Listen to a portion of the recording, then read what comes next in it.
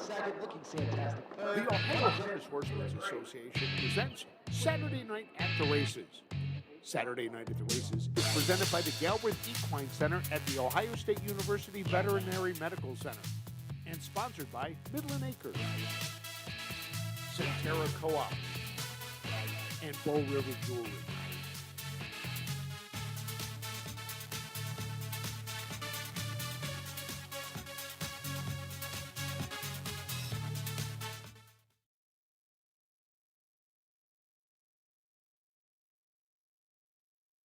At the Races from MGM Northfield Park, along with Jay Wolf, the voice, Roger Houston. I'm Frank Froz. Thank you for joining us for the Buckeye Stallion Series Finals. Tonight, we will have 10 races on our card, the 8 divisions of the Buckeye Stallion Series, the Courageous Lady, and one other race. And Jay, this is a pretty good card for us to kind of end the season with. It's the connections of 64 horses are going to go for $480,000 today. It's the last chance to make some real money for the 2- and 3-year-olds, but it's kind of sad too because it's the last real stakes race for the Ohio breds. But, you know, racing continues, though, around the state, even though we're done. And, Roger, this is the end of the stakes season for these Ohio breds. The wildest thing is tonight we're seeing nothing but winners. Almost every, I think there's a couple horses that are in the finals that did not win a leg. But in almost every race, somebody won at least one leg or something. I think 3 is the most that anybody's won. But I found out on those ones that won 3, they usually won them early in the season, and then they went elsewhere towards the last couple races. Except there is, I think, one horse today that got in by winning the final 3 legs. And we're going to see one of those horses, 1-2 Skip a Few, won the 5th leg and jumped to 3rd in the points. He was outside the top 10 looking in, and with the win was able to get in for the thing. So Roger's going to be down near the winner's circle handling some interviews with owners, trainers, and anybody else you can find. So far tonight, it seems like everybody's part of the Anthony McDonald traveling road show because I've seen at least 15, 20 people already that are part of that group of fractional owners. Of which you gentlemen are any of yours that you have pieces in for tonight? We get the night off. So I don't have to worry about you guys racing down for a winner's circle picture if Anthony gets lucky. No, you talk about these people that just own a portion of a horse.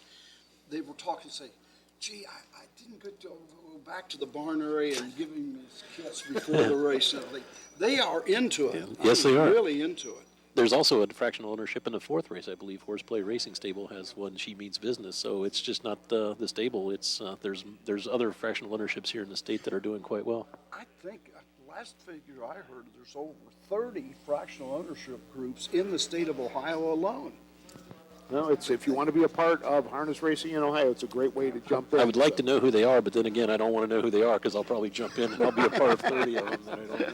Well, we'll take a break, and when we come back, we will kick off the evening with the 2-year-old filly trotters, the finals of the Buckeye Stallion Series, when we return to MGM Northfield Park.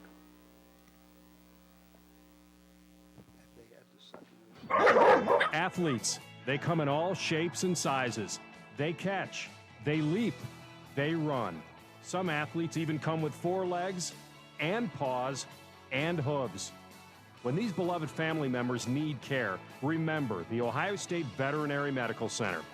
Ohio State experts wrote the book on exceptional animal care and know how to get our best friends back on their feet. The Ohio State Veterinary Medical Center.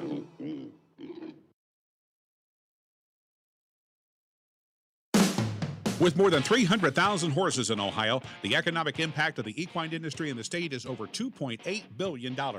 Much of that value comes from standardbred horse owners, breeders, trainers, and drivers who participate in the sport of harness racing. The mission of the Ohio Harness Horsemen's Association is to preserve, protect, promote, and serve the entire standardbred industry in Ohio and beyond. To learn more about the Ohio Harness Horsemen's Association, go to ohha.com. That's ohha.com.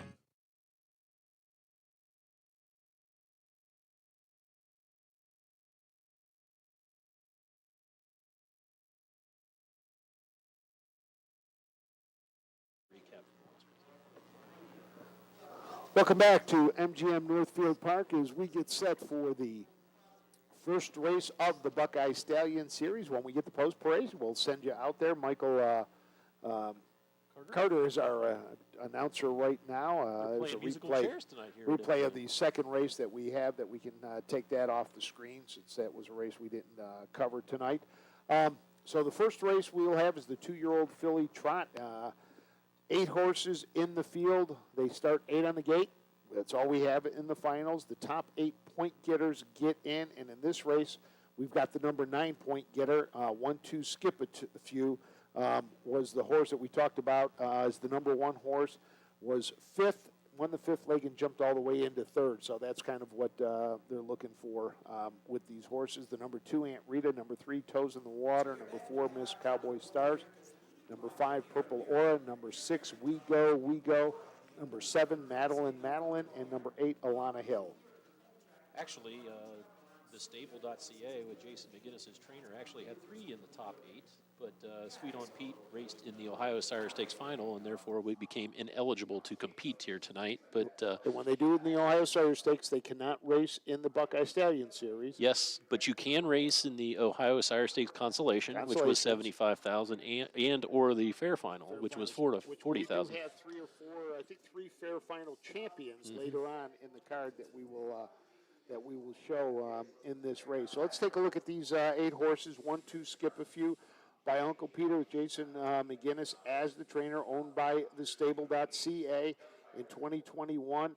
10 out of 12 hitting the board with 5 wins. Yes, Anthony McDonald would have had a choice between Purple Aura and 1-2 Skip a Few, but because he owns a large portion of 1-2 Skip a Few, he is forced to drive that one. But he has the rail and is at 10-1 in the morning line. It's not like he's got chopped liver for a driver who's going to drive Purple Aura, number 5, Aaron Merriman. Poor Aaron Merriman, Yeah, exactly. Picked up another contender here. So the number 2 is Aunt Rita. That comes out of the Jimmy Lupton stable. That's a horse that's, seen a number of different drivers recently. Brandon Bartley even drove Aunt Rita to the last win. That was at Old Washington. Chris Page will get the drive today for trainer Jimmy Lupton. Yeah, obviously a picture of consistency. He's been on the board 12 of 14 this year. Did race in the Fair Final last time out at Dayton Raceway. Finished 3rd, beaten just 4 3/4 lengths. 7, the 3rd horse, Ryan Stahl, will drive Toes in the Water. 7 of 9 hitting the board, 5 wins out of that 9. Last win came 2 races ago at Dover. Yes, this one actually has bounced back and forth between the Sire Stakes and the Buckeye Stallion Series. Raced in the Sire Stakes leg here at Northfield Park on August 22nd, and raced in the final leg of the Buckeye Stallion Series at the Delaware County Fair. Now 3 weeks since its last race, but did have a qualifying race, finished 4th about a week ago. So it's been 10 days since Toes in the Water has last seen the track. The number 4, Miss Cowboy Star, was number 2 in points. Toes in the Water was number 1 in points. Edward Miller trains. Kurt Sugg will get the drive. 7 wins in 11 starts and had won 7 in a row until racing in that leg of the Buckeye Stallion Series at Delaware. Yeah, if you're following along with us in the program, if you look there right next to the track conditions good 70-2, the 2 is a variant. Because of the wind and the track condition, they gave a 2-second variant. So a lot of times you can throw out lines with a 2 or 3 second variant. How much wind does it matter? Is there a gauge that says at 10 miles an hour we're going to give it a 1, at 20 it's up to the individual judges. The individual judges decide on what the variant is, and if you're following along too on the simulcast on the bottom of the screen, they'll put the variants up there so you can see. So let's see. That would have been the 21st. So that would have been Tuesday. That was the beginning of the rain. I thought Tuesday was a nice day. Fairly nice. Well, they were getting the track ready because they were waiting for the inches of rain to come the next day. So. And it did come. So the number 5 will be Purple Aura. Aaron Merriman will drive for Jason McGinnis and the stable. It's coming off 5 of 6 wins, 10 of 11. And, when you're a fractional owner, you like to see numbers like that. Absolutely. A $20,000 yearling purchase at the Ohio Select sale is just under $85,000 now. Last 2 starts was at the 2 starts back at Delaware was for $62,000 and was a 3rd place finisher and took the lion's share of the $75,000 in the consolation last time out at Dayton Raceway. Now the horse that was on the outside of those 8 was 9th in the points, but was able to get in when Sweet on Pete, as Jay had mentioned earlier, did not enter is Madam Madeline, trained by Todd Luther, the Black Magic Racing Stable. Trevor Smith gets the drive. They are coming off. I was going to say, have their feet touched the ground yet? I don't think they have right now. We'll touch on that, but 4 wins in 11 starts. Had won 4 straight before a second-place finish in the Buckeye Stallion Series at Delaware, and then finished 5th over at Dayton, 8th in the point standings for Madam Madeline. That was a brutal trip on October 3rd at the Dayton, at the county fair races at Dayton Raceway. Had post 8, was parked most of the mile, and finished 5th, just beaten 3 lengths. And then the number 5 is Alana Hill. Brett Miller will get the drive, has won 2 legs, 5th in point standings for trainer Virgil Morgan. And anytime you got a Virgil Morgan horse in a race, you got a chance to win. Even though it's not Scioto Downs, Virgil still has them ready no matter where they're at. Been racing in these Ohio Sire Stakes in the state fair, so been racing for a lot of money this summer. 5 wins, 9 starts. Every horse in this race has won at least 1 leg in the Buckeye Stallion Series. Toes in the Water has won 3 times. Miss Cowboy Star, Purple Aura, and Alana Hill with 2 wins each. And, we touched on Black Magic Racing, and what a week they have. Like you said, they have not come down from being at Lexington. No, they won the Kentucky Philly Futurity by the scantest of noses. We were talking about that on the way up, and how close it really was, and they went right to the winner's circle. So obviously Trevor knew that he had Dexter Dunn collared there. And supplemented into that race, and Greg Luther, who is the owner of Black Magic Racing, who started his $1 million experiment, which is now 4, maybe 5. I don't know if he'll even tell you how many millions it is, has said they're going to the Breeders' Crown. They're supplementing in, and the Ohio boys are coming because he's going to let Trevor Smith drive. There was 2 supplements in that Philly Futurity. The other one was also an Ohio bred, which was Herculesa, but unfortunately took a bad step at the start. And that, and that's racing. Well, that probably helped Trevor too. Mm-hmm.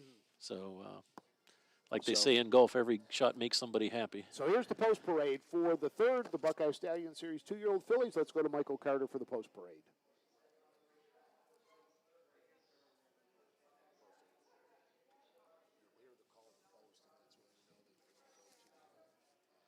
Here's the field number 1, 1-2, Skip a Few. Owned by the stable, 1-2, Skip a Few. And Hutchison Harness, LLC. Jason McGinnis trains. Anthony McDonald drives.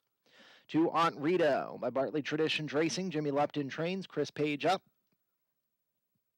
3, Toes in the Water. Owned by Ty Loy and Roger Morlock. Ty Loy trains. Ryan Stahl is the driver. 4, Miss Cowboy Star. Owned by Rebecca Sugg, Steve Moss, and John Duke Sugg. Edward Miller trains. Kurt Sugg in the sulky. 5, Purple Aura, by the stable Purple Aura, and Hutchison Harness, LLC. Jason McGinnis trains. Aaron Merriman drives. 6, We Go, owned by Big Dream Stable. Danny Ray Hostetler, Marion Chupp trains. Chris Lems is in the sulky. 7, Madam Madeline, owned by Black Magic Racing. Todd Luther trains. Trevor Smith. And the 8, Elena Hill, owned by GC Gold Racing LLC, Walnut View Farm, and Schleybaugh. Virgil Morgan Jr. trains. Brett Miller is in the sulky. That's the field for the 3rd race. Buckeye Stallion Series Championship for 2-year-old filly trotters. Exacta Trifecta Superfecta wagering. Post time in just a couple of minutes. There's the field for the 2-year-old filly trot. And Jay, the nice thing about the Buckeye Stallion Series is these horses race not only at the fairs, but you also see them at the parimutuel tracks as well during the summer. So it's a good mix of both. Absolutely, and I tell you what, you'd almost be foolish not to race an Ohio bred these days, because we do have a 3-tiered system. You have the Sire Stakes that go for 40 or 50,000 a leg. You have the Buckeye Stallion Series that go for 17.5 a leg, and then the county fairs.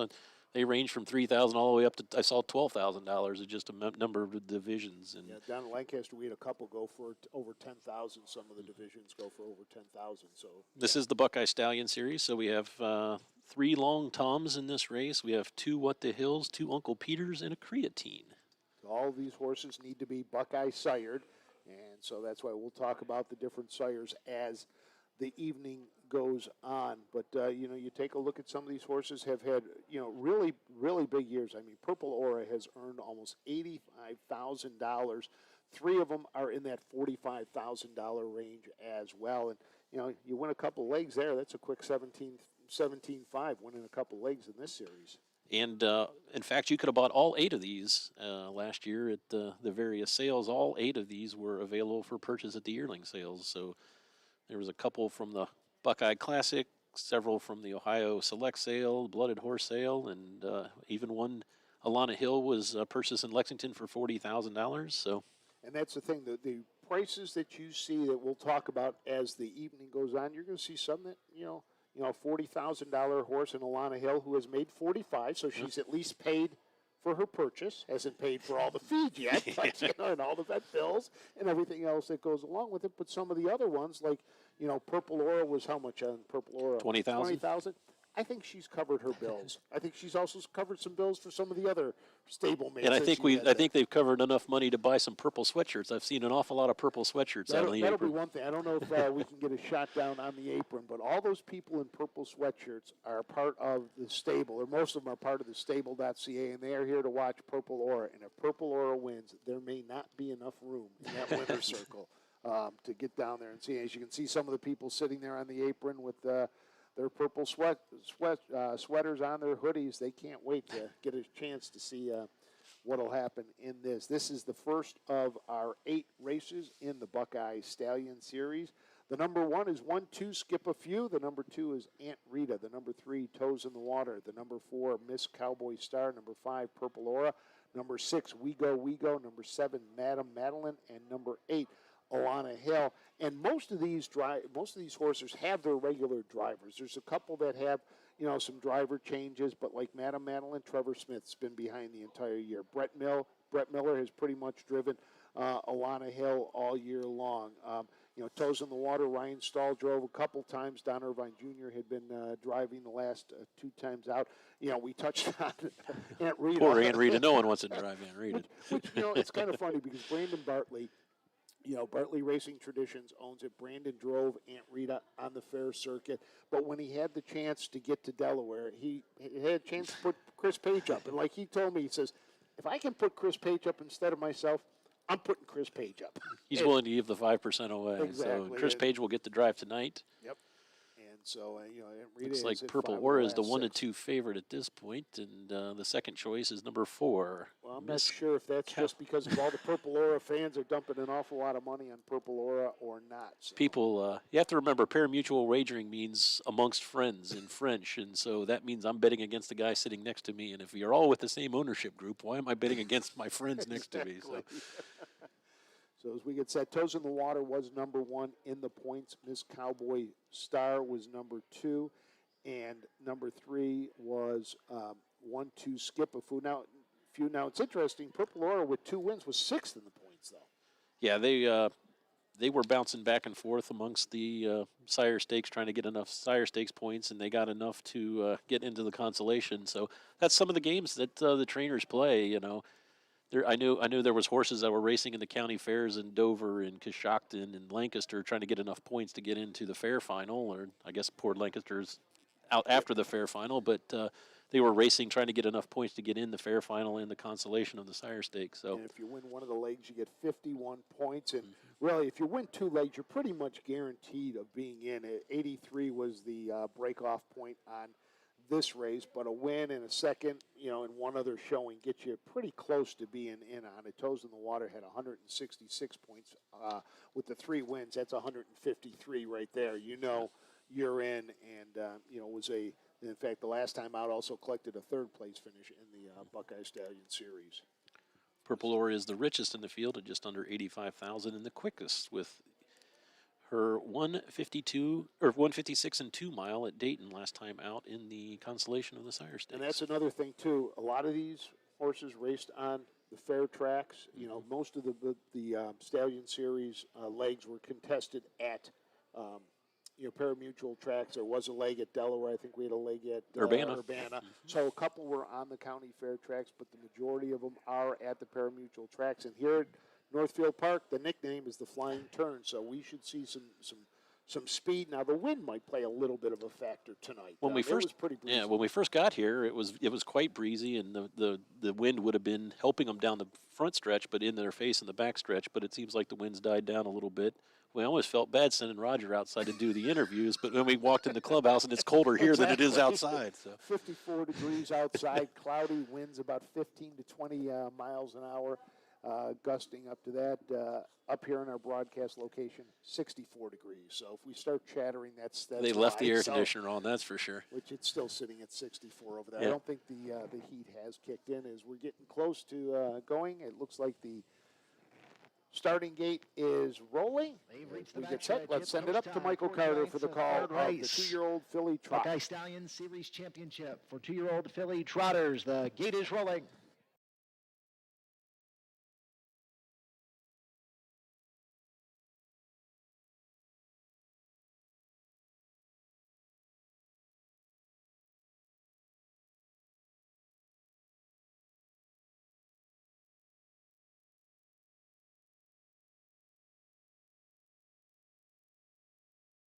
They make their way to the top of the stretch, all set for the third race. Buckeye Stallion Series Championship, picking up speed. Here they come.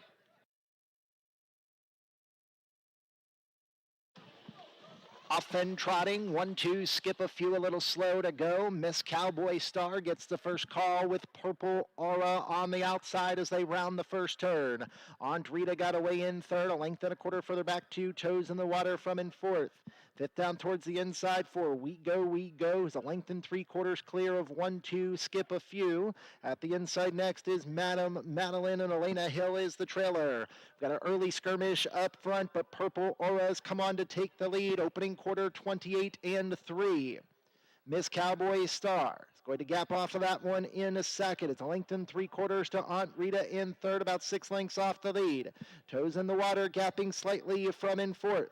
Fifth at the inside is We Go, 2 clear of 1-2, skip a few. Then comes Madam Madeline, and Elena Hill is the trailer. Purple Aura, the 1-5 betting choice on top here by a length and a half. Purple Aura will make it to the half in 58 and 2/5 seconds. 29-4 in that quarter for Purple Aura, who still continues to lead the way. On top by a length and a quarter, Miss Cowboy Star tightens down from the pocket in the second. Toes in the water, advancing nicely on the outside for Stall, now moving into third. Then comes Aunt Rita from in fourth. It's a length and 3/4 to We Go, who's a lockdown fifth. 1-2, skip a few, moves up and around that one on the outside. Then comes Elena Hill, and Madeline is the trailer. 3/4, 127-1. Purple Aura leads them on to the far turn, up by a length and 3/4. Miss Cowboy Star continues to chase from in second. Then comes Toes in the water. 1-2, skip a few, continues to advance aggressively on the outside for Anthony McDonald as they turn for home. Purple Aura has the lead. Purple Aura with the lead. Miss Cowboy Star is coming up the inside. On the outside, Toes in the water. Miss Cowboy Star and Toes in the water hit the wire together. 157-3. Miss Cowboy Star looked like she got up on the inside, just able to nip Purple Aura, but Toes in the Water looked like came up second on the outside.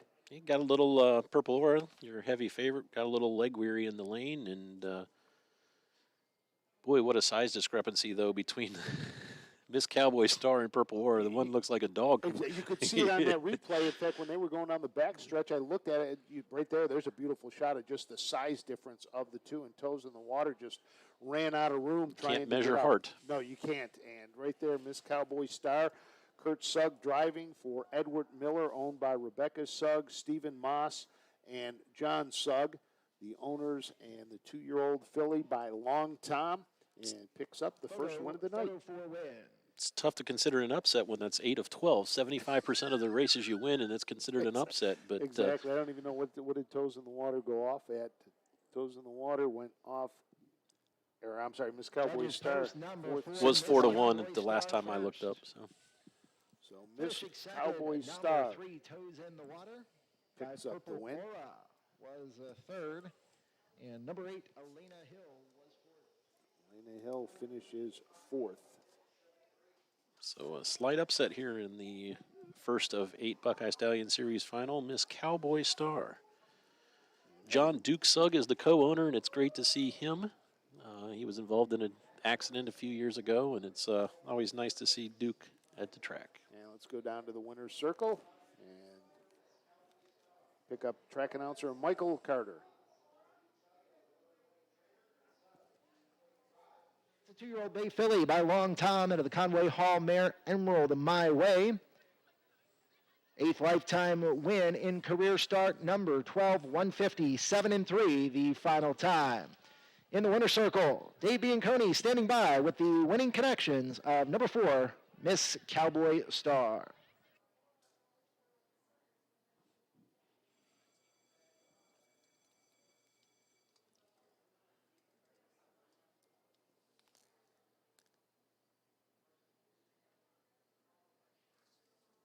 Look at the jubilation there on the caretaker's face. Yep. It's a long summer of work and paid off tonight. All right, joined in the winner's circle by Kurt Sugg, who got the job done here with Miss Cowboy Star. Thrilling finish there, Kurt. The favorite was, pretty much casual on the lead the whole way, but you guys tracked her down. The trip worked out really good. I didn't know if I could get the 2-hole, but I was happy when I got that for sure. Now this horse, lightly raced, 12 starts, 8 wins now between the Fairs and the Buckeye Stallion Series. Quite a year for this horse. If you don't mind me asking, you probably didn't have to pay a whole lot for it, did you? We paid $15,000 for sale last year, and she's got quite a few pari-mutuel wins, so I need a little help on the entry box next spring when she's getting ready to race. And when you're looking at next spring, you won the Buckeye Stallion Series as a 2-year-old. Will she move up to Sire Stakes next year at 3? We'll see how she does. I mean, if she's able to, definitely we will. But still, great money in the bank this year in just 12 starts. Of course, this one's owned by a high school buddy of yours and your brother Duke, so this has to feel good. Oh, yeah, for sure. Steve's pretty excited down there. yeah. And he has all the cowboy horses' names. If you see Cowboy Country, Cowboy Blue, and this one here. Those are all his? Yeah, he's a Cowboys fan. And, of course, Edward Miller is basically your stable, so this feels doubly good because this one is one you guys train, too. Oh, for sure, yeah. Anytime you get a win with one of your own, a nice stake race, it's very nice. All right, congrats, Kurt. Keep it up, buddy. All right, thanks, Dave. There's your winner, Miss Cowboy Star, Kurt Sugg. Race number 3 is official. So win here. We'll get the rundown from Michael 4 Carter. 3 exactas, $78.60, 435. Okay, maybe we won't. That's okay though. So the first of our 8 Buckeye Stallion Series is in the books. The 2-year-old filly trot, and Jay, we're in for a great evening if every finish is like that one. You might as well start out with a real close one, but. Duke Sugg, I don't know if you saw in the first quarter there, kind of strung out Purple Aura there the first quarter, and they went in 28-3, which is one of the faster quarters that they've had to go, and took enough starch out of the Purple Aura to get them in the lightning lane. Well, let's send it down to Roger Houston, who's got an interview down there, the winner's circle. With us in the winner's circle are 2 proud relatives of part owner Steve Moss. Jackie, you're the sister. How's it feel about your brother's horse winning? We've been waiting a long time for this. You haven't had that many wins this year? No, she's had a lot of wins this year, but Steve's just getting into racing, so it's nice to see a winner of a big race. Now, do you try to go to a lot of races or not? We get to most of them. Okay. Ron, you're the father of the owners. Yes, sir. It's a big thrill to watch your son win a big race for That's $60,000. for sure. We're glad to see that. We've been waiting for a long time. Well, the wait is over. You're a winner here at Northfield. Buckeye Stallion Series goes to Miss Cowboy Star. All right, Roger, thank you. Miss Cowboy Star was bred by Douglas Millard of Canada and Sanina's Spring Haven farm.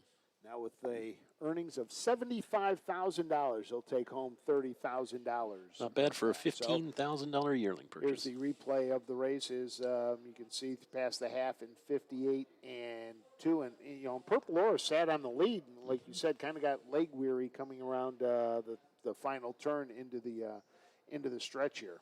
Most of these horses will get a well-deserved break. This is probably the last start of the season for a majority of them, so they'll go out in the field and grow up and become bigger, stronger, and faster, hopefully for next year for all 8 of these. Miss Cowboy Star just, stalked, the entire time, and you talk about the size is just such a difference, and then, got the shot down the lightning lane and really took off. And at this point right here, I thought Purple Ore was going to dig back in, but Miss Cowboy Star, really dug in, and then just closing at the end was toes in the water. Yeah, it looks like a long nose there for Ryan Stahl, second place finish from Republic, Ohio. There you go. So the first one is in the books. We'll take a break, and when we come back, we will have the 2-year-old Philly Pace for $60,000, the final of the Buckeye Stallion Series when we return to MGM Northfield Park. Midland Acres, established over 50 years ago, is leading the way in harness racing resurgence in the great state of Ohio. Over their 600 acres, many premier broodmares, yearlings, and stallions are able to roam. Midland Acres' success in the past provides momentum for the future. So, if you are breeding your mare or purchasing a yearling, Midland Acres will put you in the winner's circle, doing our best to bring you the best.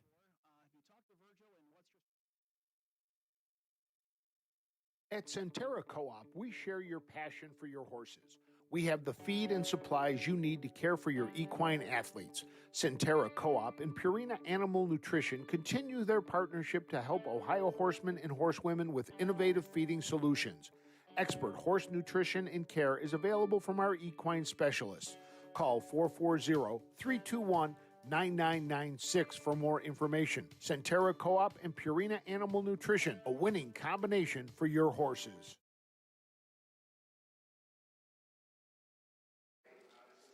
Welcome back to MGM Northfield Park as we get set for our second race of the evening. It's the 2-year-old Philly Pace, $60,000 the purse, the finals of the Buckeye Stallion Series, the number 1, Love Me Hill, number 2, She's Means Business, number 3, Bowery, number 4, Bittersweet Symphony, number 5, Cruising by the Seaside, number 6, Future Ex-Wife, number 7, Fantasy Life, and number 8, McAngel. And the one thing that, you see here, 2 of Down by the Seaside. Yeah, there's 3 Seasides, but there's also there's 5 stallions represented with 1 horse: Racing Hill, Pet Rock, Well Said, Fear the Dragon, and McCardle. I think that just says how strong the pacing stallions are in, the Buckeye State. Just with Down by the Seaside, and then you've got the rest of them. Well, you got Charlie May, the top 3-year-old in the state of Ohio, was a McCardle, and so Pet Rock's world record holder on a half-mile track at Delaware. So I mean, the stallions are getting deep here in the state of Ohio. All right. Well, let's head down. Roger Houston's got an interview. Let's head down to Roger.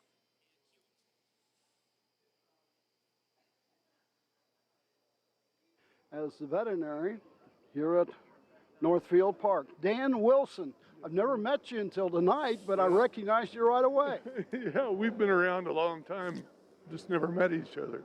We've talked on the phone, did a podcast with you and such. How is retirement treating Dan Wilson? I'm really enjoying it, Doing a lot of fishing and playing with my grandkids and a lot of yard work at home, Well, and probably the boss standing over there, she finds stuff for you to do if you don't have anything to do. Get the honey-do list all the time. Have you gone out west yet? No, this fall, it's going to be a little later this year, December. Yeah. When you go out, what do you hunt for? Pheasant. Pheasant? Pheasant in South Dakota. In South Dakota. What makes it hunting in South Dakota for pheasant different than hunting here in Ohio? Well, there's a lot more birds out there, They're native and just wonderful place, and I go with a bunch of other retired veterinarians, and we have a good time. Now, you got any horses at the farm? I just purchased a yearling filly by Enterprise. Mm-hmm. So we're going to see how that works out. Going to train her yourself? No, actually, Rosie Weaver's going to train her. Now, Rosie's going to Aiken, South Carolina this year. Yep, she is. And I'll see her down there for the matinee, and if you don't race at the matinee, you better show up. I'll be there. Dan, did you hear that? Be there from Dan Wilson. Roger Houston with the veterinary here at former veterinary Dan Wilson, who is now since retired. So great podcast. Roger mentioned the podcast down the stretch. I think it was June. Top of the stretch. Top of the stretch. Oh, I can't say down the stretch, can we? We can't just say it like he does. We'll get the cease and desist letter any day now. But top of the stretch, great podcast, and you can go back and listen to all of the past ones. And that was this summer. That's my lawn mowing. I put the headphones on and mow. There you go. So I get educated while I'm mowing the grass. Not too bad. I may have to do that now. I may have to do that tomorrow because believe me, my grass needs it. I got the front done today. I got all of it done this morning. So let's take a look at these horses as we go through this. The number 1, Love Me Hill, Ronnie Wren Jr. will drive with 6 in the points, trained by Virgil Morgan, who's got 3 in this race, 5 for 9 this season. Love Me Hill, if that name sounds familiar, Tom Hill is the owner and breeder. So won the Buckeye Stallion Series on August 11th at Scioto Downs in 55-2. Just after midnight over in the UK. That's where Tom Hill lives. So hopefully we have some of our international viewers with us tonight. The number 2, She Means Business. Chris Lems will drive. 8 out of 10, 5 wins in 10 starts this year. This one is co-owned by Horseplay Racing Stable, a fractional ownership group. Had a very rough trip at Delaware. Had a bad post in 7 and was parked most of the mile and finished 7th, but rebounded with a nice finish at Dayton for their Montgomery County Fair races on October 3rd. The number 3 is Bowery. Mitchell Cushing will drive for Virgil Morgan Jr. A couple of wins in 9 starts coming off a Buckeye Stallion Series victory at Delaware. Yeah, Mr. Cushing has been picking up the second call for Virgil Morgan, so he's had a very good year. Number 4, Bittersweet Symphony, which has now won 12 in a row, is the Fair Finals champion. Chris Hirschberger trains. Tyler Smith will get the drive, and the first of 4 that have won 3 legs in the Buckeye Stallion Series. A $14,000 purchase at the Ohio Select Sale, and now has pushed her career earnings to $78,000. Bill Walters and Joe McLeod and RTK Racing are the breeders. First 4 races of the year, had a second, a third, and 2 off the boards, and has now won 12 in a row, which, we talked about coming up. It'd be nice to find out if that is the longest streak right now going on, which it's got to be close to if it's not. Well, it's impressive when you consider it raced at Scioto Downs in Old Washington and Delaware and Dover and Kenosha. These are all different tracks, and believe it or not, all the county fairs have little dips and turns and tight turns, and so anytime you can win 2 in a row is really great, but 12 in a row is unbelievable. The number 5, Cruising by the Seaside, Brett Miller will drive for Virgil Morgan Jr. 3 wins in 9 starts, have to go 3 back for its last win at Scioto Downs. Was second in the points, and that's really based on its last 2 legs of the Buckeye Stallion Series, a first and a second place at Scioto and Delaware, and was impeded in its last start at Dayton. The number 6 is future ex-wife, Erin Merriman, will drive for trainer Craig Stein. Very lightly raced, just 6 starts, but 3 victories. Gets the name of the day, I would think, here, future ex-wife. But Don't Craig, be saying that to yours. Yeah. Craig Stein has been a fixture here at Northfield Park for a long time, and as you mentioned, only 6 starts. First 2 starts of the year were in Buckeye Stallion Series events at Bucyrus and Scioto Downs, 2 wins. The number 7, Fantasy Life, Chris Page is the driver. Ron Burke is the trainer. 5 wins in 10 starts. Only time hitting the board is when this filly wins. $60,000 yearling purchase at the Lexington Select Sale. This one won the consolation of the Sire Stakes on October 6th, came back 6 days later and went into Grand Circuit Company at the Red Mile, finished 7th. And the number 8 is McAngel. Sandy Beatty trains and drives this 2-year-old by McCardle. Last win, though, 7:21 back in July, and it's been a while since she's been able to find the winner's circle. But the good thing is Lawrence Crawford didn't have to pay anything because he's also the breeder. So made $25,000 this year. Lifetime mark here is at Northfield Park in 55 flat. And this is one of those races that the top 8 in the Buckeye Stallion Series points all entered, all got in. So nobody is missing. These are the top 8 that you're going to see here in the state of Ohio in the Buckeye Stallion Series. Quite a good group. looking back at Bittersweet Symphony, hasn't tasted defeat since its win at Paynesville way back in July 27th. And the funny thing is, we only have 6 here, so you did a little research. You got into we the. we got into it. Take We a look. raced it. First win of the streak came in Paynesville. 78,000 in earnings and took a mark of 152-4 over at Dayton. That coming in that Fair Championship Series just a week ago. We talked a little bit about the breeder, Bittersweet Symphony, Bill Walters and Joe McLeod. They also bred the 7, Fantasy Life, which was, so the top 2 earners in this group, both of them were bred by Sugar Valley Farms Connections. You talked how we've got 3 down by the Seasides in this race and then 5 other sires. And what Down by the Seaside has done in this, the first year of having racing, 2-year-olds has just been amazing. Well, I mean, normally the 5th day at Lexington gets very little coverage, but this year, the 5th day of the Lexington sale got a lot of coverage because that's when most of the Down by the Seasides went through the ring. So there's the call to the post. Yep. Take a look at the 3 of those Down by the Seaside. Here Philly Pacers stepping onto the racetrack for the 4th race, Buckeye Stallion Series Championship per $60,000.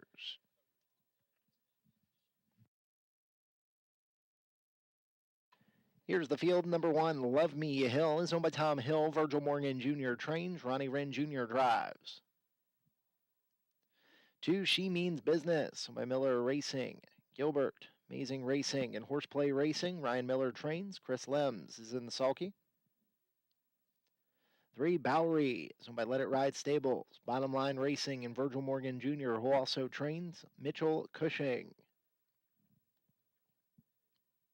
4, Bittersweet Symphony, owned by CNC Stables, LLC, and David Miller. Chris Hirschberger trains. Tyler Smith. 5, Cruising by the Seaside, owned by Carl Howard and Larry Wills. Virgil Morgan Jr. trains. Brett Miller drives. 6, Future Ex-Wife, owned by Craig Stein, who also trains. Aaron Merriman up.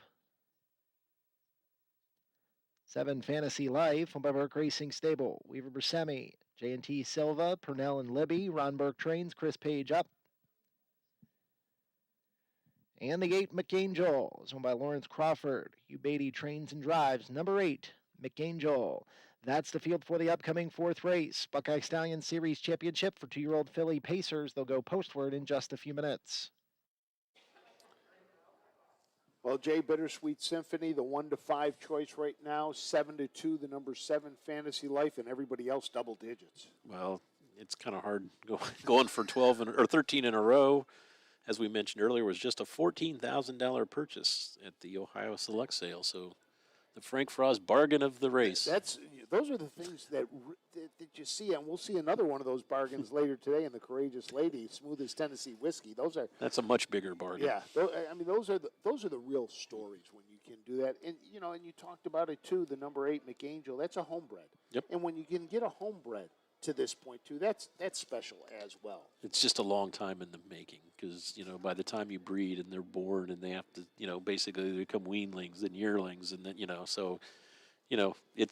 breeding business is awfully tough because you have to have a lot of patience. Well, you touched base on the sale, and you mentioned how day 5 was a lot of the Ohio breds, and there was a lot of debate as to why some of those Down by the Seasides were day 5 and were not up in day 1 and day 2, based on what he had done.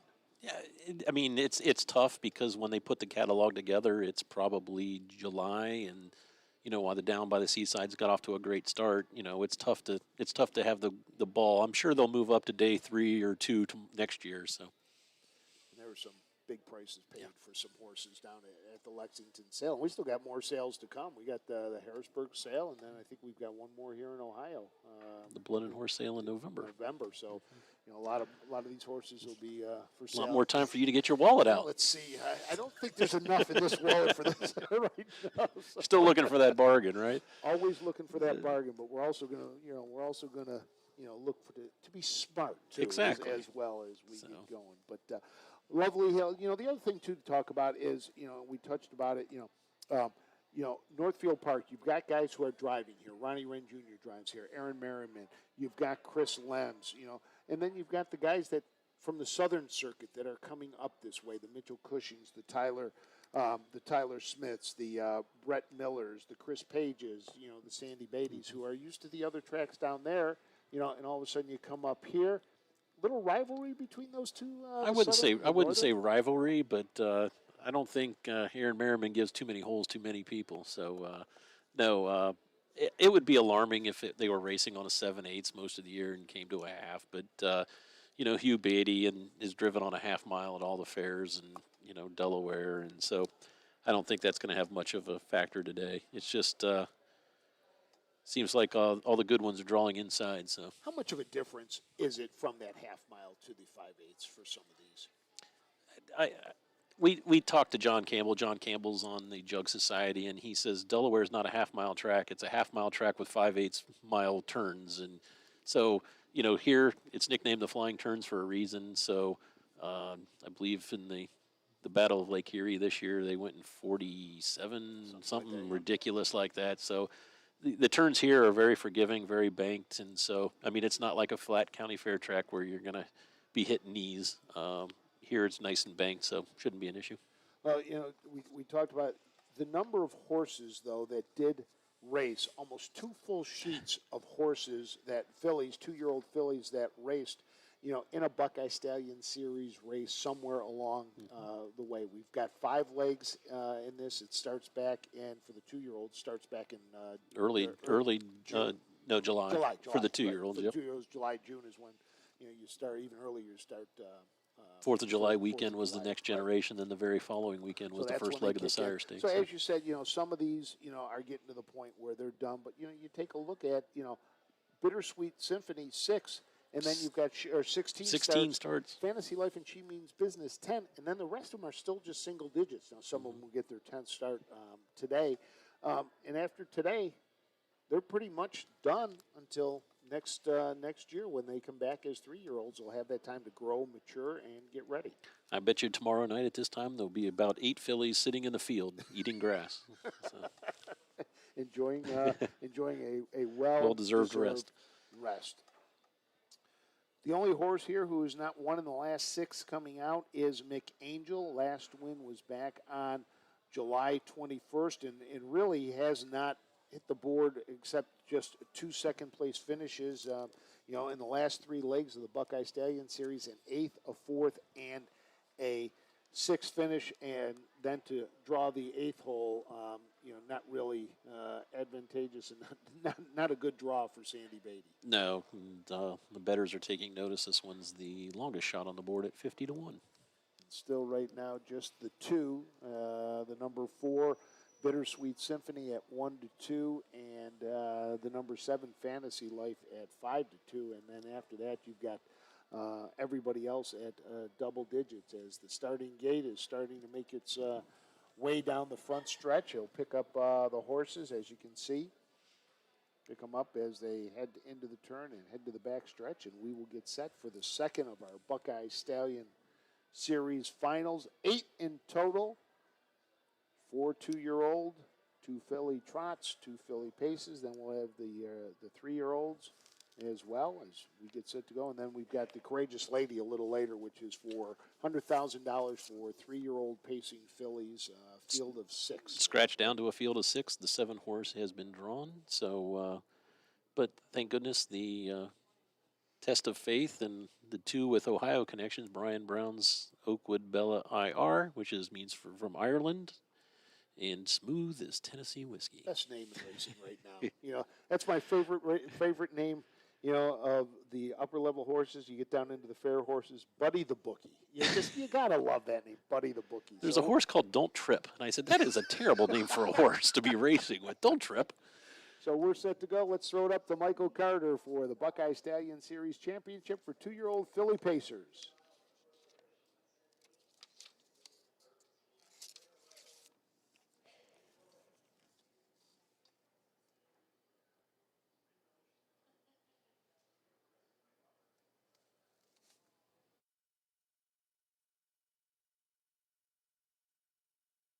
They make their way to the top of the stretch, all set for the 4th race. Picking up speed, here they come. And they're off. She means business, leaving from the inside with future ex-wife on the outside as they round the first turn. Bittersweet Symphony into a good early position in third. Then at the inside is Bowery from in fourth, about 8 lengths off the lead. It's a length and a quarter in front of Cruisin' by the Seaside. Love Me Hill is gapping slightly next. The back markers are Fantasy Life, and McAngel is the trailer. Up the backstretch to the opening quarter, and it's She Means Business on an uncontested lead. Opening quarter, a snappy 27-2. Future ex-wife tries to tighten down in the pocket while second. 2 lengths further back to Bittersweet Symphony in third. Bowery is gapping from in fourth. Fifth at the inside for Cruisin' by the Seaside. Advancing on the outside is Fantasy Life, trying to go up and around Love Me Hill. And McAngel will join the outer flow at third over as well as they come down in front of the stands. Lots of movement here as Bowery comes to the outside with Cruisin' by the Seaside. They're at the half, 56-3. She Means Business leads by a length. Bittersweet Symphony on the outside is a second. Then comes a future ex-wife who's getting a beautiful trip from the pocket in a third. Love Me Hill is a lockdown fourth. Bowery gapping second over cover outside fifth, but is not advancing for Mitchell Cushing. Cruisin' by the Seaside is next as they head up the backstretch. Bittersweet Symphony has come on to take the lead by a length. She Means Business waving the white flag from in second. 124-2 for 3/4. Future ex-wife is on the outside, and Bittersweet Symphony is all of a sudden 5 clear. Future ex-wife on the outside trying to overtake She Means Business for second. Then comes Love Me Hill and Bowery as they come to the top of the stretch. It's Bittersweet Symphony who's a 5-length leader here. She Means Business battling with Love Me Hill. Bittersweet Symphony 13 in a row. Love Me Hill was second. She Means Business was third. 153-2.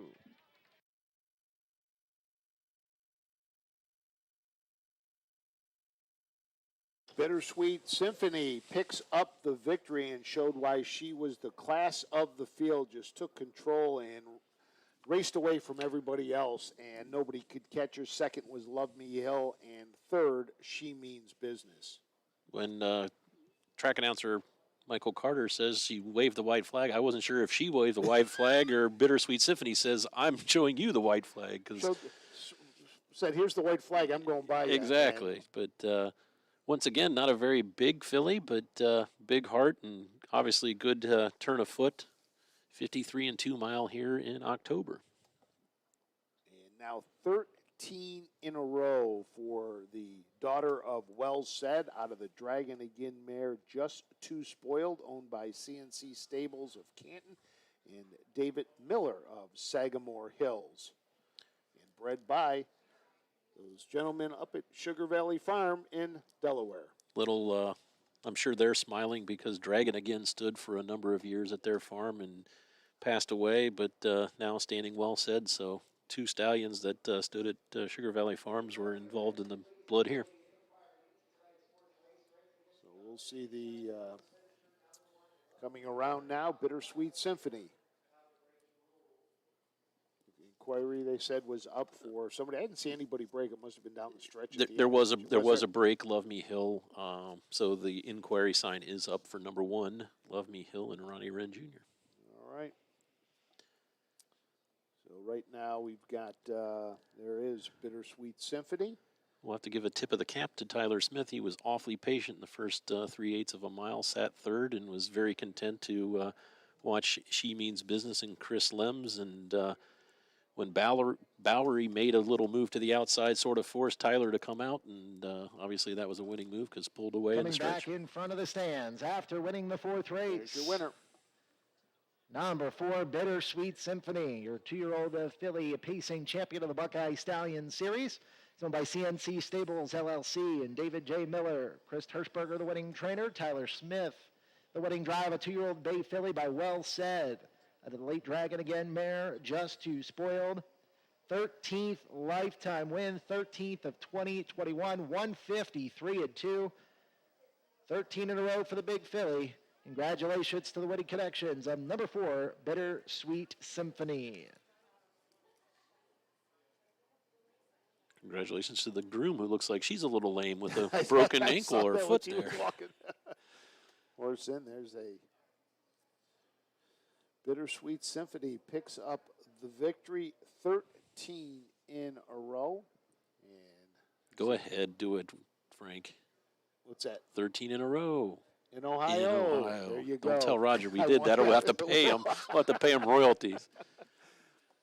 Dave Bianconi down there will have an interview. There's the Carrot Girl. The Carrot Girl, Amy Holler. We have carrots for every one of the winning horses, and the broken foot doesn't hurt her from driving the horse back to the winners or back to the paddock. So throwing on Tyler's helmet. Right here with Tyler Smith as we await the results of the inquiry, which you are not involved in. So Bittersweet Symphony is clear. What a nice 2-year-old pacing filly for trainer Chris Hirschberger and connections. Now 13 wins in a row for her. Yeah, you know, I got to drive her one time at Scioto. She went first over 53, and, you know, he drove her at the fairs, and I got her for these, thank God. But she, you know, she makes my job easy. And, you know, a really nice combination. You know, this is all about Ohio breds tonight in these Buckeye Stallion championships. She never really tried the Sire Stakes, but she did qualify for the fair final. You won that. Qualified for the Buckeye Stallion final and won that. So she's banked well over $100,000 this year and never even touched the Sire Stakes. Yeah, you know, it's funny, but, you know, the money's so good here in Ohio. A mare like her, you know, and I'm not so sure other than Sea Silk if she can't step up and go with the big mares next year. Yeah, I was going to say 2-year-old pacing fillies are pretty darn tough in Ohio, especially Sea Silk, but the connections will certainly be thinking about maybe moving her up to the top level for a try next spring or summer. Yeah, hopefully, you know, hopefully she comes back, has a good winter, and comes back really good at 3. All right, Tyler, great to have you here, man. Thanks. Thanks, guys. Yep. Big win for Judges find no Tyler reason Smith. for placing of number And, 1, Love Me as Hill. you, Results well. Said with the, as he said, you know, Chris Hirschberger, the trainer, drove her on the fairs. Tyler fortunate enough to pick up the drives at the parimutuel tracks. I think you and I could drive that horse. I think, well, I don't know about me. I know you might be able to. Obviously, cruise control, you know, push button, if you will, the way she made that move there at the 3/4 pull and pulled away and won by open lengths, quite impressive. And, you know, normally 13 straight races would get you some horse of the, you know, divisional horse honors, but I think Sea Silk may have wrapped that up. I think so. But, I mean, like Dave Bianconi said, awfully tough 2-year-old filly paced the Pacers this year in the Buckeye State. Let's send it down to Roger Houston at the. With us here in the winner's circle, the owner of Bittersweet Symphony, David J. Miller. And David, 13 in a row in Ohio. Yes, it was great. I'm speechless. Were you superstitious about the 13th win? No, I was worried about all of them. Yeah, but she's just done it so easy. It just seems like she does it, you know, she just goes. The first 4 starts were not victories. No. Were you concerned?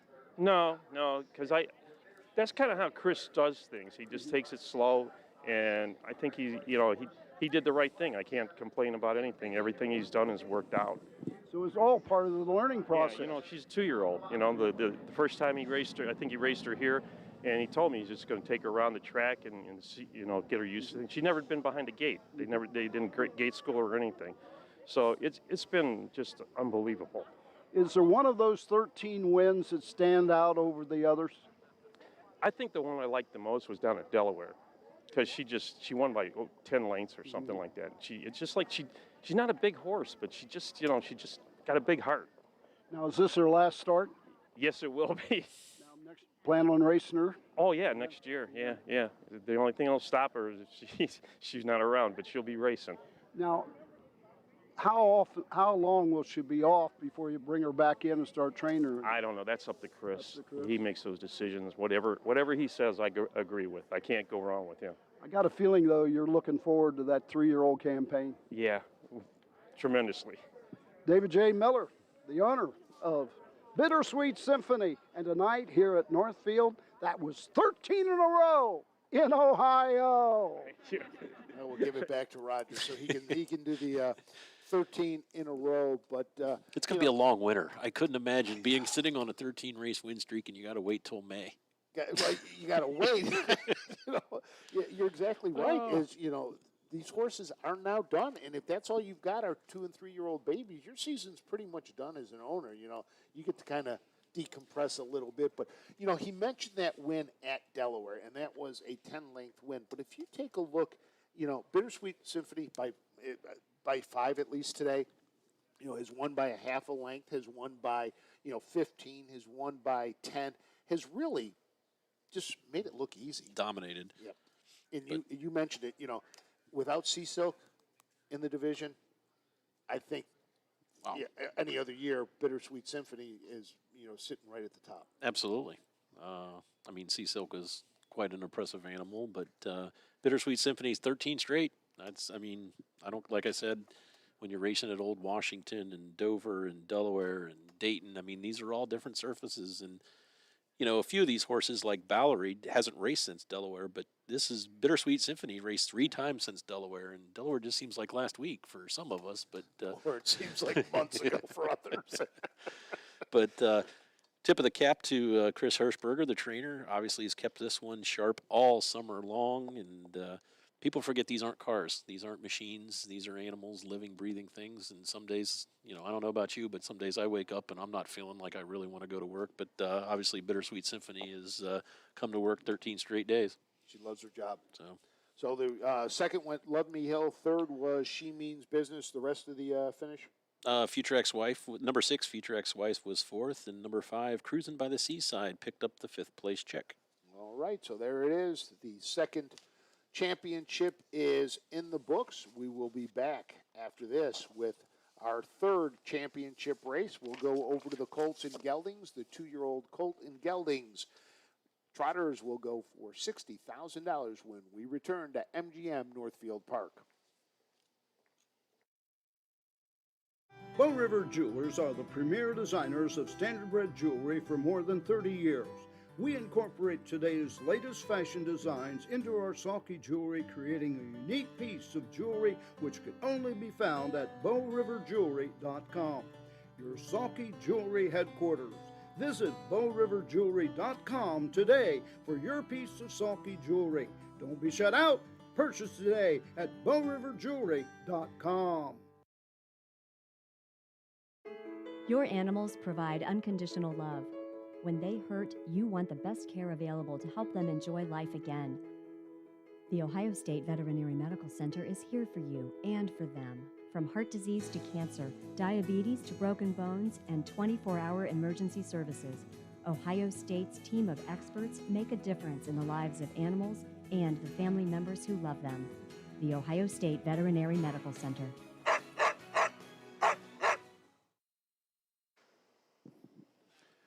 Welcome back to MGM Northfield Park as we get set for the Buckeye Stallion Series Championship. 2-year-old Colt and Gelding Trotters. $60,000 is the purse. The number 1, All Gas, No Brakes. The number 2, Outreach. Number 3, Rose Run Exalted. Number 4, Wishing Max. Number 5, Phantom Tom. Number 6, Stay Tuned. Number 7, Count Jogging. And number 8, A Fancy Face. The number 5 in the point standings, Muscle Count, not here, so that meant the number 9, A Handsome Face, who's coming off the Ohio Fair Finals Championship, able to get in for this, and ready to go. So let's run down this field. Interestingly enough, real quick, I talked to Don Irvine, and he was lamenting the fact that he took A Handsome Face in the fair final. He says, I think I may have made a mistake. I should have went with Rose Run Exalted, but Rose Run Exalted ran in the final, and Don Irvine won with a Handsome Face. But tonight, Don did take Rose Run Exalted. I think it's because of Post 3 versus Post 8, and Hall of Famer David Miller's in town, and we'll pick up the drive on of Handsome Face.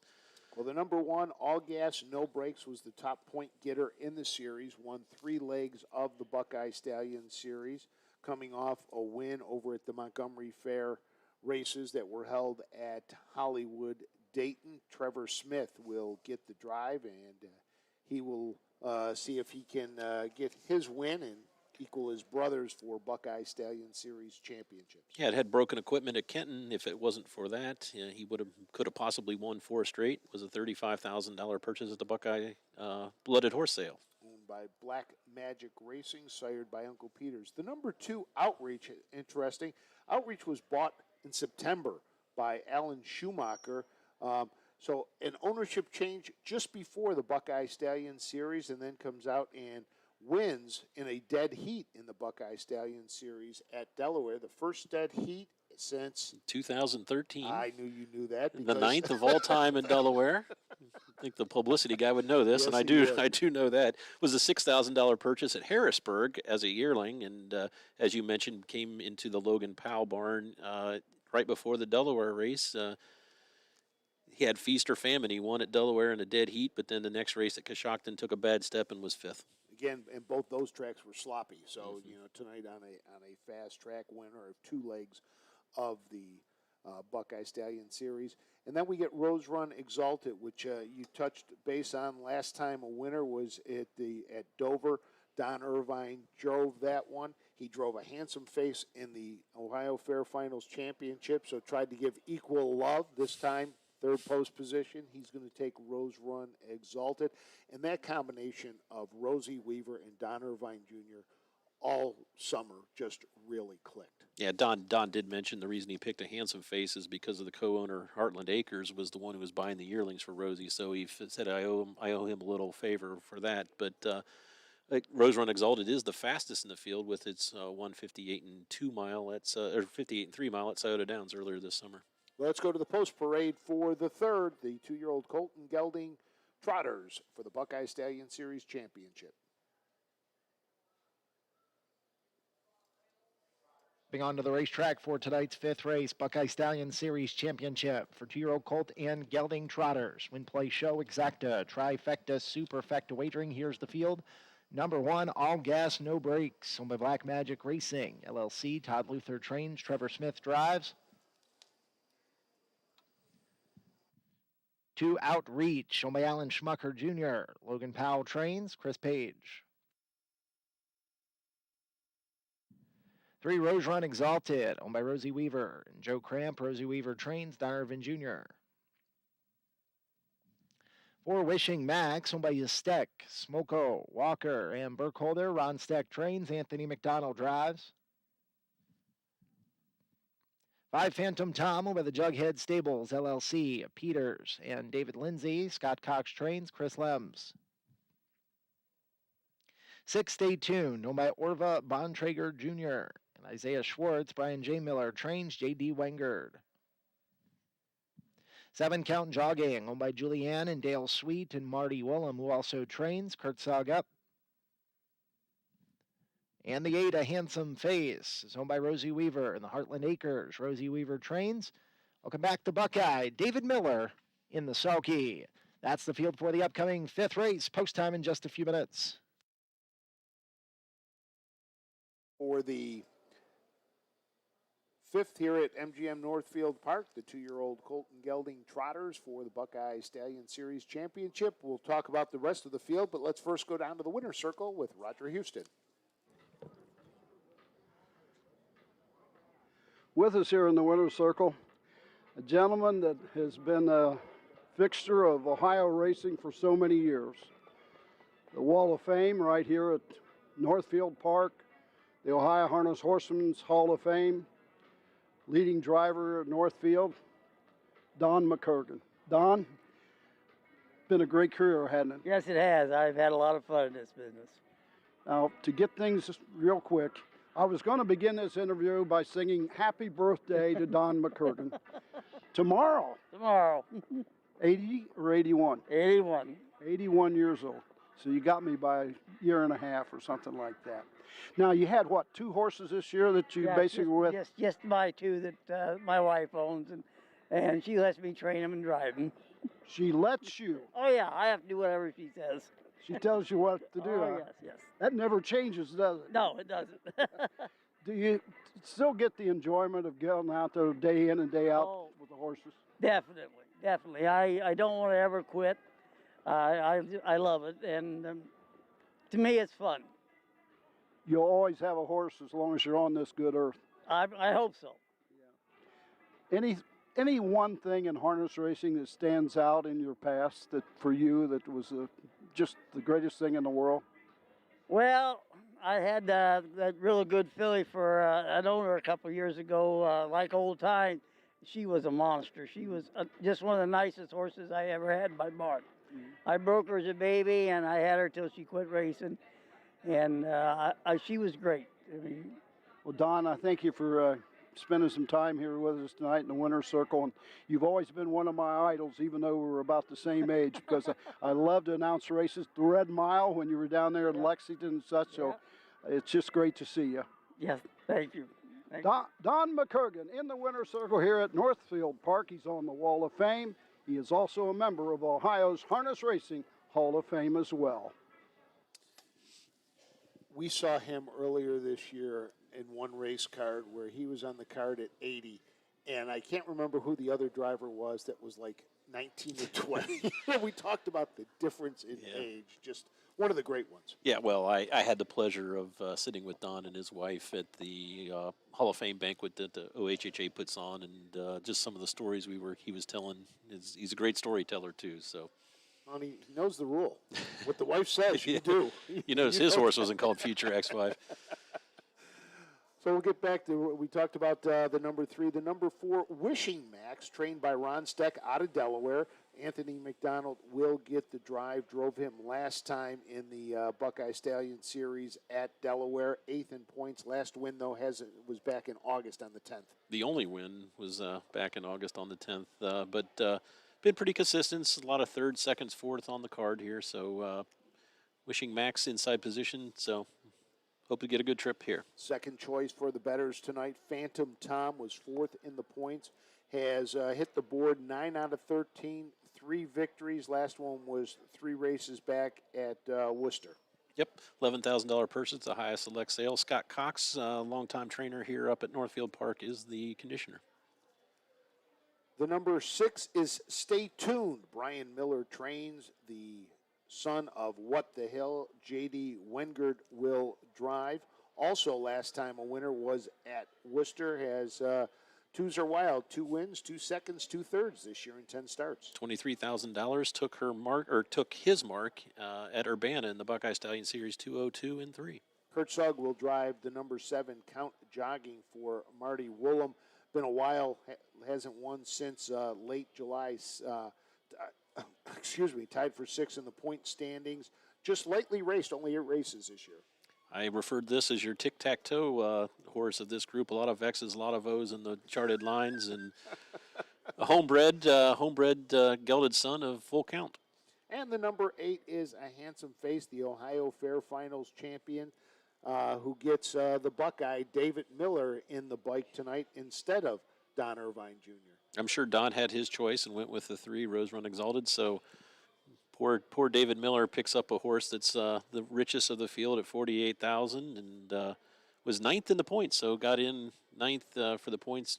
Raced an awful lot at the county fairs, as you can see, Coshocton, Dover, Wooster, and Canfield. But in this field, we have 7 sires represented. 2 Uncle Peters drew inside, but we have a Triumphant Caviar, a Wishing Stone, a Long Tom, What the Hill, Full Count, and a Dijon-Beau. So. And Dijon-Beau is a sire that Rosie Weaver loves. When we did our freshman focuses early in the year, she just raved about A Handsome Face and the Dijon-Beau. She really liked those horses and has done really well. And, her other one in this Rose Run Exalted, last time out, really, had a break and then just was one of those races that you kind of look at and you throw it out in the fair championship. Brett Miller had the drive that day. I believe DX's driver caused the interference, and so you're not going to see many lines where it's 8th placed, 7th placed, 8th. So I remember. So there must have been interference earlier before he broke because I've never seen an 8th placed, 7th placed, 8th. So. Barry Vickroy, when he was doing the announcing, was trying to explain it to everybody as it was going on, and it was a lot. Well, the starting gate is rolling for this, the 3rd championship race of the evening, making its way towards the back stretch as we get set to go. Let's send it up to Michael Carter for the call of the 2-year-old Colton Gelding Trot Championships for the Buckeye Stallion Series.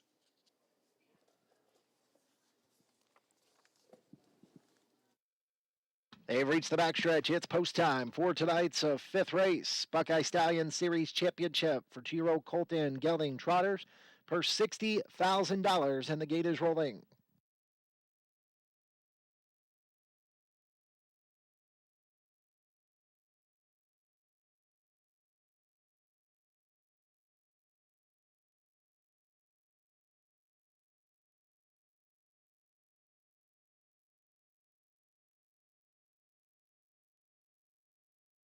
We're at the top of the stretch, all set for tonight's fifth race. Picking up speed, here they come. In the rough and trotting, stay tuned, left with Rose Run Exalted. All gas, no brakes, takes up position in fourth as they round the first turn, and taking the turn a little bit wide. Stay tuned, and Stay Tuned made a break. Stay Tuned made a break in stride around the first turn. So Rose Run Exalted comes away with the lead. A Handsome Face got caught wide around that first turn and is now advancing forward by David Miller.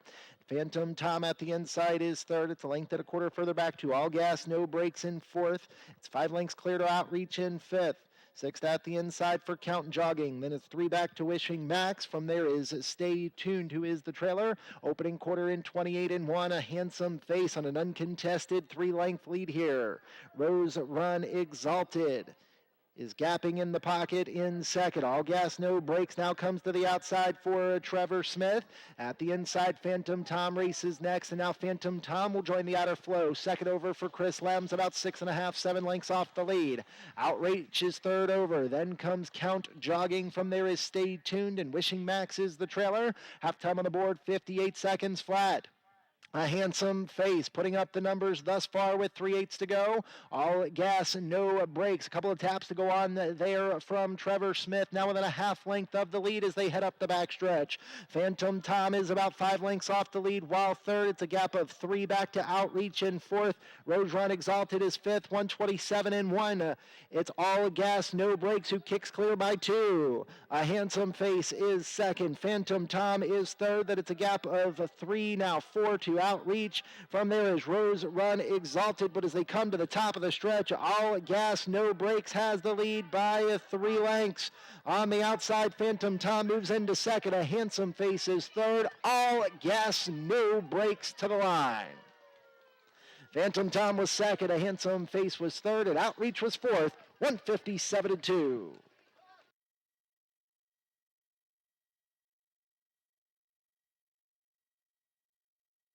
He was the number 1 point getter all season long in the Buckeye Stallion Series, having won 3 legs. Trevor Smith took him to the lead on the back stretch and just never looked back.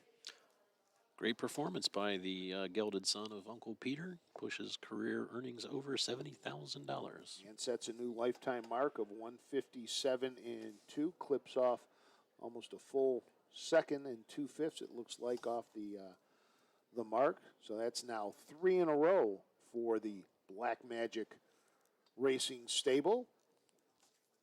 Todd Luther trains. Trevor Smith, the regular driver, picks up the victory. It's a Smith double. There you go. Older brother Tyler won the 4th, and now Trevor wins the 5th. Which Roger interviewed Trevor for an article. It'll be in our November magazine, the Ohio Harness Horsemen's Buckeye Harness magazine. I think we talked earlier in the pre-race about how broken equipment caused a break in stride at Kenton on September 9th, or this one could have won 5 straight.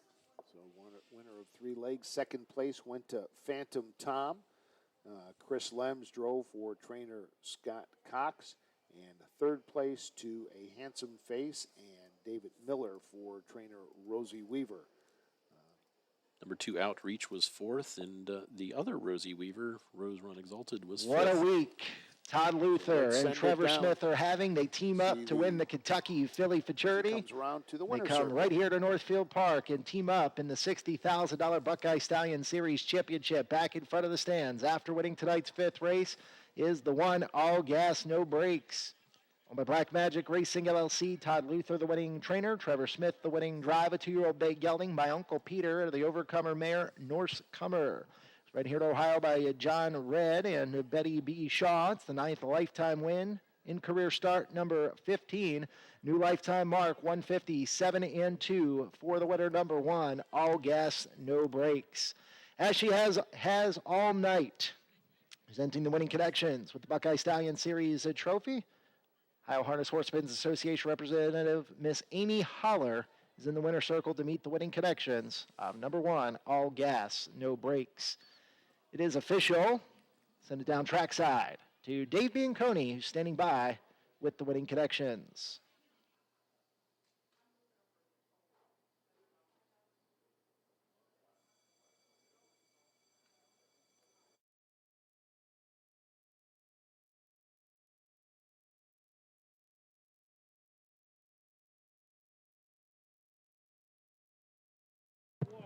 All right, I'm joined by Trevor Smith. Got the job done here with all gas, no brakes. And Trevor, quite a week for you. Just 25 years of age. Huge win at the Red Mile in the Kentucky Filly Futurity with an Ohio sired horse, Katie's Lucky Day, for the Todd Luther and Black Magic Racing Connections. And this is a nice prize for this weekend here with all gas, no brakes. Got to say things are going okay for you right now. Yes, they are. I'm just thankful for the opportunities Todd and Greg have gave me. Just like with this horse, he's been a nice horse all year long. Todd and his crew have done a great job keeping him together all year long, just as much as most of the other ones. And, you know, it's paid off just like nights like this and Sunday night. Now, you've done most of your driving in the southern part of Ohio. Don't come up to Northfield all that much, but we're certainly glad to have you. Obviously, your brother Tyler Smith was just here one race before. You got one over him now. He's never won a race as prestigious as the Kentucky Filly Futurity, I don't think, has he? No, he hasn't, and that's what he said after, you know, and we kind of have a laugh, and, you know, it's all fun and games, but, yeah, it was special. And I understand she's headed for the Breeders' Crown at the Meadowlands next weekend, Katie's Lucky Day? Yep, she's headed there the 23rd. We'll be there on Saturday. All right, it's an afternoon race. Of course, we'll have it for you right here at Northfield, and best of luck to you. Continued success, Trevor. Thank you, guys. Thanks, man. Again, it is official. The 1.5 official now exacta, as the $26.40. winner is Trifecta no one. breaks. And Trevor Smith with the win, and I believe Roger Houston's down in the winner's circle, and he's got the connections, the ownership group of Black Magic Racing. So let's head it down to Roger if he's ready. With us here in the winner's circle, Greg Luther of Black Magic Racing. And Greg, it's been quite a week for you in the last week to 10 days. Yeah, it's been absolutely outstanding. This is championship week, and fortunately we've been doing really well. Now, Katie's Lucky Day, I guess, is headed to the Breeders' Crown. She is, yep. We supplemented her to the Breeders' Crown, and they draw here in just a couple days. What about this one? No, all gas, no brakes. He's been outstanding, I'll tell you. He's been growing like crazy. We got him. He didn't really train down as one of the better horses, but as you know, sometimes they surprise you, so he's really grown up. Now, you've made a lot of comments about the $4 million experiment and things like that. I think I heard you say one time you don't expect to get it all back real quick, but you had to be pretty happy with your year so far. Oh, I'll tell you, we have had an outstanding year. We have brought in about $2.5 million already, and more importantly, my barn's having a ton of fun. If I could be anywhere in the country, Ohio is where I want to be. So this has really been a lot of fun for us. Other thing is you've hooked up with Trevor Smith. Mm-hmm. Yeah, absolutely. He's I think he was one of the most underrated drivers out there, and I'll tell you, he's driven hundreds of drives for us. I think 3 of them have been bad. I've got a driver's license myself. I could have drove them all, but I would have had 3 good. So he's done a great job for us here. I remember your win well up at Greenville, I think it was, wasn't it? Yeah. I had 1 whole win this year. I think I got $300 in purse, too, so that saved me $15 in driver's fees. Greg, thanks for being give us some time and continued success with Black Magic Racing. Thank you so much, Roger. Yep. Greg Luther in the winner's circle. Well, Jay, there's a guy who, when he jumped into the pool, he didn't walk down those stairs in the shallow end. No. He went up to the high dive and jumped into the deep end, and it's been very successful. I think he cliff dived Acapulco. He didn't even try to diving board. He just went off the cliff and what dove a year for Black Magic Racing. It's fabulous. I mean, obviously, someone who puts that much time and money into the sport, and you always like to see guys who are willing to invest and get a little return. So.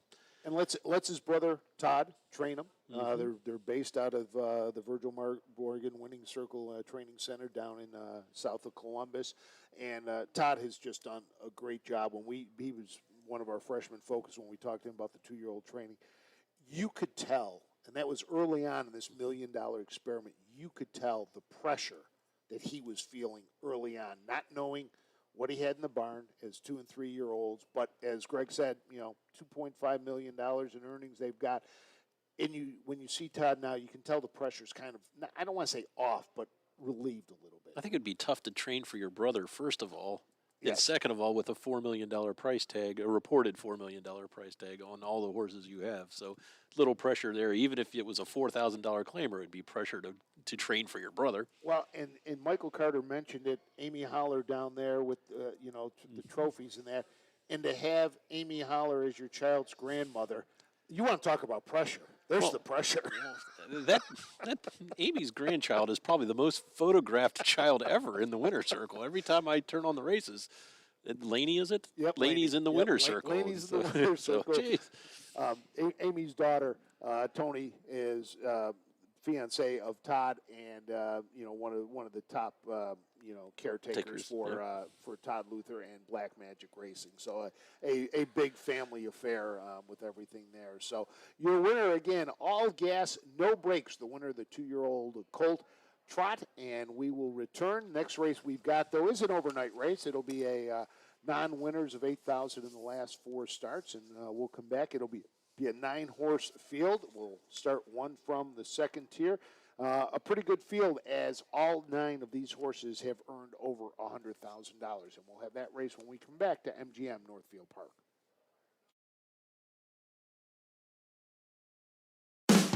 With more than 300,000 horses in Ohio, the economic impact of the equine industry in the state is over $2.8 billion.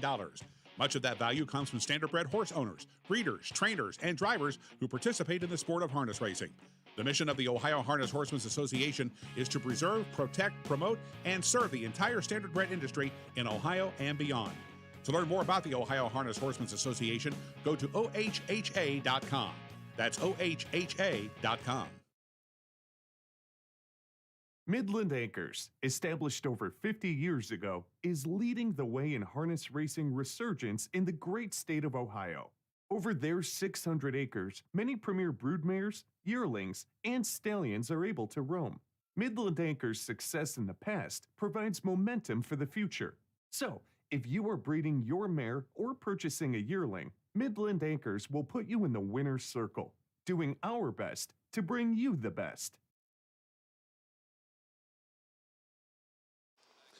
Welcome back to MGM Northfield Park as we get set for the 6th race, a filly and mares pace, non-winners of 8,000 in the last 4 starts, with some claiming of 22,500 for these horses. And Jay, these are the type of races that are the backbone of Ohio racing.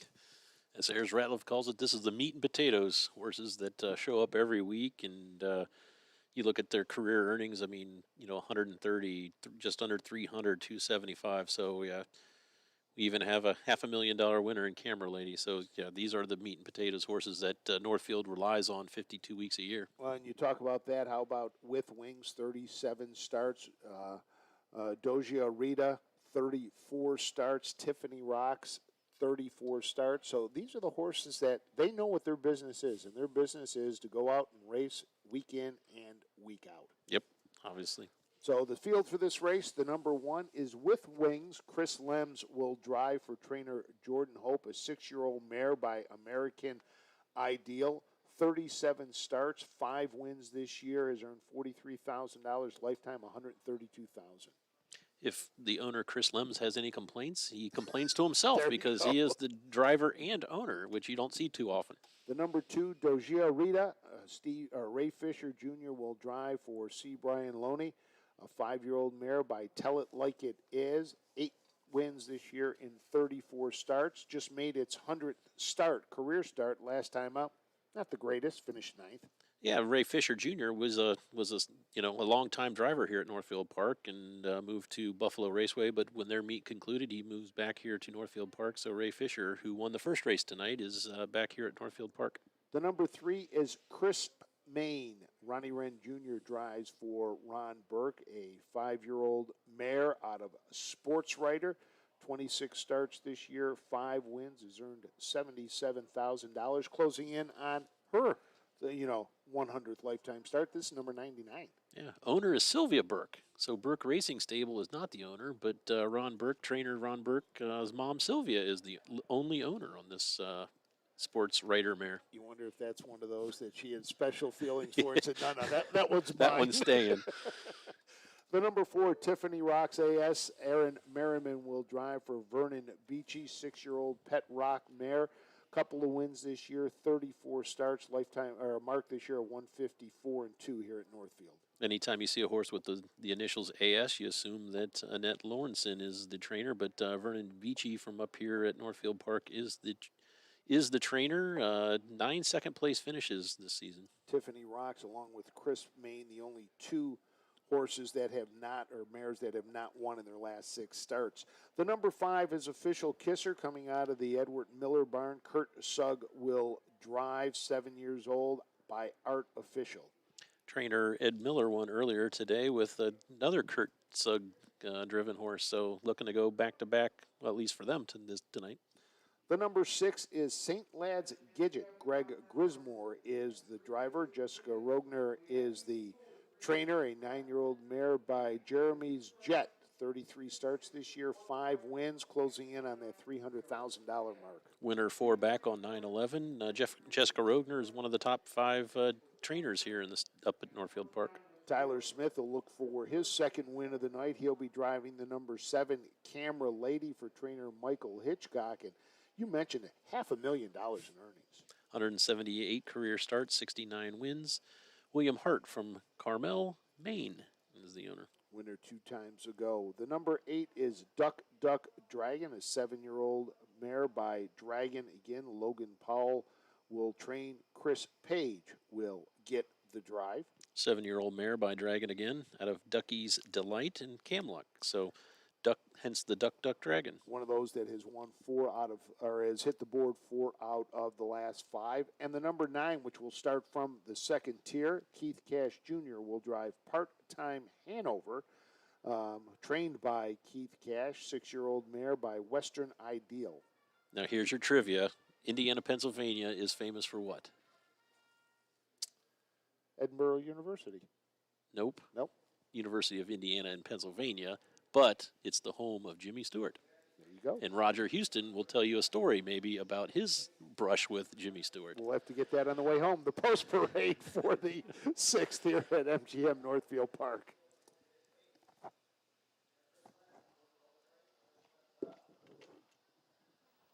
Two Doge Ritas, owned by James Reed and Joe Smith, Ray Fisher Jr.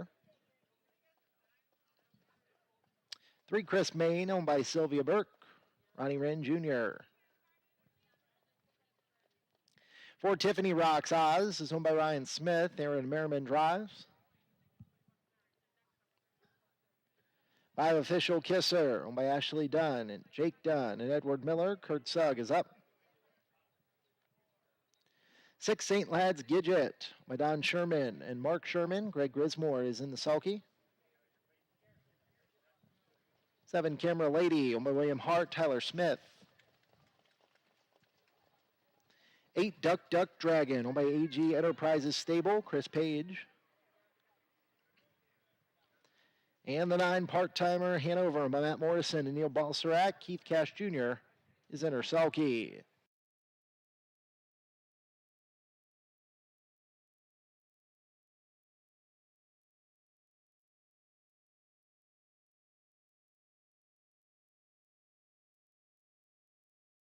For this race.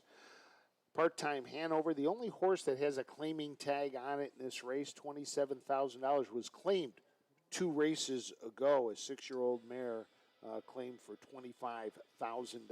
So change barns, going from the Logan Powell barn to the Keith Cash Jr. barn. And this race is kind of a special one for the photographer here at Northfield Park. Jeff Zameko will be retiring.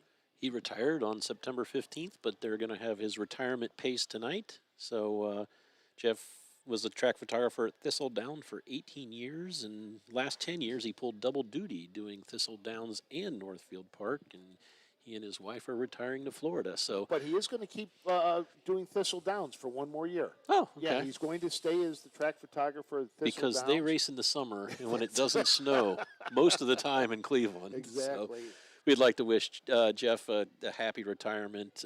In the PR game, you know, we rely a lot on the photographers, you know, Brad Conrad down at Scioto Downs, Dayton, and Miami Valley, and Jeff up here at Northfield Park.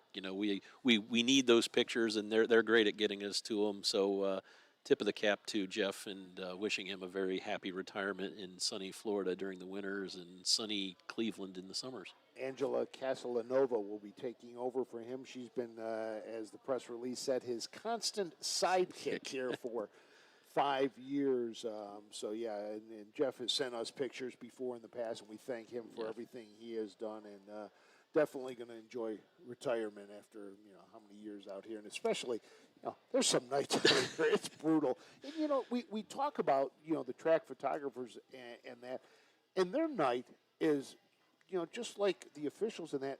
I mean, that last race goes off at 11:55. They're not out of here till 12:30. By the time they lock up their equipment and put their computers away and get in the car, they're getting home the same time the drivers are. So, and they have to be here before the races start. So, a tip of the cap to all the track photographers around, just in the fairs and in the raceways. So, well, and Conrad, Wednesday night after Lancaster, I'm home after it about 10 o'clock. I think I got a text from him wanting to know where the fish sandwich trailer was at Lancaster, so he could get a fish sandwich because his wife heard me talking about the one I had on there, so I had to get him on. So I interviewed Brad between races down there, and he was happy to finally get his fish sandwich. Little known fact, Brad and I went to college together at Muskingum College, and Brad was the DJ on WMCO, the college radio station, so he has a face for radio, literally.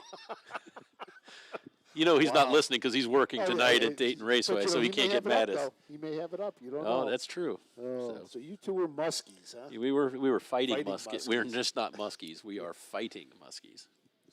I didn't know there were a lot of muskies over in the. Thanks to the Ohio Department of Natural Resources, there's a lot more muskies in the state of Ohio. I didn't realize but that over there, though, I didn't realize there were many. So it's for those who don't know, a muskie is a fish with teeth. Yeah, it's a mean-looking fish. Yeah, well. And I'm not much of a fisherman, but I know what it looks like. So. On my bucket list is to land a muskie, because I figured I was a muskie for 4 years. I should at least learn to land one, but. Someone said you have to go fishing, and I said, can't someone hook it and just call me and I'll row out there and then reel it in and then leave? Come on, a day on a boat on Lake Erie wouldn't be bad. But there's no muskies at Lake Erie. Or wherever, but as long as you got a nice cooler of refreshment. Yeah, Can't be too bad for that. So getting ready for this, the 6th race here at MGM Northfield Park. Our next race will be the Buckeye Stallion Series 2-year-old Colton Gelding pace, and that'll wrap up the 2-year-old portion of our championship races. Then we will have 4 more in the 3-year-old division, along with the Courageous Lady to go as well. So almost halfway through our card of racing. And this wraps it up for us, for the Ohio Harness Horsemen's Association. After this, we are done with our race coverage. So we won't hear from you or see you or do anything until the banquet? Well, we've got the banquet. We've got a couple of publications we got to work on getting out. We've got a couple other things that are in the works. Now, can I ask you a question? Have you guys figured out how many hours you've been on the air for County Fair Racing? How many miles? Oh, no. Okay. No, we had, all we know is that we were supposed to start when this year started. It was 128 racing cards at the 65 county and independent fairs. Now, the bad thing is that when you get a rain out and you're not expecting to be at a certain fair 2 days in a row, and then you have to be because they rained out, and then you're scrambling to get another crew and another set of talent. To get that done. But then we also had the situation this year, I think it was Van Wert, they raced 2 days. They were then scheduled for a thoroughbred race meet that got canceled and opened up the track, so they decided to put together a card, and unfortunately it was a one-day box. Yeah. So they had to call the horsemen, hey, we're racing tomorrow, anybody want to race? And we just were not able to get out there. That was the only time we were not able to get out there. A tip of the cap to the Ohio Harness Horsemen's Association, because I can imagine trying to figure out logistics and the various crews and talents and the trot and pace guys and gals trying to figure out who's going to be where. And so a big tip of the cap out to the Ohio Harness Horsemen's Association. Before the races tonight, a gentleman stopped by, and you were gone at the time, and he says, thank you. And I said, you're welcome. He goes, we really appreciate all the efforts from the Ohio Harness Horsemen's Association. Here's race number 6, Michael Carter, filly and mare, condition event. And they're off, and pacing Doge Rita and Chris Main left together with wings. Flash a little bit of speed through at the inside too with part-time Hanover as they round the first turn. Tiffany Rocks Oz got away in 5th. 6th at the inside for Official Kisser. Then comes St. Lad's Gidget, 2 clear of Camera Lady, and Duck Duck Drag It is the trailer as they head up the backstretch for the first time. Doge Rita on the lead by a length and a quarter. Chris Main right on the Ray Fisher Jr. helmet from in second, quarter time 27 flat. With wings at the inside third, about 3.5 lengths off the lead. Part-time Hanover is 4th. Tiffany Rocks Oz at the inside is 5th, a length and a quarter back to Official Kisser. Then comes St. Lad's Gidget, a length and a half back to a Camera Lady, and Duck Duck Drag It is the trailer. They turn and face Jeff in the winner's circle. Doge Rita on the lead by a length and a quarter. Chris Main, the even money betting choice is the second. Half time on the board, 56 seconds flat. First up on the outside for Tiffany Rocks Oz. Trying to go up and around with wings and overtake 4th position now. Then at the inside is part-time Hanover. Gapping second over covers Official Kisser. St. Lad's Gidget is next. Then comes Camera Lady, and Duck Duck Drag It is the trailer. Doge Rita's put up the numbers thus far. On top by a length and a quarter. Has not yet been asked by Ray Fisher Jr. At the inside, Chris Main is second by a head. Outside, Tiffany Rocks Oz continues to travel well third. 124 for 3/4 with wings is a lockdown 4th. Second over 5th for Official Kisser is going to fan 3 wide outside for the drive as they come to the top of the stretch with an 8th to go. Doge Rita has the lead. Chris Main continues to chase from in second inside the final 16th. Doge Rita with the lead. Chris Main is coming on the outside. Doge Rita hangs on to win. Chris Main was second with wings was third. 152 at 3. Fisher Jr. with the win. Trainer Brian Loney picks up the training victory. 8th win on the year for the 5-year-old mare by Tell It Like It Is out of the Dreamwork Mare Maid's Last Work. We have our first driving double of the night, and it is Mr. Fisher. Final time on the race, 152 and 3, and just able to hold off a hard-charging Chris Main at the end in Ronnie Wren Jr. Good bunch of age mares there. So with the victory, Doge Rita now will earn up over $100,000 for the year as you cross the 6-figure mark. Creeping towards that $300,000 mark lifetime. Here she comes heading back towards the winner's circle. Notice Mr. Fisher goes the complete third lap. He doesn't turn and go the other way. Some people enjoy just taking that long victory lap. But he gets there faster than the groom usually. So. Well, not this time. The groom got there. There's a picture of Jeff with Dave Bianconi, retiring track photographer. So we'll have to... In fact, if Dave interviews Jeff, which I think he might, pretty sure he will. Try to pick up that interview for you. So, as the winning horse comes into the circle, not sure. Wonder how many times Jeff has had his picture taken. So he was up at Buffalo, and then comes down here once Buffalo closes. Yeah, Ray Fisher Jr., the driver.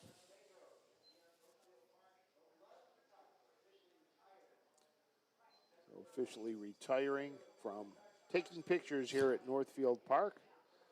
As Jay said, we'll go on to enjoy retirement. He's not working tonight at all. He's a hardy one. He's got no jacket on. He's probably saying, this is nothing. Temperature getting a little cooler, and it looks like that they may. It looks like Dave's going to try to do an interview with Jeff. So if he does, we'll pick that up. I was lucky enough to buy one of Jeff's photos earlier this year. Sire Stakes win. There you go. So let's head down to the winner's circle. time track photographer Jeff Zameko. Did a dozen plus years here at Northfield and recently retired. And Jeff, they know you across town as well, because you're over 30 years at Thistle, right? This time, yes, I have 30 years there. And I understand one more season at Thistle, and then you're wrapping it up. I am. I'm moving to Southwest Florida and going to take it easy for a while. You've photographed really some of the top horses, not only in harness racing, but a lot of great thoroughbreds over the years as well. It's had to be quite a career. Oh, it has been great. I mean, I think more top horses than standardbred. Than Well, because we race them here, my man. Yes, you do. Yes, you do. And yeah, it's. I mean, I've enjoyed my career, and Northfield has been so great to me the last few weeks with my retirement that they went out of their way, and I've had a lot of great stuff. It's been overwhelming the last several weeks. Well, hey, the horse players around town have known you for decades, and the horsemen as well, taking some phenomenal photos. Kentucky Downs, I know, was on your, you'd worked there as well for a few years, so you've been around, but a great career and continued success, my man. Oh, thank you. I appreciate everybody, what they've done for me here, and I'm going to take it easy after this. I like it. Okay. You'll be sorely missed, man. Congrats. All right, thank you. It is official. So just a 2-3 exact great day for him $8.80. to have that. Pick 3, all 3, $10. So race number 6 is now in the books. And when we return, we will have the 2-year-old Colt and Gelding Pace. That'll wrap up the 2-year-old divisions here at MGM Northfield Park when we return to the north coast of the Buckeye State after this. At Centera Co-op, we share your passion for your horses. We have the feed and supplies you need to care for your equine athletes. Centera Co-op and Purina Animal Nutrition continue their partnership to help Ohio horsemen and horsewomen with innovative feeding solutions. Expert horse nutrition and care is available from our equine specialists. Call 440-321-9996 for more information. Centera Co-op and Purina Animal Nutrition, a winning combination for your horses. Your animals provide unconditional love. When they hurt, you want the best care available to help them enjoy life again. The Ohio State Veterinary Medical Center is here for you and for them. From heart disease to cancer, diabetes to broken bones, and 24-hour emergency services, Ohio State's team of experts make a difference in the lives of animals and the family members who love them. The Ohio State Veterinary Medical Center.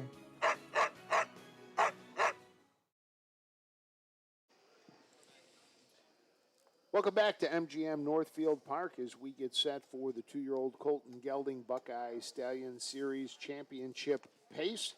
Again, this one of those races that the top 8-point getters were able to get back into this race. All of them entered, and in this one we had 2 of the horses, the number 2 Western Ready and the number 5 Moved by the Spirit, that won 3 legs. But let's take a look from the top. The number 1 Fluff Yeah was the number 8 in points, draws the rail. Trevor Smith will drive for Brett Schwartz. Race last 2 starts at Lexington at the Red Mile was interfered with in its last start, finished 5th, beaten 6 lengths. And has 1 win in 13 starts this year. The number 2 right now, the favorite, Western Ready. Aaron Merriman will drive for trainer Scott Ferguson. Has won 8 out of 11 and was a winner at the Montgomery Fair races in Dayton. The winningest, the richest, and the fastest in the field, in a Frank Frost bargain price of $3,700 at the Blooded Horse Sale. Those are the ones you gotta love. Anytime you're in that, that under 10 grand, even under 5 grand, and you find a horse that can perform like this, has won now 5 of the last 6 races out. The only time it did not win was at Delaware, racing in the Buckeye Stallion Series, finished 4th in that race. The number 3 is Xenia. Brett Miller will drive for Vernon Beachy. Has hit the board 11 straight, 12 out of 14 times on the board, and 7 wins. Heartbreaking effort last start, was second by a small neck in the fair final at Dayton Raceway. Had won 2 legs. The number 4 is Rock the Dragon. Chris Page will drive for trainer Timothy Lane. by Fear the Dragon, a couple of wins in 11 starts. Both of those wins were the last 2 starts at Delaware and Northfield Park here. Gate to wire in both efforts, lifetime mark of 154-3 here at Northfield. Top point getter in the division is the number 5, moved by the Spirit. Tyler Smith will look for his second win for trainer Timothy Lane. Timothy Lane is also a co-owner and the breeder, and this one was beaten a neck at Delaware and beaten by a head at Dayton. The number 6, Robbins Art. Roy Wilson will drive for trainer Kent Saunders. Has had a great year, 13 times out of 15 hitting the board. Yeah, Kent Saunders is not only the trainer, he's also the owner and the breeder. The mare, Robin Scoot, was one of those really tough mares that I remember growing up. The number 7 is Self-Made. The Buckeye David Miller will get the drive for trainer Ron Potter. $15,000 yearling at Lexington Select Sales last year. David Miller becomes the 6th different driver in the last 7 starts. He's had Aaron Merriman, Ronnie Wren, Tyler Rush, Dan Noble, and Josh Sutton. And one of those that you just mentioned, Ronnie Wren Jr., will be on the number 8, Dirge. The number 2 point getter for trainer Brian Brown has won 2 legs. Only 7 starts this season, but as you can see in the last 6 starts were 7 starts in the Buckeye Stallion Series. So starting back on July 12th was a winner and raced at Delaware, was a 3rd place finisher. So last 6 lines show that all 5 of his starts in this Buckeye Stallion Series. And 2 of these horses had to win that 5th leg to get into the top 8 to be eligible. The number 1, Fluff Yeah, and the number 4, Rock the Dragon, picked up victories in that 5th leg. That got them into the top 8, and that's what you had. And it'll be interesting, we talked about the top 8 here. When we get into the 3-year-olds, we had to go down into the double digits to fill the fields of the top 8 with some of the horses that came into this. But this will be another great 2-year-old race. There's 8 horses in the race, 6 different sires. Remember, this is a 2-year-old race, not one down by the seaside. There are 2 Fear the Dragons and 2 Western Vintages. This may be the first championship pace that we don't have a down by the seaside. So we do have 2 horses trained by Timothy Lane, who trains out of Delaware. He has the 4, Rock the Dragon, and number 5, Moved by the Spirit. Robbins Art was one of those horses that we saw a lot out on the fair circuit this year for trainer Kent Saunders. Roy Wilson has driven this horse every time for Kent Saunders. I talked to Kent earlier, about a week ago, and he just said, hey, he's been with me the whole way. I'm staying with him. Knew he was coming up here. Probably could have gone. Like some of these trainers have talked about, if you can get a different driver, some of them will choose to put somebody else up. But Kent was solid that he was going to stick with Roy Wilson, and we'll see what he can do today. I appreciate the loyalty. And that's, we've talked about this before, sometimes that loyalty runs both ways, and it's nice when the trainer, and a driver stick together. We've seen it with Rosie Weaver and Don Irvine Jr., and we're seeing it with, a perfect example of that is Greg Luther with Trevor Smith. He very easily could have put somebody else up. Especially during Grand Circuit on week. Katie's lucky day down in, you supplement it in. You paid in all, I think it was $75,000 to supplement into that race, if I'm not mistaken. It may not have been that much.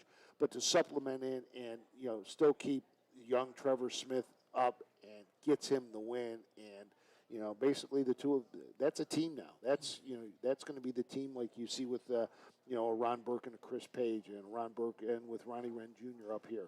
Yeah, Ronnie Wren does a lot of driving for Brian Brown, who they're number 8 in this race. And David Miller and Ron Potter, they teamed up to win a little race down in Delaware called the Little Brown Jug with Big Bad John. It's his own song, Big Bad John. Which actually, this one though is a Fear the Dragon. So Ron's going with one of the Brian Brown former trainees, the Fear the Dragon, owned by the Last Laugh LLC out of Bucyrus, Ohio. We talked about number 2, Western Ready, was a $3,700 purchase at the Blooded Horse sale. Fluff Yeah was a $16,000 purchase at the Ohio Select Sale. Self-Made could be purchased for $15,000 at Lexington. And Dirge was a $22,000 purchase from Harrisburg. Then you throw in, the Robbins Arda homebred. Ken Saunders did. So it's kind of nice to see those homebreds in there as well, able to compete. And, those are the horses that might be a once in a lifetime for some of these trainers. You get that horse that you've trained, you've bred, and get you to this point as we get wait on the post parade, getting ready to start for this, the 7th race here from MGM, and this the 2-year-old Colt and Geldings Pacers, purse of $60,000. $30,000 of that goes to the winner as they get 50%. And as you can see, they're getting ready to come out for this, the 7th. The number 1, Fluff Yeah, with Trevor Smith. Number 2, Western Ready and Aaron Merriman. Number 3, Xenia and Brett Miller. And let's go for the post parade to Michael Carter.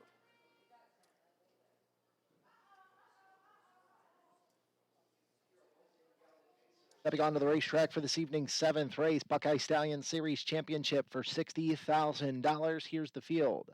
Number 1 is Fluff Yeah, sold by Schwartz, Bean, and Fulkerson. Brett Schwartz trains, Trevor Smith drives. 2, Western Ready, owned by Brendan Toops. Scott Ferguson trains, Aaron Merriman drives. 3, Xenia, owned by First Up Racing Stable, Vernon Beachy trains. Brett Miller is in the sulky. 4, Rock the Dragon, owned by James Stambaugh, Milton Lehman, and Alan Keith. Timothy Lane trains, Chris Page. 5, Moved by the Spirit, owned by Timothy Lane and Stormhaven LLC. Timothy Lane trains, Tyler Smith. 6, Robbins Art, owned by trainer Kent Saunders, Roy Wilson. 7, Self-Made, owned by Last Laugh LLC. Ron Potter trains, David Miller. And the 8 is Dirge, owned by Kirk and Tanya Nichols. Brian Brown trains, Ronnie Wren Jr. is in the sulky. So there's the field for the 7th as the rain has started to fall here at Northfield Park. Our executive producer of our fair broadcasts, as Susan Schroeder down there handling all the duties of giving out the prizes for the Buckeye Stallion Series, just texted me and said, yep, the rain is coming through. It's supposed to be out of here in about an hour, but right now the rain has started to fall here at Northfield Park. Should we check on Roger?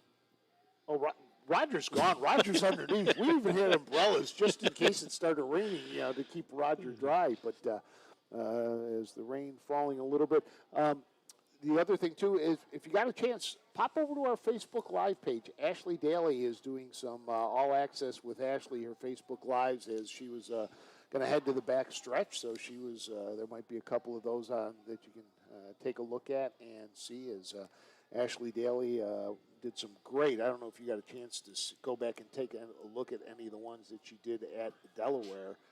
But she did a great job with a bunch of her Facebook Lives and really took people to the backstretch to see some of the things that were going on. Because it's more than just racing at these racetracks. A lot goes on behind the scenes. It's got to be a lot of fun for you to work with Roger and then Ashley, so, someone who's in the twilight of their career and then someone who's also just starting their career. So the one thing that Renee Mancino, our executive director, has said from the beginning is the team.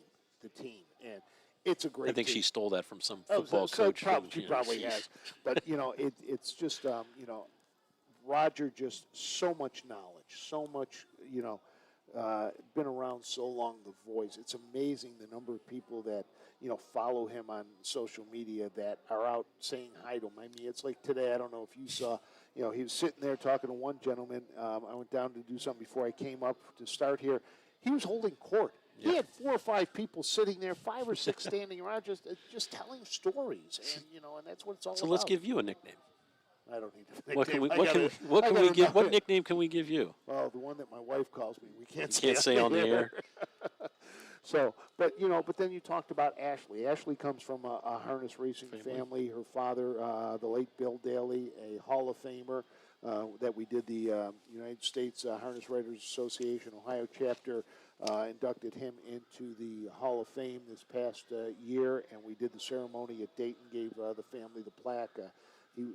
Kim was there, and it was kind of funny because, we said to Kim, we're going to do an interview. Oh, no, we're not going to do an interview. So she thought Roger was going to interview her. So she told Ashley, you get next to Roger, I'll get next to Frank. Well, I had the microphone. I was going to do the interview. I was going to say she should have let Ashley interview her mother. She That would have looked been at me and she just went, no, pointed to Ashley, and so we talked to Ashley. But, Ashley has just been an unbelievable asset to our organization.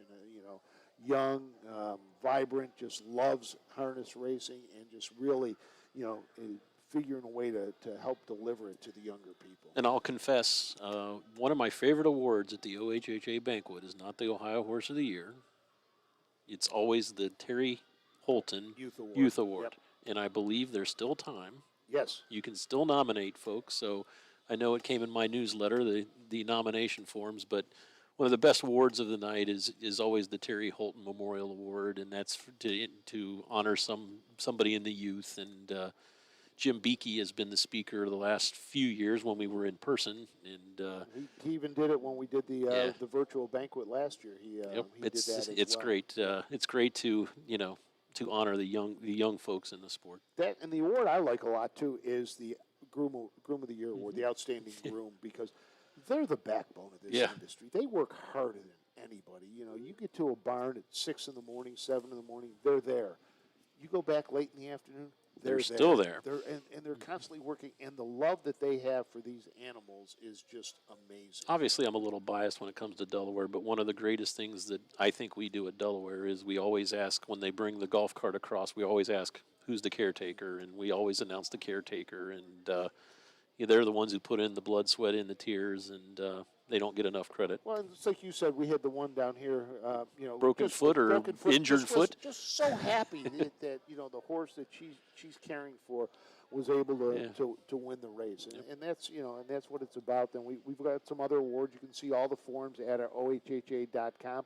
Take some time, if you're not a member of ohha.com, please become a member. You can have your membership. You get all our publications. You get the Stallion Directory, 4 magazines, 8 newsletters, the staking guide. So you get all that, and you can be a part of a $2.8 billion equine industry. And you can also vote for Horse of the Year at the end of the year. We're going to talk a little bit about that. We touched on that a little bit earlier as we get set to go. The starting gate is moving as the 2-year-old Colt Gelding Pace will wrap up our 2-year-old champions in the Buckeye Stallion Series. As the gates will swing, and we'll send it up to Michael Carter for the call.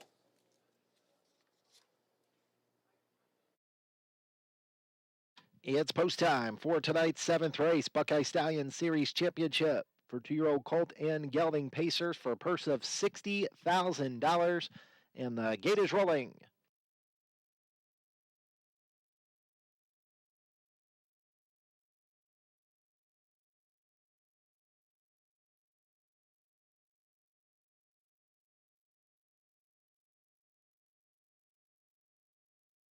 They make their way to the top of the stretch, all set for the 7th race. Picking up speed, here they come.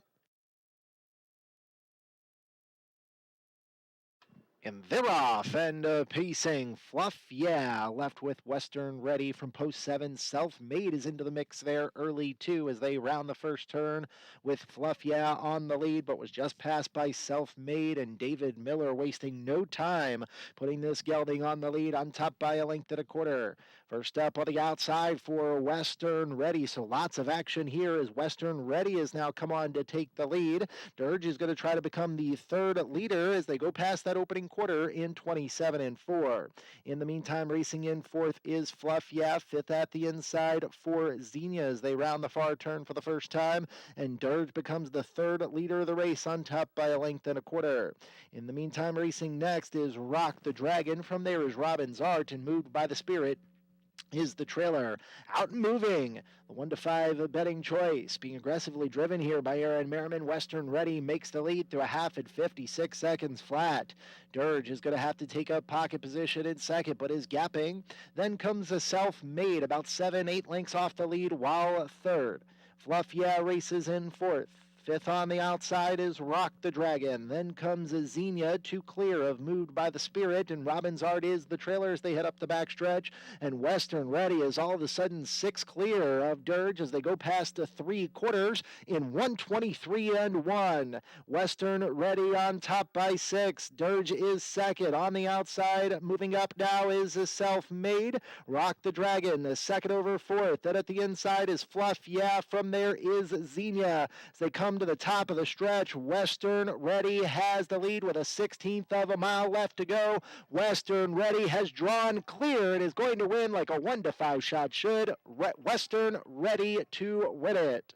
Self-Made was a second. Dirge was third. 1:52.1. Western Ready and Era Merriman picks up the victory in the 2-year-old Colton Gelding pace for trainer Scott Ferguson. 9th win of the year and 6th in the last 7. What was really impressive was the 27-1 third quarter. He were switching the lead like leapfrog their first half mile, and he said, I'll take care of the rest from here. The only real competitor he had the last half was the timer. Yep, Aaron Merriman took him to the lead and ends up with the victory. So our 4th different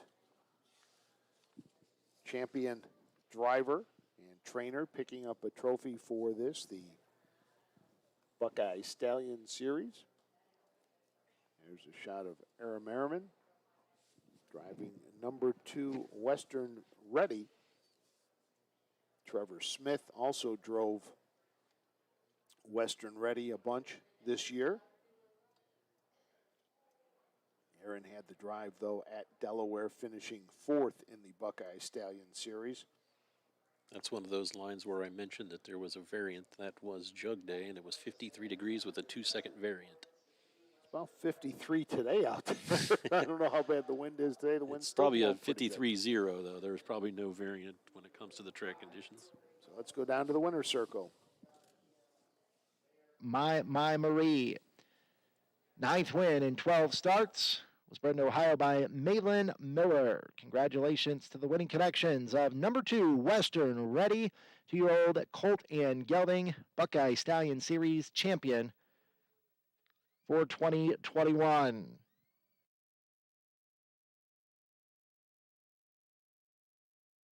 In the winner's circle to present the winning connections with the Buckeye Stallion Series championship trophy is Amy Holler, the Ohio Harness Horsemen's representative here at MGM Northfield Park.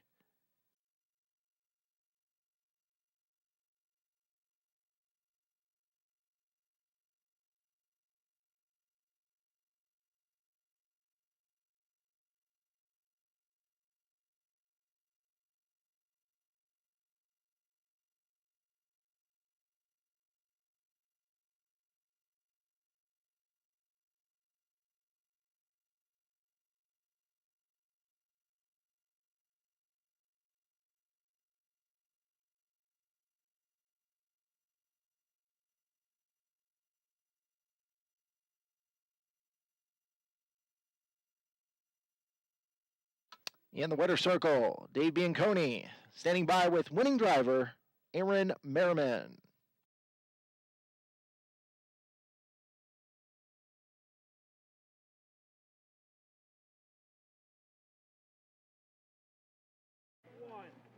All right, joined by Aaron Merriman, winning driver behind Western Ready here in the 2-year-old Colton Gelding Buckeye Stallion Series Championship. And wow, what a nice 2-year-old this horse has turned out to be for Scott Ferguson and company. Yeah, it is. You know, he's done everything right. Everybody knows how bad Delaware track was this year. You know, they really had trouble with the weather and the track. It took a little bit out of this colt, but I'll tell you what, he bounced back. And today, again, like, you know, it's not perfect conditions, and he just wins 52 easy. And like we've been talking about it all night, but that's the good thing about the Stallion Series. This horse, maybe not ready for Sire Stakes level yet, or they didn't think so, but it still made $100,000 racing here, and what's, you know, kind of like the B level. Yeah. And maybe next year, you know, bigger fish to fry. Yeah, there is. You know, like I said, this horse loves to pass horses. So, and you know, he's a little bit smaller. I only expect him probably to get better and more mature. They've done a great job managing the horse, and I mean, it's just a pleasure to drive. And, of course, your horse is scratched from the Courageous Lady, so you're just a bystander. And can anyone beat Test of Faith? Yeah, I mean, like I said, this is a good racetrack, you know. So I think Ronnie's horse has got a big shot. I mean, he went in 49 at Dayton, really raced good in the Jughead. Like I said, on a bad track that day. Short field, it's going to be a little bit. I think it's going to be a little bit trickier, but you know, I mean, got to root for the hometown guy. You're talking about Oakwood Annabella, of course, Brian Brown's horse. Kind of strange. You don't see a lot of horses come over from Ireland, but this one, it looks like a killer. Yeah, it is. You know, I went over there and drove. I'll tell you what, they got to be pretty well rigged and trained to you know, get around some of the racetracks they have to race on. So, like I said, this is just, these tracks here are a breath of fresh air for her. I know the woman that was driving it, Vicky Gill. I drove against her. She had an undefeated filly when I was there. So this horse has been well managed again, and I think it does have an outside shot. And most importantly, Brown's tomorrow. Yeah, oh, absolutely. No Chubb, but it ain't going to matter. Look for the Cardinals to go down. Bye. I like it. Thanks, Aaron. Good luck. All right, the Cardinals, they don't have their head coach. They're missing a bunch of people now. You know, all these Browns fans, you got to be careful what you say up there. It's official. We're in Cleveland, so. Well, first of all, Aaron Merriman is about as big of a Browns fan as you are a Bills fan.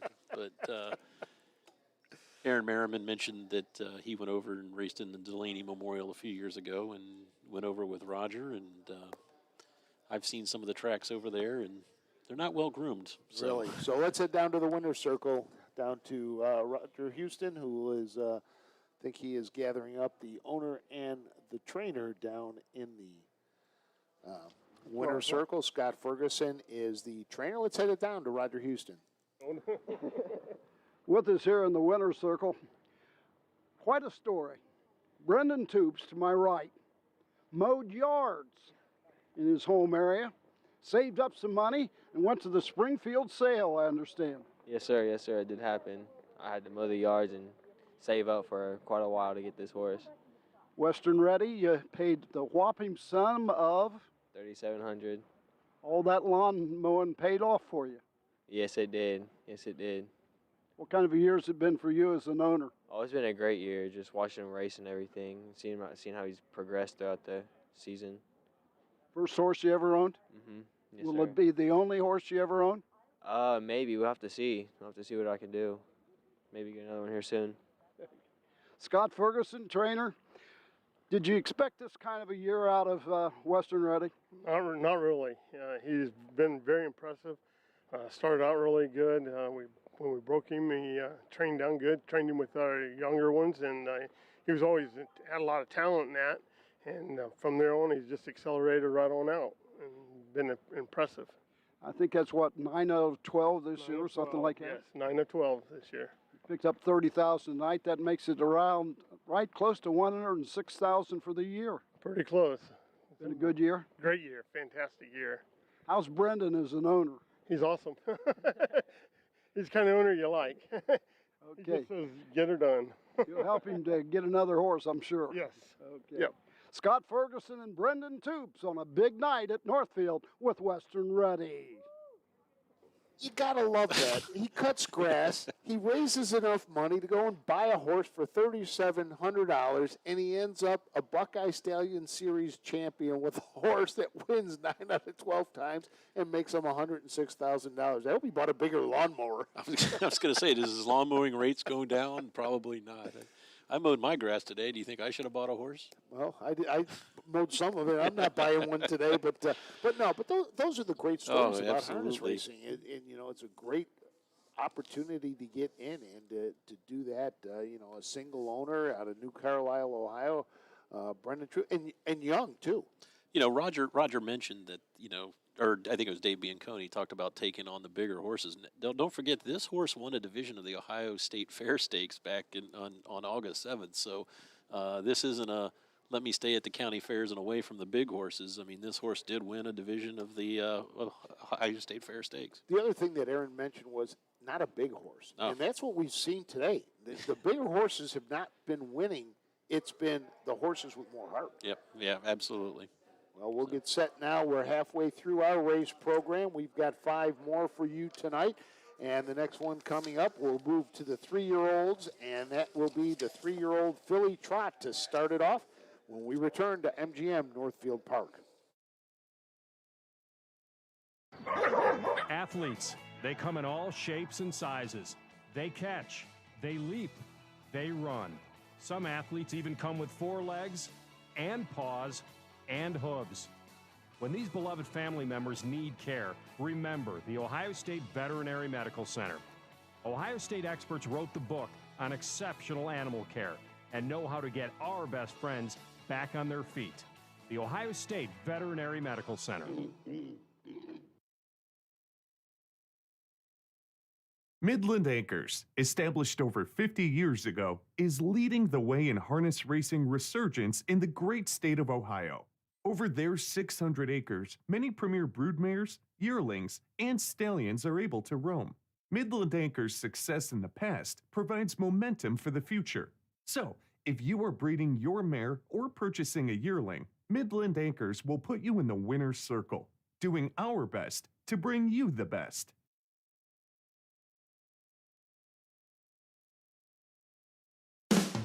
With more than 300,000 horses in Ohio, the economic impact of the equine industry in the state is over $2.8 billion. Much of that value comes from standardbred horse owners, breeders, trainers, and drivers who participate in the sport of harness racing.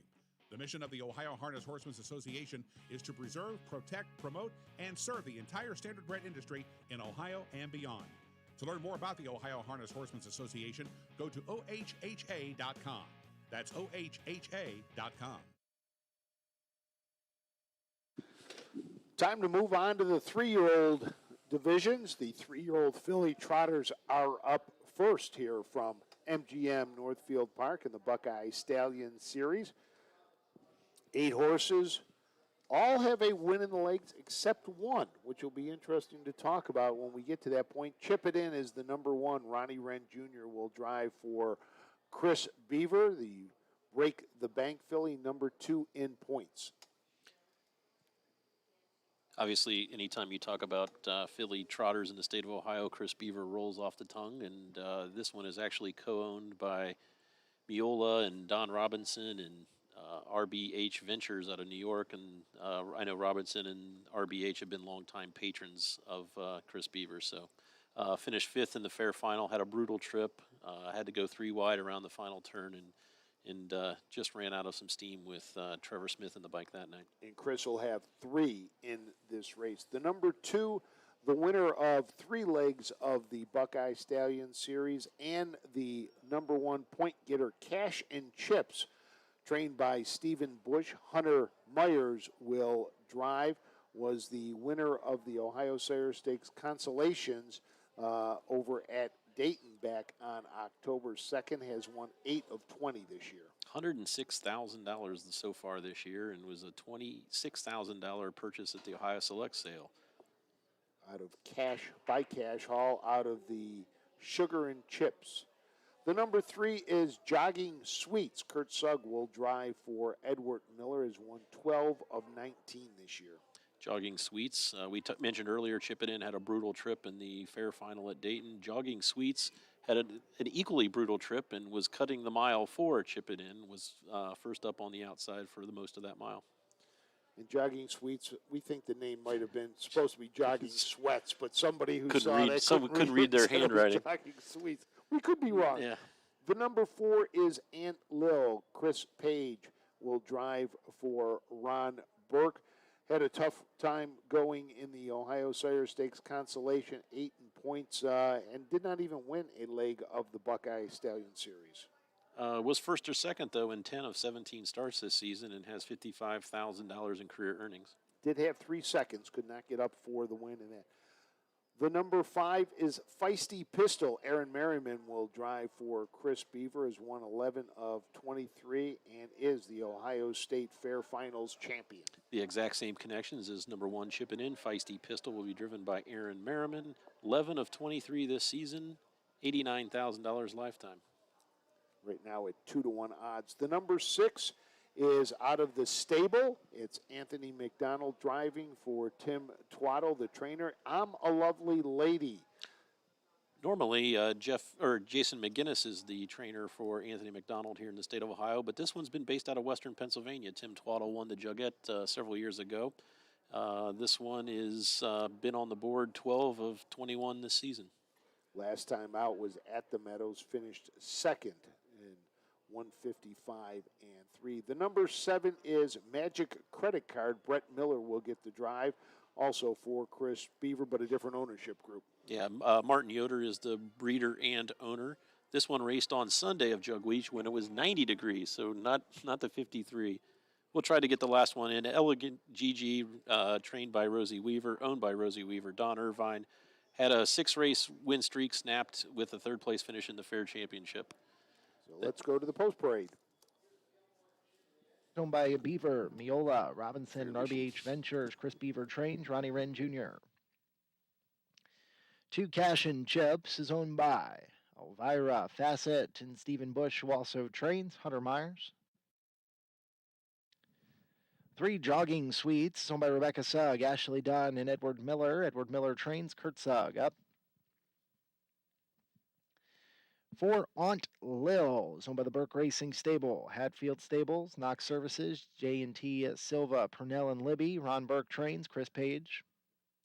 5 Feisty Pistols, owned by Beaver, Miola, Robinson, RBH Ventures, Chris Beaver trains, Aaron Merriman.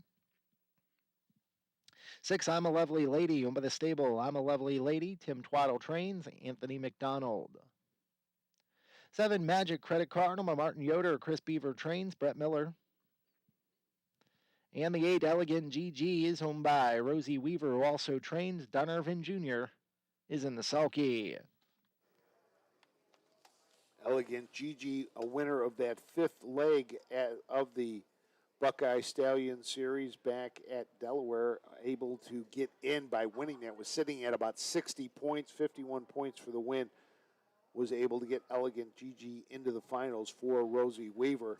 I believe I'm a Lovely Lady was outside too, and with her 5th place finish at Delaware was able to move into the 7th spot. Top 8, able to make it here. And go back to Jogging Suites. We thought maybe a mistake, but it was bred by the Sweets, J Sweet and DA Sweet. So that's probably where that came from. Yep, we Helps kind if of we missed read that a one. little- Yeah, we helps if we kind read a little of missed that one. Interesting, though, we talk about the dominance of Down by the Seaside. This 3-year-old filly trot will actually have 8 different sires represented. So of the 8 starters, 8 different sires are represented. Break the Bank K, number 1, Cash Hall, Don't You Forget It, Uncle Peter, Triumphant Caviar, My MVP, Credit Fashion, and DeJambro. There's that DeJambro There it is again with for Rosie yep. Weaver. And you know, in the story with Chris Beaver is Triumphant Caviar. You know, he trained Triumphant Caviar, so you know he knows what Triumphant Caviar's babies do, and he's always buying them. Triumphant Caviars are actually, I've heard, are very tricky to train, but obviously Chris Beaver must know the secret magic formula, and he's not writing a book telling everyone else how to do it. No, he's not. You know, and you know, Chris has a great farm just outside of Delaware where he trains, and you know, we've talked about it before. He does something a little different. He'll load them up in the van, and he'll bring them down to Delaware and train them on the big track every now and then. Even after he's done, you know, take them 2 trips. First trip is at his farm, loads them up, drives them down.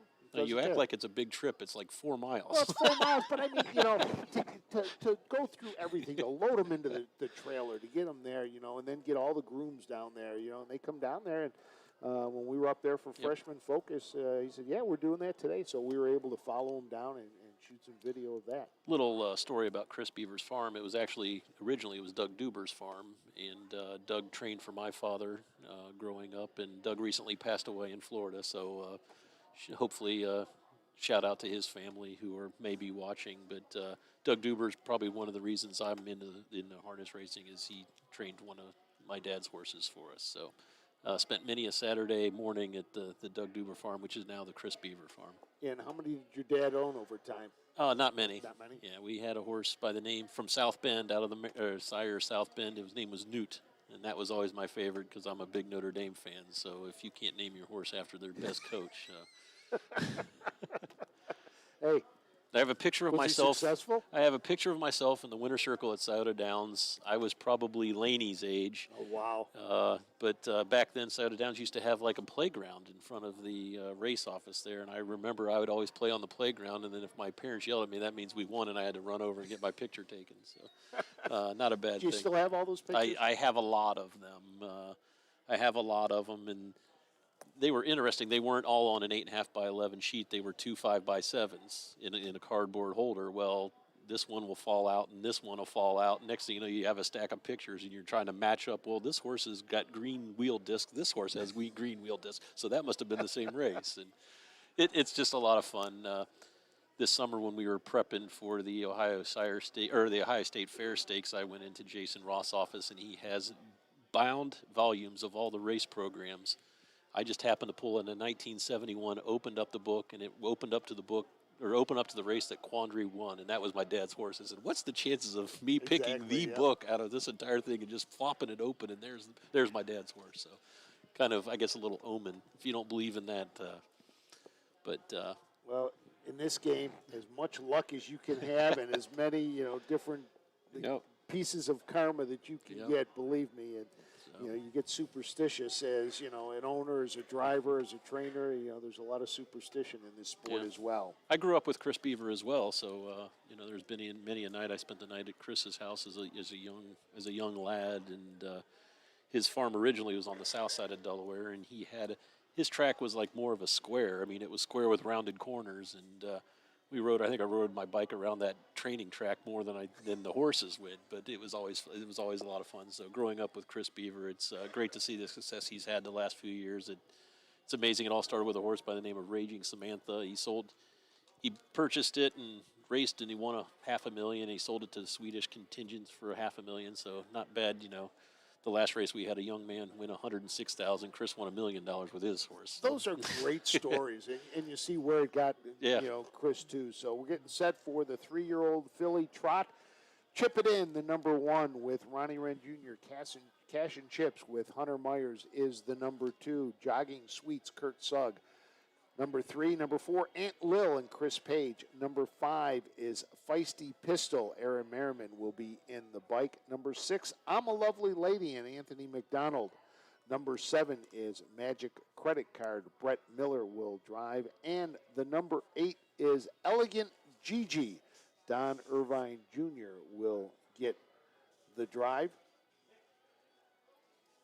And right now the favorite is sitting there. The number 2 at 4-5 is Cash and Chips, and the second choice is number 5, Feisty Pistol. As the starting gate is making its way around towards the back stretch, and we will get set to go with this, the first of our 3-year-old races, the fillies trotters. So let's go up to Michael Carter for the call.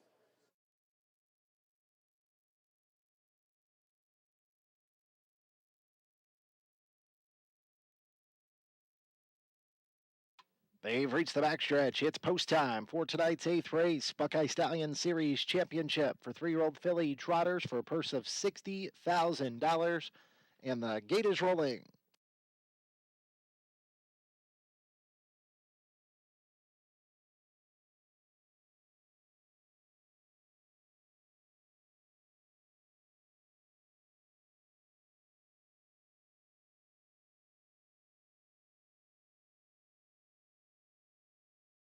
They make their way to the top of the stretch, all set for the 8th race. Picking up speed, and here they come.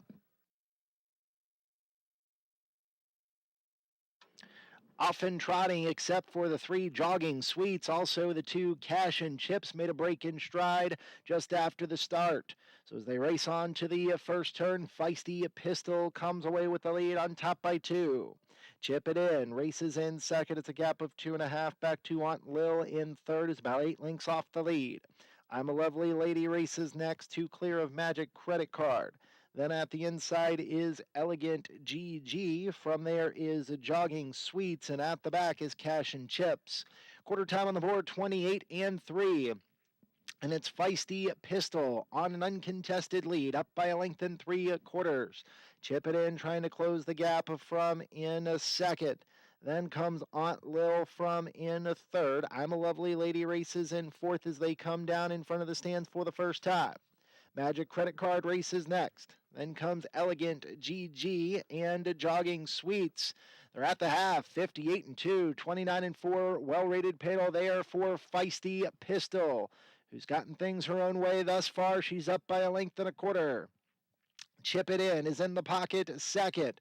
Aunt Lil continues to travel well, third, still about 6-7 lengths off the lead. Now making a big move as they head up the back stretch is Elegant Gigi. On a break is Aunt Lil. Aunt Lil made a break in stride. So as they head up the back stretch, Feisty Pistol has the lead.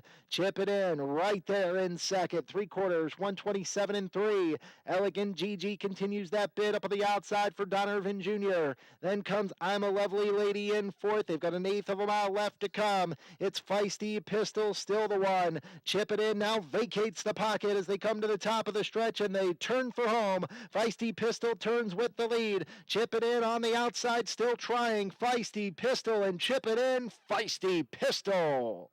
Chip It In was a second. I'm a Lovely Lady held on for third over Elegant Gigi in 157. So your winner, Feisty Pistol, Aaron Merriman picks up his second win back-to-back. Chris Beaver gets his first win. The stablemates go 1-2. I have a feeling they probably have trained 1-2 for much of the summer, so probably wasn't very unique to see those Beaver horses are first and second. Third then was I'm a Lovely Lady, and fourth, Elegant Gigi. Cash and chips and jogging sweets out of it early after early breaks. And if you look back, both of them had breaks a couple of races ago, so it wasn't out of character for them to lose stride. But Aaron Merriman picks up the win. Chris Beaver, the training win, as Merriman will make his way back around to the winner's circle. And do you think he knows his way there? I think he could do it with his eyes closed. He probably knows exactly, you know. I wonder if he does that every now and then, just closes his eyes, see how close he gets based on time. You know, okay, let's see, how long has it been? You know, Aaron Merriman has the top driver in the country for what, last 5 years, 6 years, I think it is. He came short of the 1,000-win mark last year. Right. That was a lot of that was COVID related. Right. The racing was shut down for a small period of time, but I haven't looked to see what kind of pace he's on. He has 630 wins going into when this program is printed, so he's got to be like 660 by now. So making his way around, let's go to Michael Carter as Aaron Merriman works his way back to the winner's circle. Back in front of the stands after winning tonight's 8th race. 3-year-old filly Buckeye Stallion Series trotting champion is the 5 Feisty Pistol. It's owned by Beaver, Miola, Robinson, and RBH Ventures. Chris Beaver, the winning trainer. Aaron Merriman, 2 in a row. Driving double, 3-year-old Bay filly by Triumphant Caviar, the Lucky Chucky mare. Franny, Get Your Gun. Spread in Ohio by Marion Beachy, 12th lifetime win. 12th 2021. Top of the mile here this evening, 157.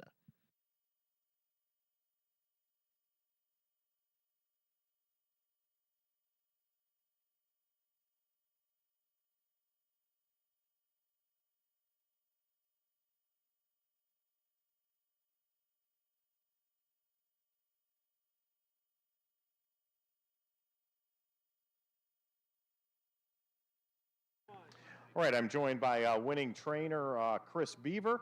Got the job done here with Feisty Pistol. In fact, you finished first and second in there. Not a bad night for you, Chris. Thank you. Not bad, huh? Of course, you also had a great night here on Ohio Super Night with 3 Sire Stakes championships, all trotters. You have a few pacers in the barn though too, don't you? Yeah, a few. Nothing real serious, but I play with them a little bit.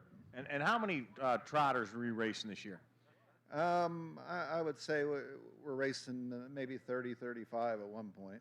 And 2021 has been a banner year for the Beaver Barn, I must say. Yeah, it looks like it'll be our best year money-wise this year. Of course, winning ticket among the top horses you raced. Real quick, though, about the Buckeye Stallion Series, since this is a championship night, when you have that many horses, kind of how do you decide what ones are Sire Stakes level, what ones are Buckeye, and what ones go to the fairs? Well, when I'm looking at them, whether I'm keeping over for their 3-year-old year after their 2-year-old year, I like to see one that could be at least be borderline Sire Stake or Buckeye Series. And, you know, if they weren't good Sire Stake horses or top ones the year before, I'll usually start them out in the Buckeye. And we do a lot of fair racing, too, with our 3-year-olds.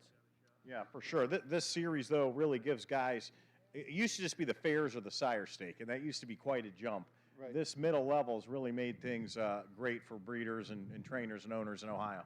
Yeah, for sure. That's a sign we're one of the top programs when we have that middle level.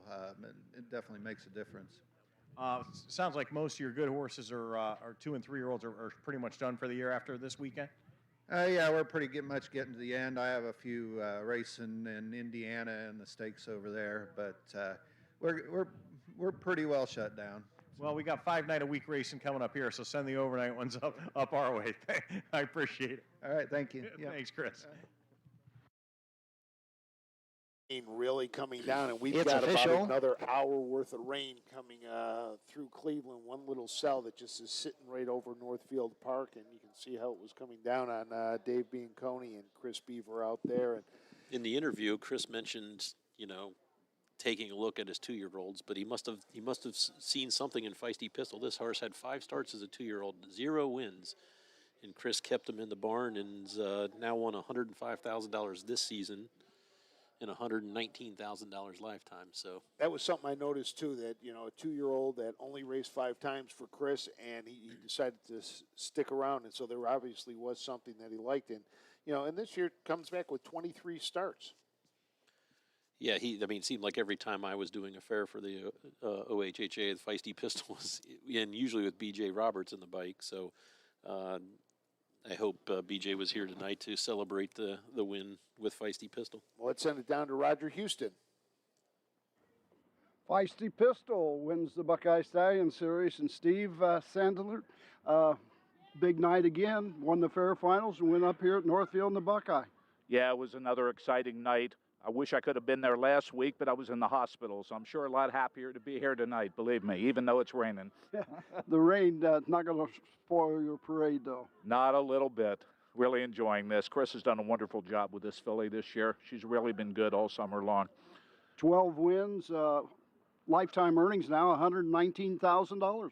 Yeah, she's been really quite a find for us. As I said to you before, the last time you were interviewing me with Winning Ticket, Chris loves a bargain, and this is another one. What'd you have to pay for this one? Yeah, I honestly don't remember, Roger. I'm not sure, but it wasn't a lot. It was a bargain, huh? It was, absolutely. Now, you mentioned Winning Ticket. I understand you had plans to be in the Breeders' Crown, but that's not going to be the case. Well, we were kicking it around. The extra supplemental fee would have been a kind of a hefty price, but now the decision's easy for us because, unfortunately, he had a torn suspensory diagnosed earlier this week, so very disappointing. Now, it's a very slight injury, but you didn't want to stretch your luck with him. No, that's absolutely right. It's not a terrible tear in the whole scheme of things. We're hopeful he'll be able to come back and race again next year, but we certainly would never take any chances. He doesn't owe us anything. He's been great to us this year. Well, Steve, it's pouring down rain, so I think I'll let you go, but congratulations on Feisty Pistol, and best of luck next year with Winning Ticket. Thanks, Roger. Always a pleasure seeing you. We'll see you. Steve Sandler with Feisty Pistol after a Buckeye Stallion Series win here at Northfield Park. So there you go, the Feisty Pistol now with earnings over $100,000 this year. And sad news about Winning Ticket, hearing that, just not good anytime a horse is injured. Yeah, but Steve said it perfectly. That horse doesn't know anybody anything. Was undefeated going into the Canadian Trotting Classic. Had post 10, didn't have a chance on paper, but I believe finished third and did Ohio proud and came back on short rest and won at Delaware during Jug Week. So hats off to Winning Ticket. Steve, Ohio Triple Crown winner. Yeah, Steve mentioned that Feisty Pistol was a bargain. It was a $15,000 yearling purchase, so made $119,000. Not bad for a $15,000 purchase. Nope. So Aaron Merriman picks up his second BSS championship drive. Chris Beaver picks up his first train. I'm feeling a little bit of a Western theme. Miss Cowboy Star, Western Ready, Feisty Pistol, kind of a Western theme here at the Buckeye Stallion Series tonight. So we have to look for the next race, and what is it, Disaronno Hill? Is that's about as Western as we get? Yeah, it's it might be the name of a graveyard. Yeah, somewhere. For But all we know, so we talked about winning ticket. I mean, obviously it has to be considered for Ohio Horse of the Year with Charlie May, and now you have Gulf Shores as a 2-year-old and Sea Silk as a 2-year-old. So.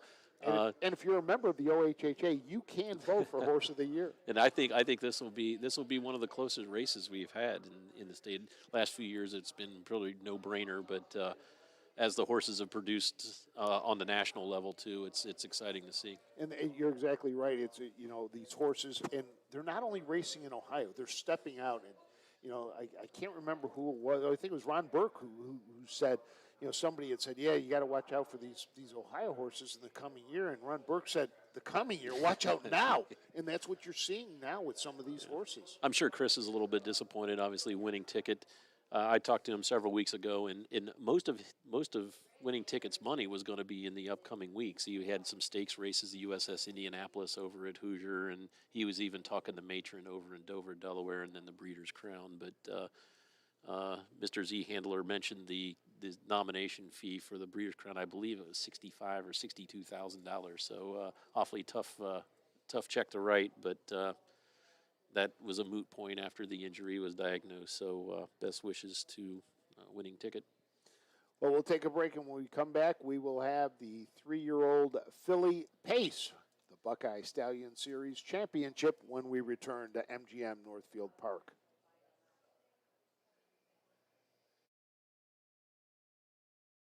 At Centera Co-op, we share your passion for your horses. We have the feed and supplies you need to care for your equine athletes. Centera Co-op and Purina Animal Nutrition continue their partnership to help Ohio horsemen and horsewomen with innovative feeding solutions. Expert horse nutrition and care is available from our equine specialists. Call 440-321-9996 for more information. Centera Co-op and Purina Animal Nutrition, a winning combination for your horses. Bow River Jewelers are the premier designers of standardbred jewelry for more than 30 years. We incorporate today's latest fashion designs into our Salke jewelry, creating a unique piece of jewelry which can only be found at bowriverjewelry.com. Your Salke jewelry headquarters. Visit bowriverjewelry.com today for your piece of Salke jewelry. Don't be shut out. Purchase today at bowriverjewelry.com.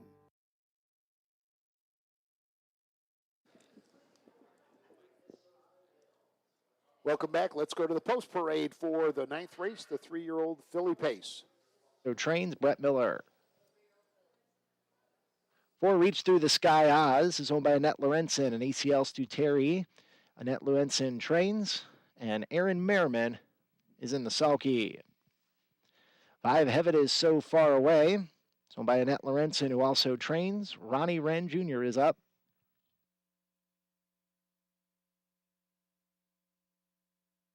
6 Rockin' the Blues, owned by Dr. Jerry Maloon Stable. Christy Noble trains. David Miller.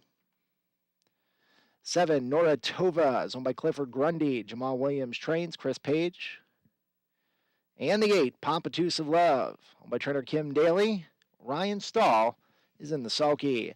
That's the field for the upcoming 9th race, Buckeye Stallion Series Championship for 3-year-old filly Pacers. They'll go postward in just a couple of minutes. Field for the 9th, the 3-year-old filly Pace. The number 1, Cruising Through Time. Tom Blankenship trains. Hunter Myers drives. Won one leg of the Buckeye Stallion Series, but has not won since July 15th. If you look at the last line, I invite you to look at the halftime time of the last race. Got to the half at Dayton in 53-4. Obviously was a leg tired and finished 7th, beaten 30 lengths. The number 2, Diamond Official. Trent Stoller trains. Tyler Smith will get the drive. 5 wins in 20 starts. While Cruising in Time sent that wicked fraction at Dayton, Diamond Official was the one who benefited, was able to secure the 2-length win in 53-2 with Ty Smith in the bike that day as well. The number 3 is Disaronno Hill. Brett Miller will drive for Virgil Morgan Jr. Not only will Virgil train, he'll also co-own with his children, Kiera and Trey. This is the winningest, or the richest filly in the field. Reach Through the Sky AS, Annette Lawrenson, one of her 2 entries. Aaron Merriman will get the drive. Went gate to wire in his last start at Delaware in the final leg of the Buckeye Stallion Series. That race was timed in 58-2, which was really impressive considering the track and weather conditions that day. Annette Lawrenson had 2 winners that day. Heaven Is So Far Away was her other winner that day. That horse raced a couple races later, the 19th and next to last race before the Jugette, won by a neck with Dexter Dunn in the bike. Tonight, Ronnie Wren gets the call. Rockin' the Blues and David Miller in the bike for Christy Noble. Dan Noble did not make the trip north, so that's a benefit for David Miller, who picks up the drive for Dr. Jerry Malone. The number 7 is Nora Tova. Chris Page will drive for Jamal Williams. Hasn't won since August 11th at Urbana. But has picked up purse checks in the last 6 starts. Looks like the 3/3, a second, and a fourth. And the number 8 is Pompatus of Love. Ryan Stahl will drive for Kim Daly. We talked about Kim Daly earlier. I'm sure she'll be willing to get interviewed if the Pompatus of Love would win today. This horse was bred by Kathy Ross, was a longtime caretaker for Bill Walter's stable. And then when Bill started the farm there at Sugar Valley Farm, Kathy stayed on board and on the payroll. So $4,000 purchase at the Ohio Select Sale for Kim Daly. Rockin' the Blues, it was 9th in points. That meant one horse did not make it or did not decide to enter, and that was our Western Flair. That should have been the Saddle Up and Cruise. Jeez. You can't write this. You can't write this, Frank. I know. So there's your field for this race. All of them have at least one leg win in the BSS. It's Heaven Is So Far Away, Reach Through the Sky, and that Lawrenson's 2 entries. Both have 2 wins, and the last one coming at Delaware. Yeah, they were 1-2 in the points for the season-long points race. Disaronno Hill is the richest in the field at $91,000. Cruising Through Time and Nora Tova are the tied for the fastest at 52 flat. And Pompatus of Love is the winningest with 10 wins in 26 career starts. Rain continues to fall a little bit. If you look, I don't know if you can see, Jay, over your shoulder into that the far last turn. It looks like it's getting a little bit damper out there on the track. The camera crew still has the tarps over the camera, so there's your true tail sign. That the rain is still coming down out there as we get set for the 3-year-old filly Pace. Cruising Through Time was 8th in the points. Diamond Official 4. Disaronno Hill was 7th. Reach Through the Sky AS 1. Heaven Is So Far Away 2. Rockin' the Blues 9. Nora Tova 3. And Pompatus of Love was 6th. Your favorite tonight, though, is 5. Heaven Is So Far Away. And at 5-2 is the number 3, Disaronno Hill. And then we've got 2 at 4-1. The number 2, Diamond Official, and Reach Through the Sky. 7 different styres are represented in this event. The only repeat is Racing Hill, which will be number 3, Disaronno Hill, and the favorite, Heaven Is a Fairway. Heavens of Fairway. Heaven Is So Far Away. Oh. You can see, I'm a golfer. I'm looking for fairways here. Well, and again, that's one of those where you only get 18 letters. That's the Roger Houston rule. You need spaces, so I can at least read it. And that's what you got to sit there and go, Evan is, you kind of draw. Well, you laughed earlier. You talked earlier about the best name is Smooth as Tennessee Whiskey until you type it. Oh. And Microsoft Word wants to correct you every time you type until you put it in the dictionary, and then it lets you go. And then if you type it wrong, then it lets you know. But it was funny in talking to their connections, Jug Week. It was like, where did the name come from? They say just, they loved the song, and Brian said, hey, if you can figure a way to fit it into how many letters, we'll name it Smooth as Tennessee Whiskey. And so it's SMOTHASTENE. There's very few. There's fewer S's and N's than Tennessee should have. And then whiskey, I think, is WHSKY. I think something like that. So we have the program in front of us, and we're too lazy to turn the pages. Jeez. You can tell this is the last broadcast for the year. We're too lazy to turn to race 11. Okay, as we get set to go, let's go to Michael Carter and the call of the night.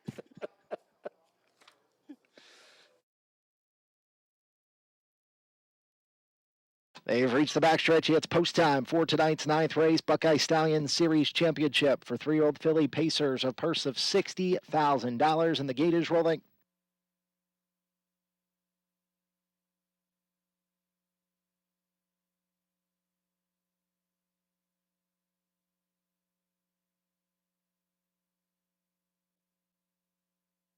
They make their way to the top of the stretch, all set for the 9th race.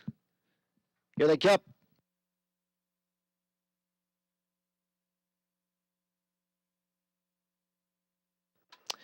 And they're off, and pacing Reach Through the Sky Oz. First away with Diamond Official as they head into the first turn. Cruising through time, got away in third, a length and a quarter in front of Serrano Hill.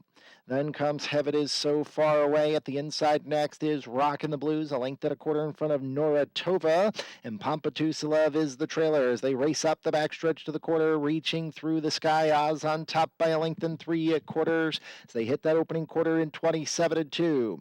Diamond Official is in the pocket, racing in second, 2 lengths further back to Cruising Through Time third. Serrano Hill about 9 lengths off the lead, while fourth. Then it's a gap of 2 to an advancing Heaven Is So Far Away. Rockin' the Blues. From there is Nora Tova, and Pampatusa Love continues to trail. Reaching Through the Sky Oz, still on top here by a length and a quarter. Diamond Official tightens down in the pocket second. First up now for Serrano Hill through a half in 56-1. Onto the clubhouse turn they go. Reach Through the Sky Oz on top by 3/4 of a length. Serrano Hill advancing forward on the outside and now comes on to take the lead for Brett Miller. Diamond Official back to third. On the outside, Heaven Is So Far Away is fourth. Then comes Cruising Through Time, and on the outside is Rockin' the Blues as they head to 3/4. Serrano Hill is all of a sudden 3 clear. 123-4 for 3/4. Reaching Through the Sky Oz races in second. On the outside, Heaven Is So Far Away is third. Then comes Diamond Official. From there is Rockin' the Blues. They've got an eighth of a mile left to go, and they turn for home. Serrano Hill is on top by 4 lengths. Her stablemate, Heaven Is So Far Away, on the outside is second. Then comes Reach Through the Sky Oz as they come down to the finish. Serrano Hill to win it by 2 lengths over Rockin' the Blues second. Tight for show, 153-3. The team of Brett Miller and Virgil Morgan Jr. pick up the victory with Serrano Hill. 9th win in 20 starts for the Racing Hill. Second went to Rocking the Blues. Christy Noble trains. David Miller had the drive. And third to Reach Through the Sky AS Oz. Annette Lawrenson with the training there. And Aaron Merriman in the bike. Serrano Hill was bred by Tom Hill from the United Kingdom. Co-owned by Carl Howard of Palo, Ohio. In the Morgans, Kiera, Trey, and Virgil. Not sure if Tom Hill's still with us over there watching, since it is about 3 in the morning. Or 2:30 in the morning. As Brett Miller makes his way back towards the winner's circle with Serrano Hill.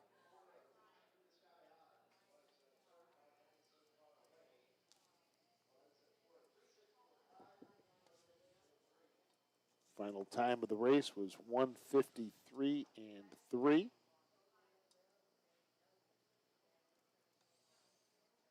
There's a shot of Serrano Hill. 10th lifetime victory in 30 starts. Not a bad percentage. 300 gets you into the Hall of Fame in baseball. It's 333. Super Brett will be in the Hall of Fame before you know it, especially here in the state of Ohio. Virgil Morgan was inducted last year. So let's go to Michael Carter. The winning drive, a 3-year-old Bay Filly by Racing Hill out of the well-said mare Beautiful Hill. Bred in the United Kingdom by Tom Hill, 10th lifetime win, 9th of 2021, 153-3 the final time. And it is official. Bounce back score here for Serrano Hill.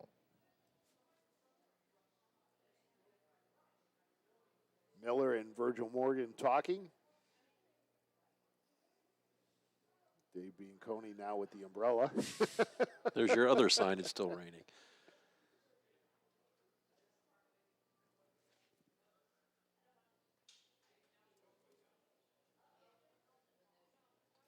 Last time I saw Virgil Morgan here at Northfield Park, it wasn't such a good day for Virgil. He had a horse that went into the pond in the infield after dumping Brett during the recall.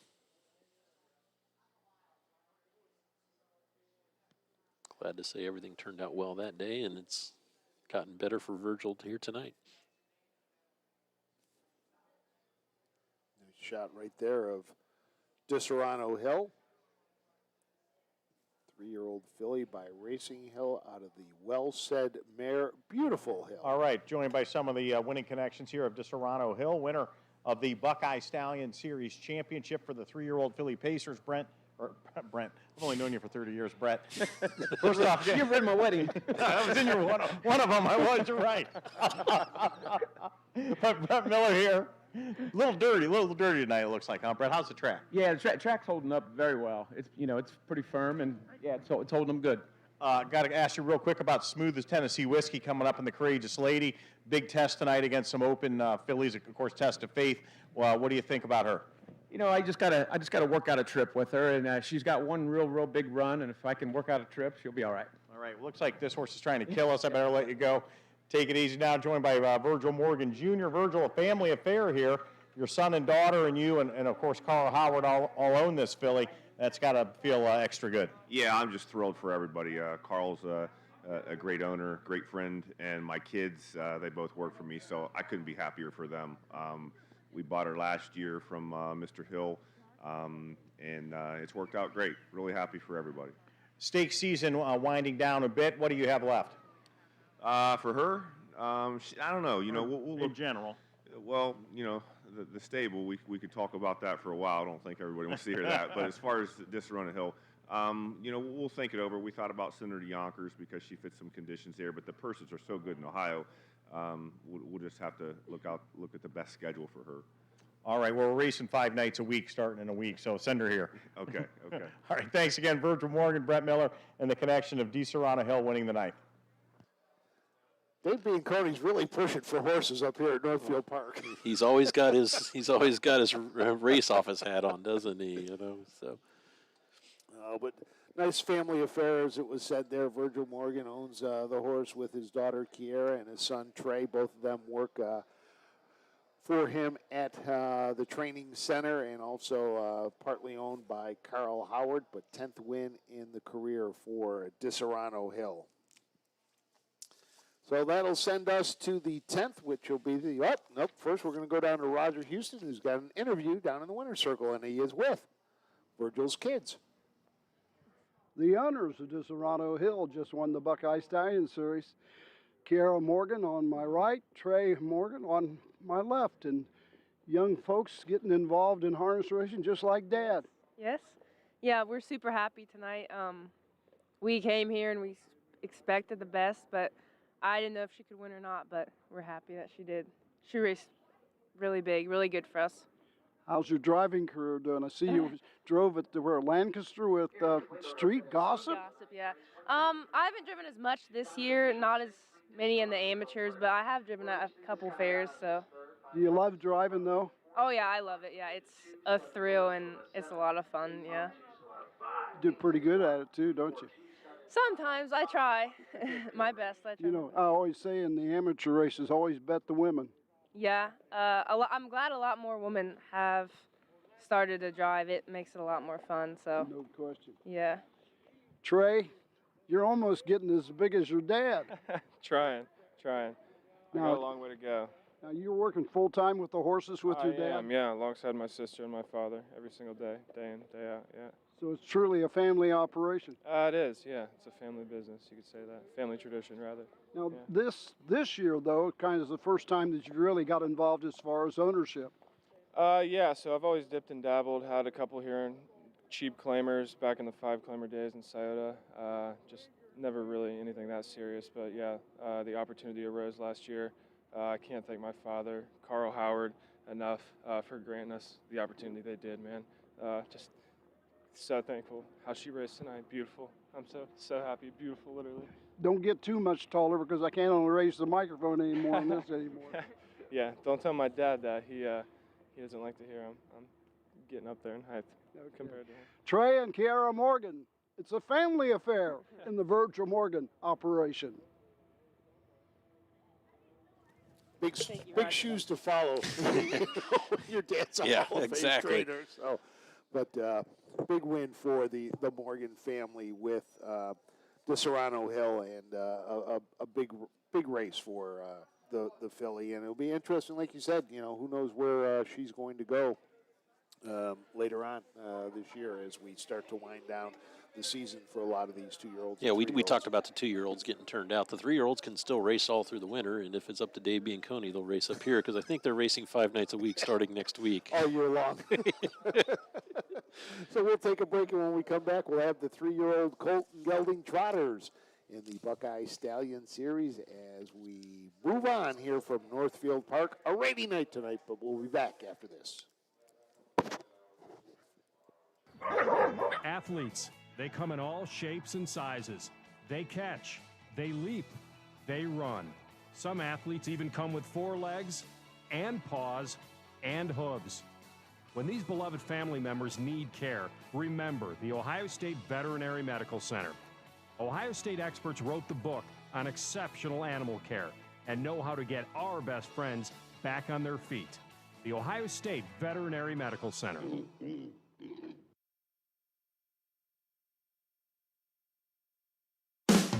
With more than 300,000 horses in Ohio, the economic impact of the equine industry in the state is over $2.8 billion. Much of that value comes from standardbred horse owners, breeders, trainers, and drivers who participate in the sport of harness racing.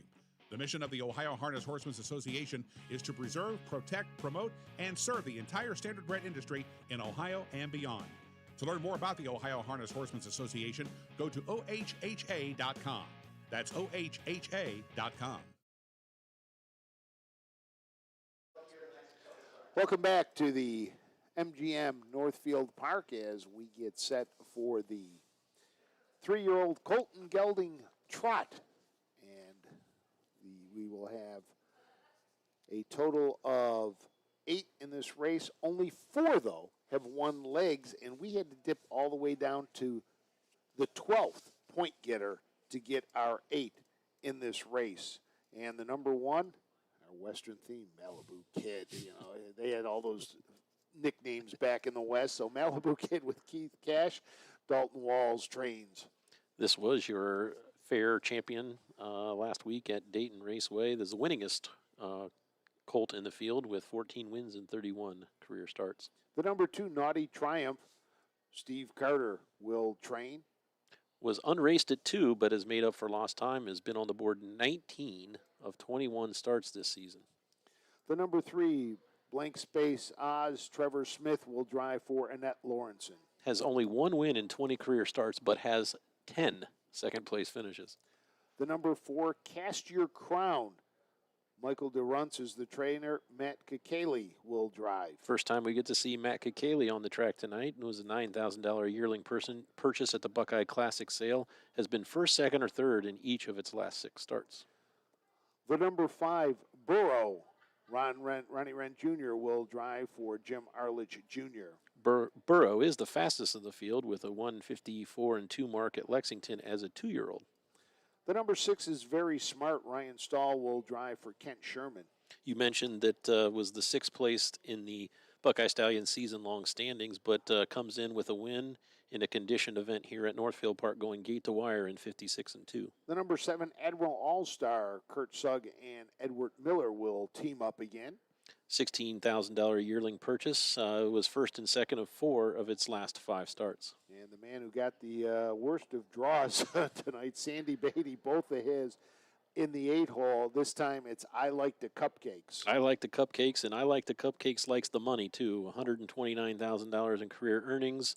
Was third at Delaware over the good track, and was a 5th place finisher in the Ohio Sire Stakes Consolation Final last start on October 2nd. I Like the Cupcakes finished with 3-leg victories. We talked about 4 of them have victories in the Buckeye Stallion Series. Blank Space Oz had 3 seconds in the series. Cast Your Crown had 2 seconds in the series. Admiral All-Star 2 seconds and 2/3. And then Very Smart, just 1 second was the only time hit the board in the Buckeye Stallion Series. And that's why number 12, but able to get in.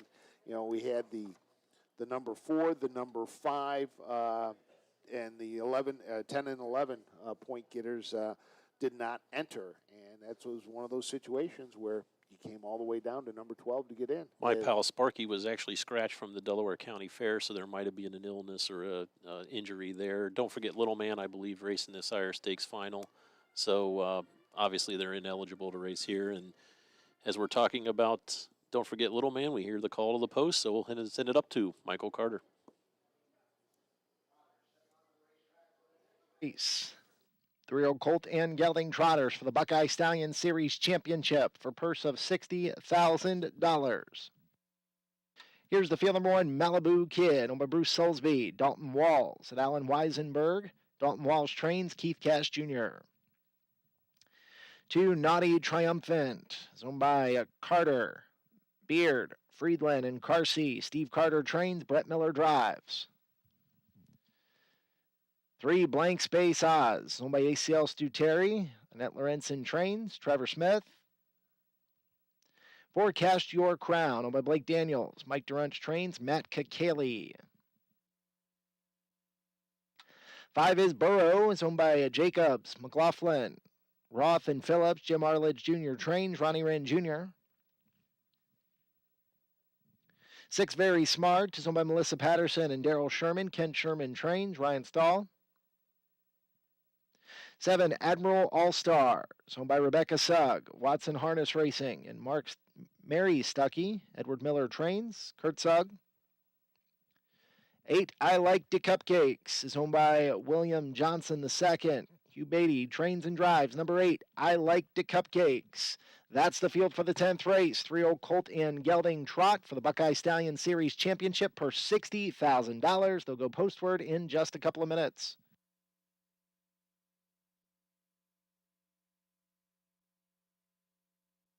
Tenth race here tonight, the 3-year-old Colt and Gelding Trot. Couple of interesting facts here. We have 8 different sires represented. Some of the old ones, but we also have Lion Hunter and Southwind Spirit, some couple that we haven't discussed tonight. But number 4, Cast Your Crown, Matt Kakali. It's the first time we're seeing him on the track tonight, and usually that means Matt Kakali might not know these horses, but Matt actually has driven this horse in 3 of its last 4 starts, all of them at Pocono Downs, where Matt is now applying his trade, a win in 2 seconds.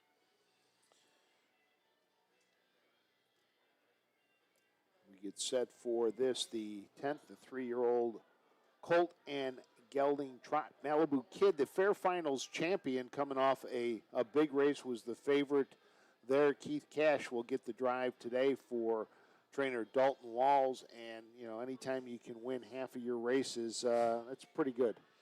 It's interesting. Tony Hall is racing tonight at Dayton Raceway. I thought he might decide to. He's based out of Western Pennsylvania, so it's actually a shorter drive for him to come to Cleveland than it is Dayton. But Tony Hall's decision is Keith Cash's benefit, and Keith Cash picks up the drive tonight. Brett Miller was the winner in the last, the 3-year-old Philly Pace, driving Naughty Triumphant, and we'll look for the double 9 straight on the board, so Naughty Triumphant is going to be there at the end. He's only missed the board twice, so he's had a couple of nice long streaks there for on the board finishes. And right now, the favorite, the second choice, is the number 5, Burrow, and then Cast Your Crown is the third choice. The only other one also throw in Malibu Kid sitting there at 3-1 as well, just like Cast Your Crown. Very close betting board. We have one at 2-1, one 2.5 to 1, one 3-1, and one 3.5 to 1. So the 1, the 2, the 4, and the 5 are very well evenly matched when it comes to the bettors here at Northfield Park. Malibu Kid winning 3 legs, Naughty Triumph in 2. Burrow picked up a win, and I like the Cupcakes. Was second in the points and had won 3. Raced in the Ohio Sire Stakes Consolations. Finished 5th, picked up a check, but was 10.5 back at Dayton. Finished 3rd in the Ohio Breeders' Championship at Delaware. I think I like the Cupcakes would be 3-1 too if it would have drawn inside the 5 or inside, but unfortunately once again got another poor draw with the 8 hole tonight. Yeah, Sandy Beatty picking up the 8 hole in both of his drives, and just makes it tough when you're out there. If you don't have the speed to clear early on, you better duck in and hopefully find something. From the 8 hole, not only do you need speed, but you also need luck, and you can only control one of those. And I like the Cupcakes. Doesn't show a lot of gate speed. Did clear to the top from the 8 hole at Scioto Downs back on September 4th. Won that event by a neck in 57-3. We'll need the same type of drive again to get the win here. Thought the starting gate was starting to roll, but not yet. So after this, though, we've got the Courageous Lady, the $100,000 Courageous Lady for the 3-year-old pacing fillies. And as Dave had said, test of faith, just a dominant horse, 22 out of 22 on the board. It's always fun to see the best in the country come not only for Jug Week but also for the Dayton Derbies, and now the Courageous Lady. Courageous Lady used to be earlier in the year, and it would get more of the top, but in the last few years they've pushed it back to October, November, so towards the end of the stakes season.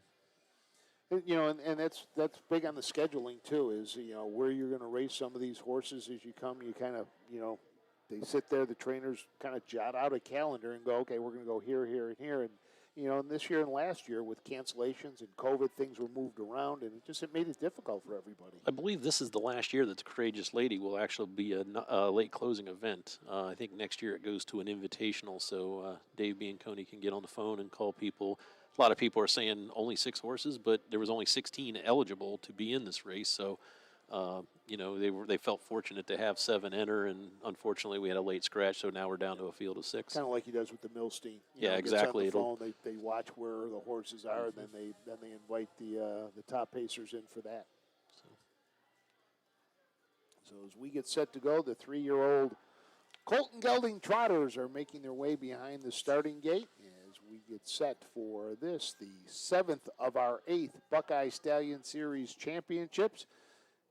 You can see Very Smart right there on the gate, ready to go. As we get set, let's throw it up to Michael Carter. The starter summons the 3-year-old Colt and Gelding Trotters to the gate. It is post time for tonight's 10th race, the Buckeye Stallion Series Championship, for a purse of $60,000. Gate is rolling.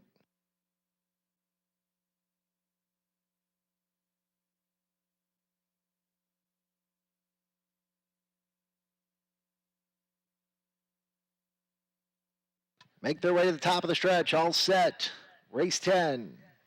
Pick up speed, here they come.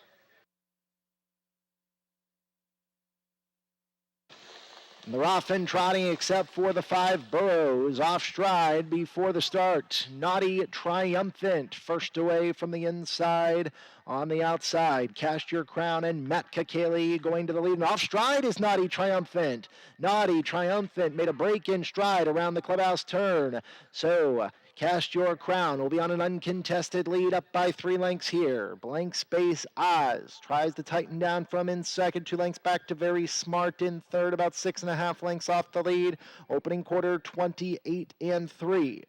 Then comes Admiral All-Star from in fourth. 2.5 lengths back to I Like the Cupcakes on the outside.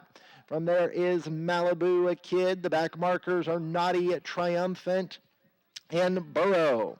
They trot down here to the half to the tune of Cast Your Crown. The 8-5 betting choice on top by a length and 3/4. Blank Space Oz is in the pocket but gapping from Sackett. First up on the outside, Admiral All-Star is advancing for Sugg. Then comes Very Smart down at the inside. Half time on the board. Well rated 32nd split there, 58-3. Cast Your Crown up by 2. Blank Space Oz is a second. Admiral All-Star continues to forge forward on the outside, while third. Then comes a Very Smart from in fourth. Fifth to the outside for I Like the Cupcakes, and Malibu Kid is the trailer as they race to 3/4. They're there in 1:27 and 2. Cast Your Crown still the one to knock off. Blank Space Oz right back into it, right on the Kakali helmet. On the outside, Admiral All-Star is third. Then comes Very Smart from in fourth. Second over fifth for I Like the Cupcakes as they come to the top of the stretch. Cast Your Crown turns with the lead. Cast Your Crown opens up by 2. Blank Space Oz is second. Stall up the inside with Very Smart. Cast Your Crown. Crown him a winner of the Buckeye Stallion Series Championship. Blank Space Oz was a second. A very tight photo for show. 157-3. Matt Kakali comes to Northfield Park and picks up a win in his first drive of the night with Cast Your Crown for trainer Michael DeRunce. Third win of the year for the 3-year-old by Don't You Forget It, unraced as a 2-year-old. And with the break by Naughty Triumphant, nobody there to really contest with, and he just took off. As we mentioned earlier, the 1, 2, 4, and 5 were getting the bettor's attention, and when the 2, Naughty Triumphant and Burrow, number 5, both broke at the start, kind of left Cast Your Crown on an uncontested lead. So your winner, Cast Your Crown, was a winner 2 starts ago, and is just continued to really be there at the end. Has hit the board now in at least 7 straight. Bred by Nathan Miller, owned by Blake Daniels of Cincinnati, Ohio. There's a shot of Cast Your Crown making his way back to the winner's circle.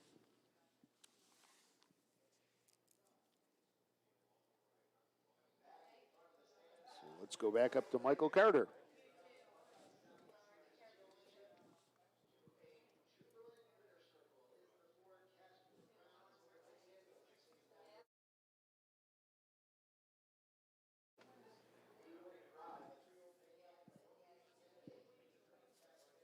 Cast. Spread to Ohio by Nathan Miller. Third lifetime win. Third of 2021. 157 3/5 of a second for the winner, number 4, Cast Your Crown. Judges continue to examine a photograph. Finishing second was the 3 Blank Space Oz. Again, a photo for show. Please hold all tickets.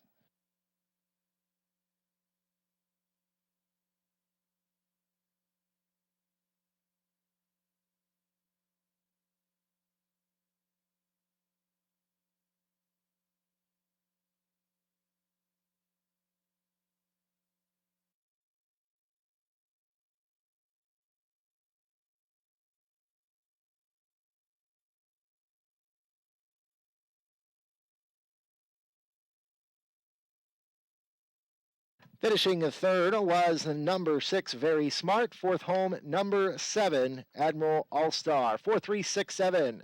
In the winner's circle, Dave Bianconi is with Matt Kakali.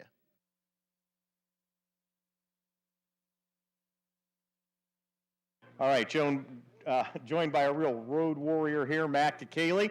You might have seen him on your simulcast screen at Poconos today, but you made the drive over. Got here just in time for a big winner, Matt. This definitely worth the drive. Yeah, it was. Mike's been a friend of mine for a very long time, and I've been driving this horse for him. And he asked me to come, and I said, if I can make it work, I'll come. And, it worked out. Luckily, you know the race secretary. Worked out where he was in tonight in the 10th, so it gave me enough time to make it. Absolutely. Of course, the recent purchase by the connections, Mike DeRunce and the owners, Blake Daniels, and boy, he's been a great buy. This one has really come on.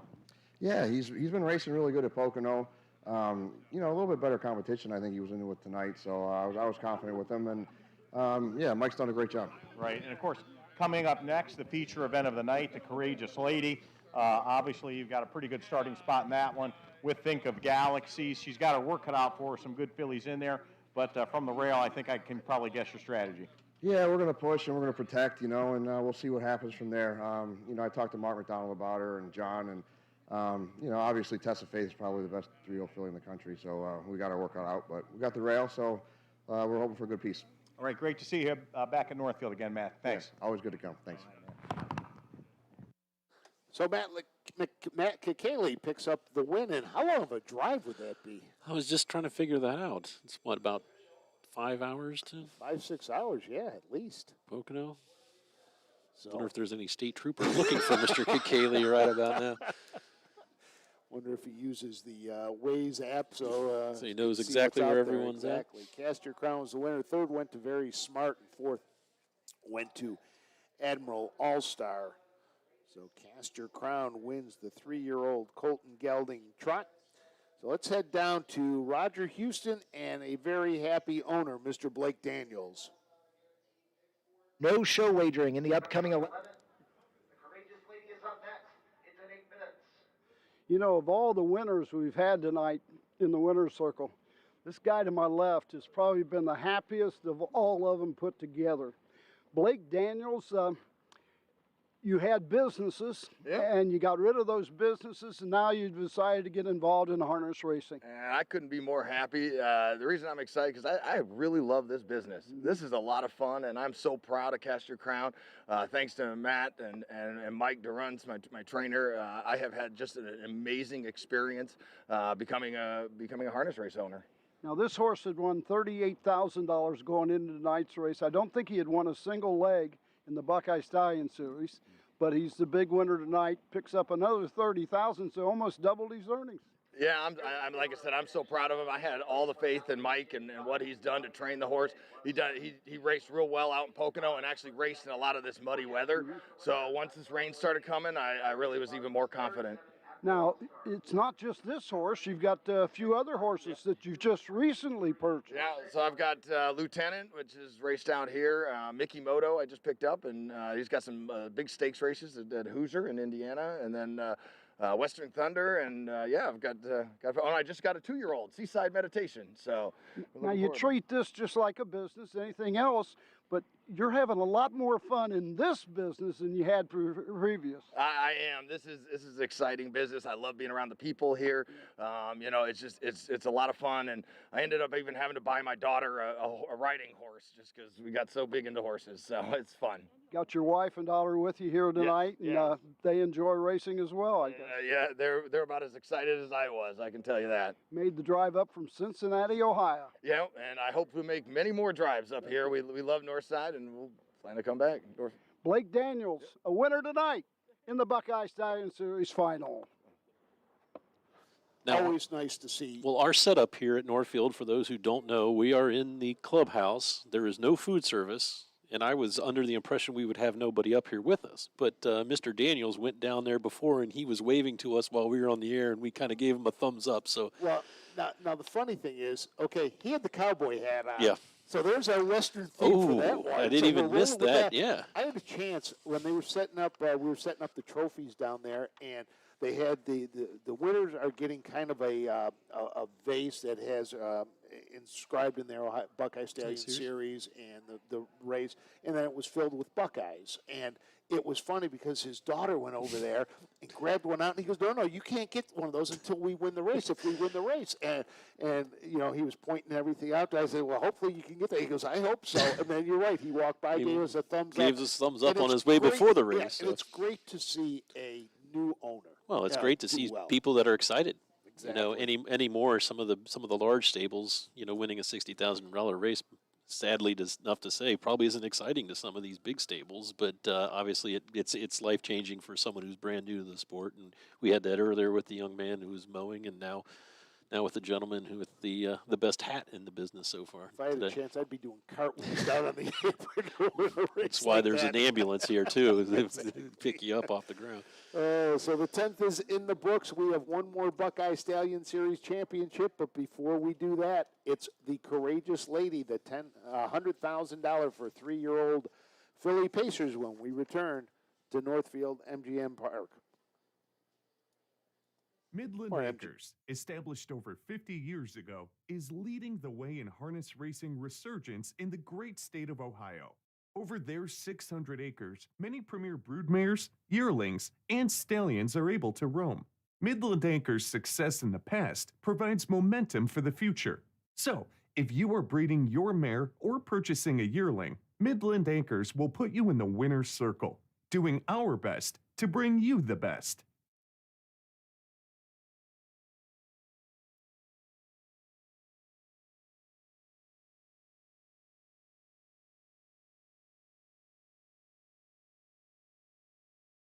At Centera Co-op, we share your passion for your horses.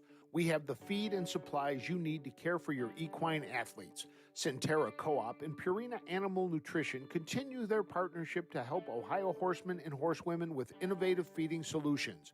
Expert horse nutrition and care is available from our equine specialists. Call 440-321-9996 for more information. Centera Co-op and Purina Animal Nutrition, a winning combination for your horses.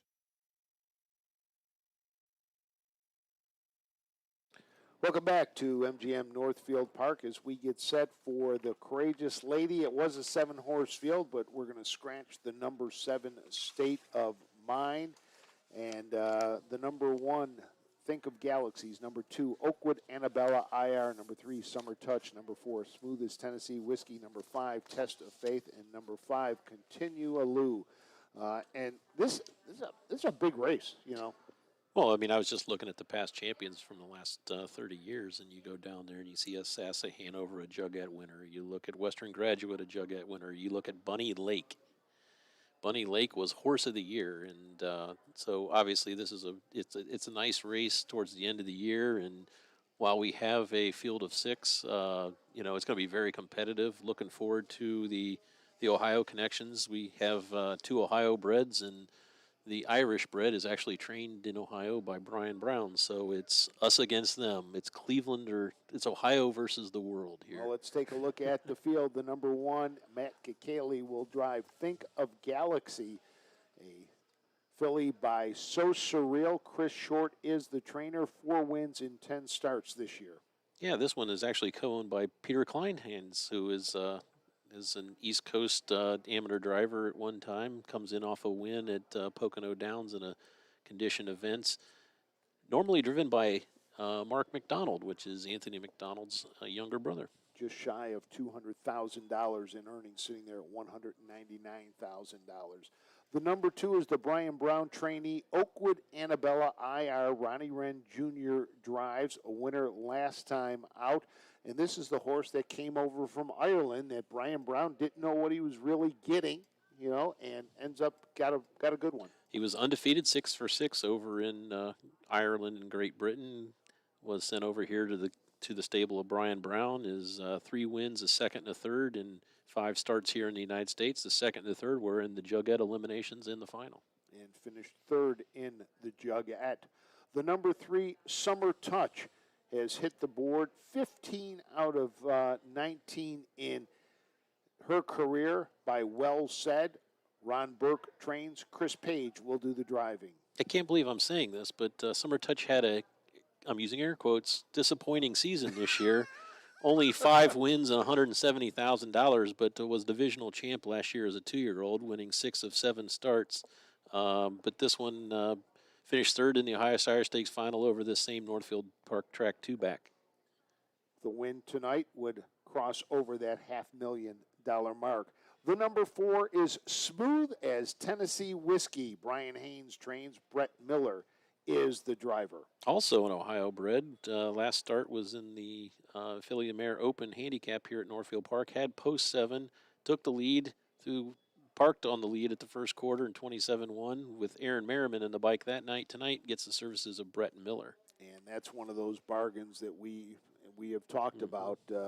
Was an anniversary gift for Brian's wife. The number 5, Test of Faith. David Miller will drive. Brett Pelling is the trainer. And all Test of Faith has done in her racing career so far is 22 starts, 19 wins, 3 seconds. And $1.1 million. And if you want to, if you want to say, is the horse fast? Last quarter at the Red Mile last week was in 26 seconds. The week before, 25 and 4. So speed, heart. Co-owner Eddie Gran is a assistant football coach at the University of Kentucky. So I'm pretty sure they are playing Georgia today. it wasn't looking good for Kentucky. So maybe he got the first flight out of Atlanta and back here. Yes, it was not pretty. So the number 6 is Continua Lou. Tyler Smith will drive. Ron Burke trains. Last win was back in June at at Meadowlands, and we are ready for the post parade. 2 wins and 13 starts for Continua Lou. You don't say this too often. A homebred from the Burke Racing stable. There you go. So let's go to the post parade. Just Lady Stakes, a Grand Circuit event. Here's the field for this year's edition of the Courageous Lady, the one Think of Galaxies. An earner of $199,000, a mark of 151-3 at the Meadowlands. This daughter of So Surreal is owned by Jonathan Klee Racing, Peter Kleinhans. Chris Short trains, Matt Kakali drives. One Think of Galaxies. An earner of just shy of $70,000, an import from Ireland. A mark of 149-3, a track record performance at Dayton in her last start. Owned by Dennis Copps, Brian Brown trains, Ronnie Wren Jr. drives. Number 2, Oakwood Annabella, the daughter of Foreclosure. Earnings of $456,410, a mark of 151-2 at the Meadows. Owned by Burke Racing Stable, Knox Services, Slaughter Racing Stable, Weaver Buscemi. Ron Burke trains. The daughter of Wells Said, number 3, Summer Touch, driven by Chris Page. 4, Smoothest Tennessee Whiskey, an earner of $347,330, a mark of 148-4 at the Red Mile. Brian Haynes owns and trains the 3-year-old filly by Nob Hill High, driven by Brett Miller. 5 is Champion Test of Faith. $1.15 million in earnings, a mark of 148-3 at the Red Mile. Owned by Melvin Siegel, Kentuckiana Racing Stable, and Eddie Gran. Brett Pelling trains the daughter of Art Major. David Miller drives. Number 5, Test of Faith.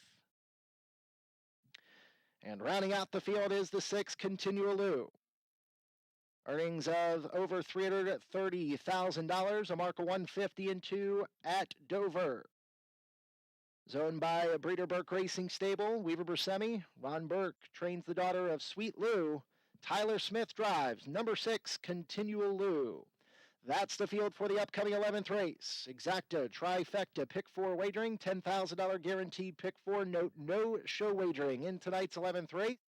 It's the Courageous Lady for $100,000, and it's up next. You can tell the track is getting a little muddier. The drivers now, some of them have gone to the shields that they wear. Screens. And they also have the fenders. The mud fenders have been put on a number of the bikes. I think we heard a couple races ago, I think it was Brett Miller said the track is fine. It's probably pretty hard. They always seem to leave it a little hard up here at Northfield Park with the snow and everything in the winter. So it's not winter yet. There's no snow. But believe me, it could almost snow inside here today. Right now the temperature's 64 degrees. Oh, it went down. It went down. We got here, it was 64 up here in the clubhouse. They came and said they wanted 72. And the got up to 65, and now it's back down to 64. Yeah, 65. Now it's back down to 64. So a little bit cold. So did you enjoy your Buckeye there? We got to thank Susan Schroeder. She came up and brought us a couple of Buckeyes. So we could, the candies. I was expecting, yep. So. Yeah, that's what is. These are what are in the trophies that the winners of the Buckeye Stallion Series are getting. Is this Test of Faith's race to lose? Well, I mean, if it was a field of 8 and she drew to the outside, I would say, it's open. But honestly, I think Oakwood Annabella has a shot. Roger Houston earlier today says, I wish I could bet the races to from the 3-quarter pole, and I'd like to do the same here, because if Test of Faith gets out to an early lead and a comfortable lead, I don't see any reason why Test of Faith and David Miller would have any issues here in this group. The last couple of races, though, did not get out to the lead, but sat back and then found her spot and then paced on to win easily. It's nice when your horse can come home in 26 seconds flat. It gives you a little bit of options. Well, But 26 flat, but you go, like you said, you go the race before 25 and 4. 25 I and can't 4. remember when I've seen a last quarter in 25. It's at all 25. Yeah, surprisingly anymore. A lot of, especially up at Mohawk and in the Meadowlands, we're seeing a lot more 25 last quarters than I can remember. But what's the old adage? You used to have a 2-minute trotter. You had a lot of money. Now 2-minute trotter won't get you a qualifying win. And that's the thing, they just continue to get faster and faster and faster with, the breeding, the training, and, the care that these horses get. I know I've talked to Don Tiger, who owns Charlie May. Charlie May's got a massager. He gets a massage. I said, I don't even get massages, You haven't won $700,000 exactly either. what Don said. He said, Charlie's worth a lot more than you are. Charlie May obviously will be one of the favorites for Ohio Horse of the Year. I think we talked about winning ticket earlier, and a couple of 2-year-olds have tossed their hats in the last month and a half with Sea Silk and Gulf Shores. So. And there's still some racing to go. You've got the Breeders' Crown. Charlie May's going to head over there for the eliminations next week. Will be the eliminations. I believe Sea Silk is, I think. The 2-year-olds, I believe, are racing and qualifying on Friday. Yeah. I'm not sure the eliminations are on Fridays, which are at night, but the Saturday races are going to be during the day. Right. So a little bit of change there for the Breeders' Crown over at the Meadowlands. So that'll be in 2 weeks, and then once that happens, we'll be sending out all the nomination or the voting for the divisions in Ohio, as well as the Horse of the Year in Ohio, and that will be revealed. The Horse of the Year will be revealed at our banquet. The divisional winners are revealed beforehand. We spread those out when we announce our divisional. So are you excited not to have to trape all over the state of Ohio to shoot videos of all the winners? Yes, because I of am. last year at COVID. For those, there was not a banquet in person, so Frank Frost saw every back road in the state of Ohio as he went to shoot videos for the acceptance speeches. Myself, Roger went. We had our video crew from Elite Media went out with us, and we were all over. We went up to the Northwest. John Kineski. We got Steve Bateson. We went to Zanesville, where we had Don Tiger, Dick McClellan, and Derek Whitaker. So we were all over. And I'm pretty sure that you could get 2 of the 3, but you could never get all 3 at the same trip. You know, whether they had something going on. It was, but that's what we had to do to try to get everybody for that. This year, though, we will be in person. This year's banquet will be at the Polaris Hilton, just outside of. Yes. Closer to me. I got a it shorter is. drive. Yes, you do. So the last banquet I went to, it was white knuckle on the way home because of an ice storm. Well, it seems, and that's the funny thing is we talk about that in the office. Is it seems like the last 4 or 5 years, it always seems like bad weather is coming in. It is traditionally Martin Luther King weekend, so. Yep. So and. Maybe I should just get a hotel room and just stay there, but it's kind of hard to justify when I'm 10 minutes from my house. Yeah, no, you should though. The after party is great in the bar. It's a good time. You should. Get me in trouble, Frank. Oh, come on now. So but no, that's we're looking forward to a great event for that when we kind of put a wrap on the whole 2020.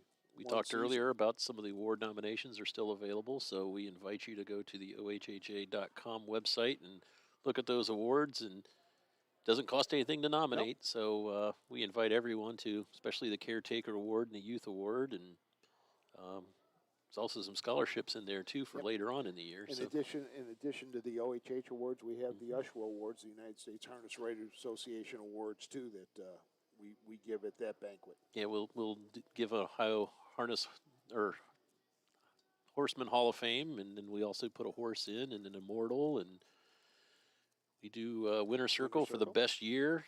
Driver. Rambling Willie for the longest, for 10-year over 30-year service for over 30 years, and then we do the Peter Houghton for the young up-and-coming driver. So that's always fun, too, to do. So we're set to go with the Courageous Lady. Let's send it up to Michael Carter. In circuit event. Field of 6, moving up and moving in. From the rail out, Think of Galaxies, Matt Kakeli. Oakwood Annabella, Ronnie Wren Jr. Summer Touch, Chris Page. Smooth as Tennessee Whiskey, Brett Miller. Test of Faith, David Miller. And Continual Lou on the outside with Tyler Smith. They come to the top of the stretch for the Courageous Lady for $100,000. They're picking up speed. Here they come.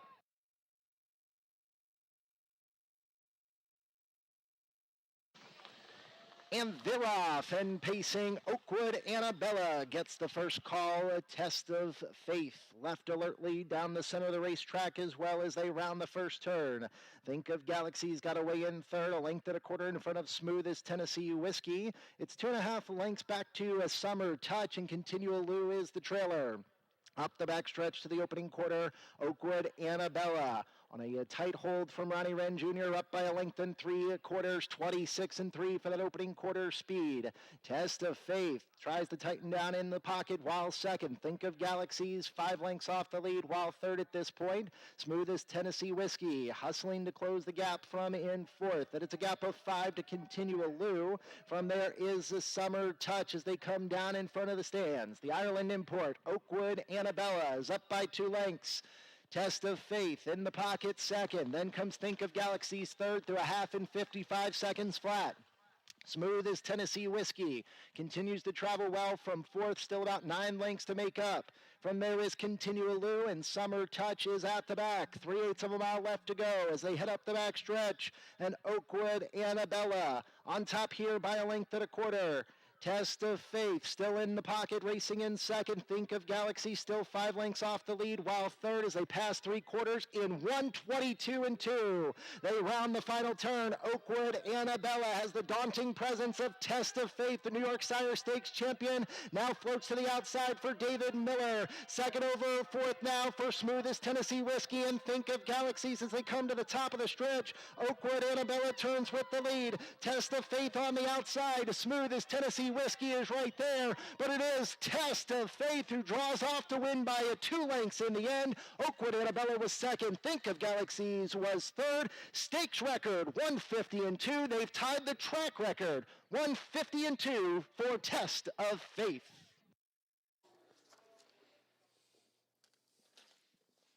Test of Faith showed why she is what she is, and at the end just said, okay, Yeah. I'm done. Here we go. And just really went by. Toyed with the Oakwood field a little yeah, bit. Yep. That's the word I was looking for. Yeah. Oakwood Annabella just kind of sat there and said, all right, is it time? Let's go. And 150-2, a stakes and a track record. A little surprised that the track record isn't below 150 here at Northfield Park, but Out in 26-3, 55 at the half. What was it, 122-2 for 3/4, and 150-2 final quarter in 28. So 23 of 23 on the board and 20 wins in 23 starts lifetime for Test of Faith. track record was equaled by who was previously held by Smooth as Tennessee Whiskey. So Smooth who as Tennessee finished Whiskey fourth. Yep. So, but Test of Faith by Art Major out of the Cam's Card Shark mare Kennedy Cammy, trained by Brett Pelling. David Miller had the drive. Sat very patiently through the first 3/4 of the mile, and they were stepping there towards around the final turn and sent Test of Faith right after the lead and did not disappoint. Oakwood Annabella finishes second, so 12 for 12 for the Irish Lass. As here comes your winner, Test of Faith.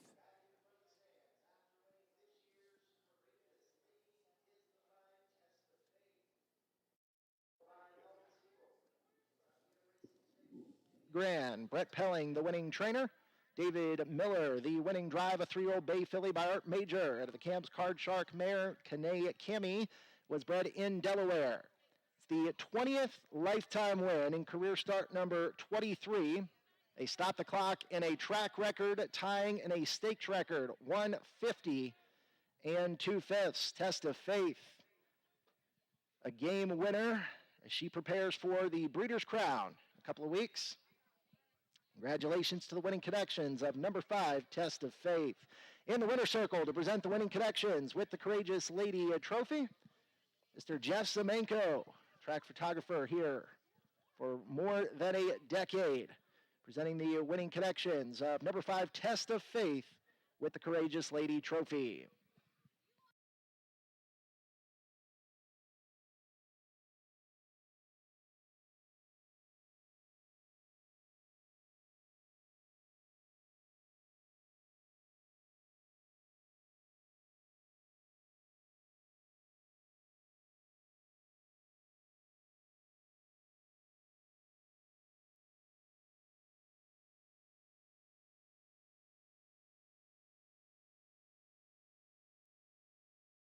Right, joined by Buckeye native and harness racing Hall of Famer David Miller. Yet another win with Test of Faith. David, she is just some kind of filly. Yeah, she's had a incredible season and still seems good. Ultra consistent now, 20 wins and 23 lifetime starts. Take me through the trip. You were very patient with her. I guess you knew Oakwood Annabella was leaving. You were content to sit behind her most of the way. Yeah, you know, I left out of there to see what would happen on it. When I landed on her back, I couldn't have been happier to be in the 2-hole. And then when you ask her, boy, she has a move that most of these fillies just simply can't keep up with. Yeah, she's got a turn of speed that's pretty impressive, you know, and like especially being able to get to sit that long, you know, she's got a big kick. Did a lot of damage in New York Sire Stakes action. She's won back-to-back New York Sire Stakes championships, but now she's gone on to win 3 straight Grand Circuit races, so she's a lot more than just a Sire Stakes horse, that's for sure. Yeah, we think a lot of her. And of course, I know Brett Pelling sent her out here, probably thinking that the Breeders' Crown is next, but there might not even be limbs in her division next week. Yeah, he's thinking there's not going to be, so he brought her here to race her tonight, and it was a We're glad about that, by the way. Yeah, I was happy to come too. Not a lot of people probably wanting to face her. I mean, she has been just a dominant horse.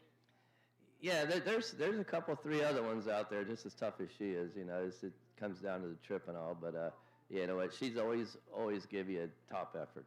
Right, always great to have you here, and best of luck to Test of Faith and all her connections, Brett Pelling, all the owners, and you, and of course, great luck in the Breeders' Crown in a couple of weeks at the Meadowlands. Thanks a lot, Dave. Thanks, Test of Faith with 7 wins in her last 8 starts. That only blemish was the Jugette when she finished second to Scarlett Hanover. And, you know, like they said, who would want to race her right now? That's why there's probably not going to be elimination. She's so good. Yeah, I bet you there's an elimination because the way the eliminations could work is they may race 8 to eliminate 2, and they may give her a bye into the final. So she's an impressive filly. It's great to have her here in the Buckeye State. $1.2 million in earnings now for the daughter of Art Major, who is now won 12 of 14 this year for trainer Brett Pelling. David Miller was in the bike. So the Courageous Lady is in the books with a stakes record and track tying record as we get set for our final Buckeye Stallion Series race. When we return, it'll be the 3-year-old Colt and Gelding Pacers. $60,000 purse when we return to MGM Northfield Park right after this. Midland Acres, established over 50 years ago, is leading the way in harness racing resurgence in the great state of Ohio. Over their 600 acres, many premier broodmares, yearlings, and stallions are able to roam. Midland Acres' success in the past provides momentum for the future. So, if you are breeding your mare or purchasing a yearling, Midland Acres will put you in the winner's circle, doing our best to bring you the best.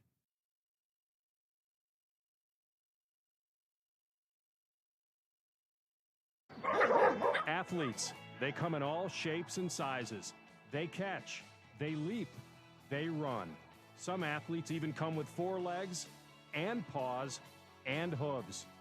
When these beloved family members need care, remember the Ohio State Veterinary Medical Center. Ohio State experts wrote the book on exceptional animal care and know how to get our best friends back on their feet. The Ohio State Veterinary Medical Center. Welcome back to MGM Northfield Park as we get set for our final race of the evening for us here at our Saturday night live at the races as we get set for the 3-year-old Colt Pace. 8 horses in the field, and with this one, we had to go all the way down to the 16th point getter to get our 8-horse field, and that is the number 2, Sir Charles of Skye, who ended up getting in late anyway. You know, we had Bernard Hanover, the number 12 point getter, was in, but scratched out, and so Sir Charles of Skye able to get in for the race. Also eligible number 1. What's that? I'm sorry. He was also he was also eligible number 1, and rarely those get in, but this weekend he did get in.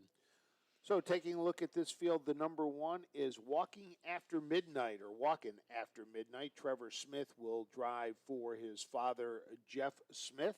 Won 3 out of 4 and was a $25,000 yearling purchase from the Ohio Select Sale.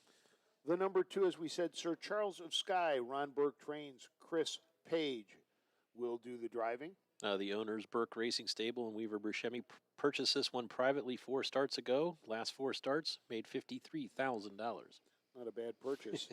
The number 3 is King's Cruiser, the number 1 point getter, trained by Jeff Nysonger, and Tyler Smith will get the drive. Has hit the board 18 of 21 this year. This horse has been everywhere at the fairs, and it's great to see him here tonight at the Buckeye Stallion Series, winner of 5 of his last 6. Came up just short. The one he did not win was in the Ohio Fair Championships last week at Dayton, second by a half a length. The number 4 is Odds On Pick 6. Ronnie Wren Jr. drives. Melanie Wren is the trainer. Odds On Pick 6 was a $75,000 Lexington purchase. Has a win 3 starts back at Delaware County Fair in the Buckeye Stallion Series. The number 5 is Feelin' Western. Ryan Stahl will drive for trainer Brian Brown. VIP Internet Stable, whose co-owner was the breeder, did not finish in the last start due to equipment break, and we're just going to say this horse has a Western name, so it's going to win. It's going to win. Has hit the board prior to the DNF because of the equipment. It hit the board 5 in a row, 4 seconds, and 1 win. CaseCon is the number 6 horse. Brett Miller will drive for Virgil Morgan Jr. Brett Miller and Virgil looking for their second win tonight. You have to go back to July 18th at Hilliard at the Franklin County Fair to find the win. 25 to 1 in the morning line. The number 7 is Sleeping Single. Chris Lems will do the driving. Herman Hagerman is the trainer. This one is actually co-owned by Chris Beaver, but Herman Hagerman is listed as the trainer. Last win was July 4th here at the Buckeye Stallion Series at Northfield. And the number 8 is Rockin' Airway. David Miller is the driver. Ryan Miller is the trainer. Yeah, this one was a $17,000 Ohio Select sales purchase. Was 13th in the points, 4 wins and 24 starts this season, 6 of 34 lifetime. Last win was at Wasion, and a lot of breaks as well. And that breaks in, in 2 races ago it was distanced and had in the Ohio Fair, Montgomery Fair races over at Dayton. It's impressive with this group. I mean, these trainers have had to keep these horses solid from the first week in May all the way through the second week in October. So you talked about, the Sir Charles of Skye was tied for 16th in the points, and it's hard to keep a horse safe or sound and healthy through the entire summer. And we've got the final 8 standing here tonight. The number 2 was scheduled to be Bernard Hanover, but was scratched sick, and so that allowed Sir Charles of Skye to get into this race. For stakes races like this, they'll have what they call also eligible 1 and also eligible 2, and if there was a second scratch in this race, they would invite the also eligible 2 or the second also eligible into the field, and when that happens, the also eligible takes the post position in which the horse that scratched. So Bernard Hanover was number 2, so Sir Charles of Skye will take the number 2 position. If you're number 8 Rockin' Airway, you're screaming for a redraw. But not the way it works. Nope. And this will be our final race of the evening as we have gone through our 7 Buckeye Stallion Series races, the Courageous Lady, and then the one overnight race. And glad you've made us part of your evening tonight and part of your whole summer long, as we brought you Saturday night at the races along with our fair coverage throughout this summer. And it's been a great year. And I mean, it's amazing, shocking that this is the last race. What are we going to do next weekend? What can we do next I weekend? have no idea, but my wife will be happy. I'll be around for weekends now. Are you for a sure while. about that? No, I'm not. Okay, But, it's, I can it's say nice. it's nice to think it. it's nice to. So yeah, it is. I mean, it is kind of sad. I mean, you start the summer out with the first leg of the Sire Stakes in early May, and here we are second weekend in October, and as we say that, the 8 are coming out onto the track for the post parade for the 12th. So we'll send it up to Michael Carter.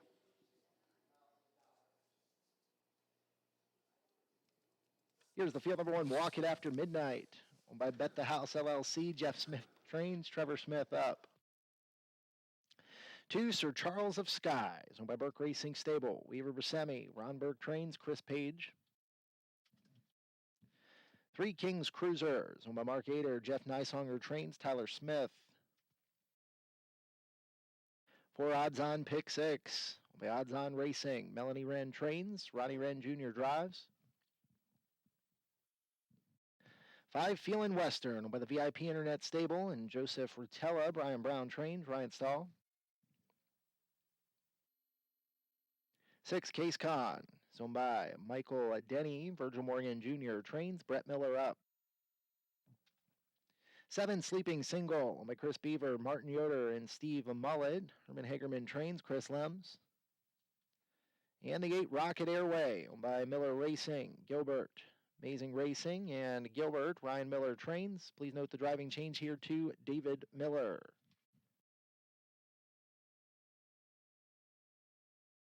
There's your field for the 3-year-old Colt Pacer. You know, you had touched on Chris Beaver owning Sleeping Single, one of the owners of that. Another one of those that as a 2-year-old, 5 races, did not, and maybe it was one of those situations that Chris Beaver just, wanted to keep the horse in the barn, as part owner, but maybe somebody else could figure it out. Racing Hill, I'll have to ask Chris about that next time I see him, how often that happens, that he's not listed as the trainer on something he owns. I think Chris is still trying to figure out how to get the trotting hobbles on a pacer, because he's got tons of trotting hobbles around the barn, but probably not too many pacing sets of. There's a look at how the rain is now coming down sideways. You can see the wind has started to really pick up. And so we'll have to give a shout out to Amy Holler and the entire OHHA crew getting down there. Susan Schroeder, Ashley Daly, who were handing it out. And we're going to see what type of a real trooper Roger Houston is if he gets an interview after this one. We have one more set of carrots to give away. Yes, we do. One more set of carrots. Another vase filled with Buckeyes as the rain continues to fall here at MGM Northfield Park. And unfortunately, that just seems to be what happens on these big nights. We had rain here. We did the Next Generation. We had rain. When we do our Saturday night at the races, we usually have bad weather. Last week was gorgeous weather at Dayton. It really was. But every other one of these we have done, the weather has not been that great. I remember at one of the events at Soda, you put my chair out into the downspout that was broken and was pouring water. Well, you think I was going to sit in that one and stay dry? I was joking with Don Tiger earlier this summer. If you remember, he sent his horse out east to race in the Messenger and the Meadowlands Pace, and I said, the state of California called, and they want you to race Charlie May in California. He kind of looked at me funny, and I said, yeah, because everywhere your horse goes, it breaks the drought. That it does. So that it does. It raced in the mud 4 weeks out there. But yeah, the rain just is continuing to come down here. In fact, you can see some puddling on the track now as they get set for this the 12th race tonight. The Buckeye Stallion Series Championship for 3-year-old Colt and Gelding Pacers, going for a purse of $60,000. The number 1, Walking After Midnight. The number 2, Sir Charles of Sky. Number 3, King's Cruiser. Number 4, Odds On Pick 6. Number 5, Feelin' Western. Number 6, CaseCon. Number 7, Sleeping Single. And number 8, Rockin' Airway. Number 2, Sir Charles of Sky, probably month ago wouldn't have made this event, and now is your 4 to 5 betting choice. Won the last 2 legs of the Buckeye Stallion Series on August 28th at Scioto Downs, and then the 20th at Delaware. This horse actually raced twice at Delaware and had 2 days between races. He raced on Monday in the Buckeye Stallion Series and came back on Wednesday to race in the Fair Stakes at Delaware, but was eventually scratch sick from that day. Not too often that you get a horse racing 2 days at Delaware. It does happen, you know. The last few years, we've actually had horses win twice. In fact, this year we had a horse, Jasmine Arnold, drove in the amateur event on Sunday, won and came back and won the Hall of Fame trot on Jug Day. So she was our only 2-time winner this year of horses that raced twice during the Jug Week. So Sir Charles of Skye right now, the 4 to 5. I have all those favorite. stats in the book too, if you ever want to know. I can tell you everyone. It's amazing. You know, the funny thing is, we're still 11 months away from the next Little Brown Jug, and Jay's already got the media guide done. He's got everything else done that he needs to do. He's just waiting on 2 names from Ron Burke of caretakers. So if you're out there, Ron Burke, please send me your caretakers for Scarlett Hanover and Luz Pearlman, and I can put this thing to bed. But it's a great love affair. I mean, I curse Roger Houston because he's the reason I did all this. Gosh, it's been 20 years ago now. David Miller won 9 races in a day, and Roger says, we think it's a record. And I said, weren't you embarrassed to say you think it's a record? He goes, no one could tell me officially. I said, when you come back next year, I will tell you if it was a record. And spent a lot of lunch times at the Delaware County Library, which fortunately was only 2 blocks from my office, and put a lot of dimes in the microfilm reader. And so we were able to tell him, yes, it was a record. And while you have it, you might as well keep it all up to date. So, and any fan can get that information on the website for the Little Brown Jug. We have a lot on the Jug website compared to what we had 5-10 years ago. So there's no sense in me keep hoarding it all. I'll put it out there. Sounds good as we get set to go for this, the 12th, the final of the 3-year-old Colton Gelding Pacers. Let's send it up to Michael Carter. They've reached the backstretch. It's post time for tonight's 12th race. 3-year-old Colt and Geldings for the Buckeye Stallion Series Championship. $60,000 is the purse. The gate is rolling.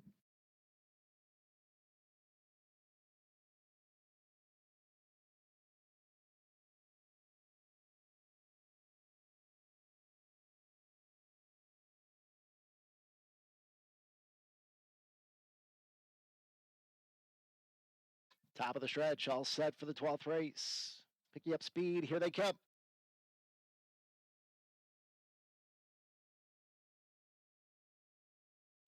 They're off and pacing. Sir Charles of Skye left with walk-in after midnight as they round the first turn.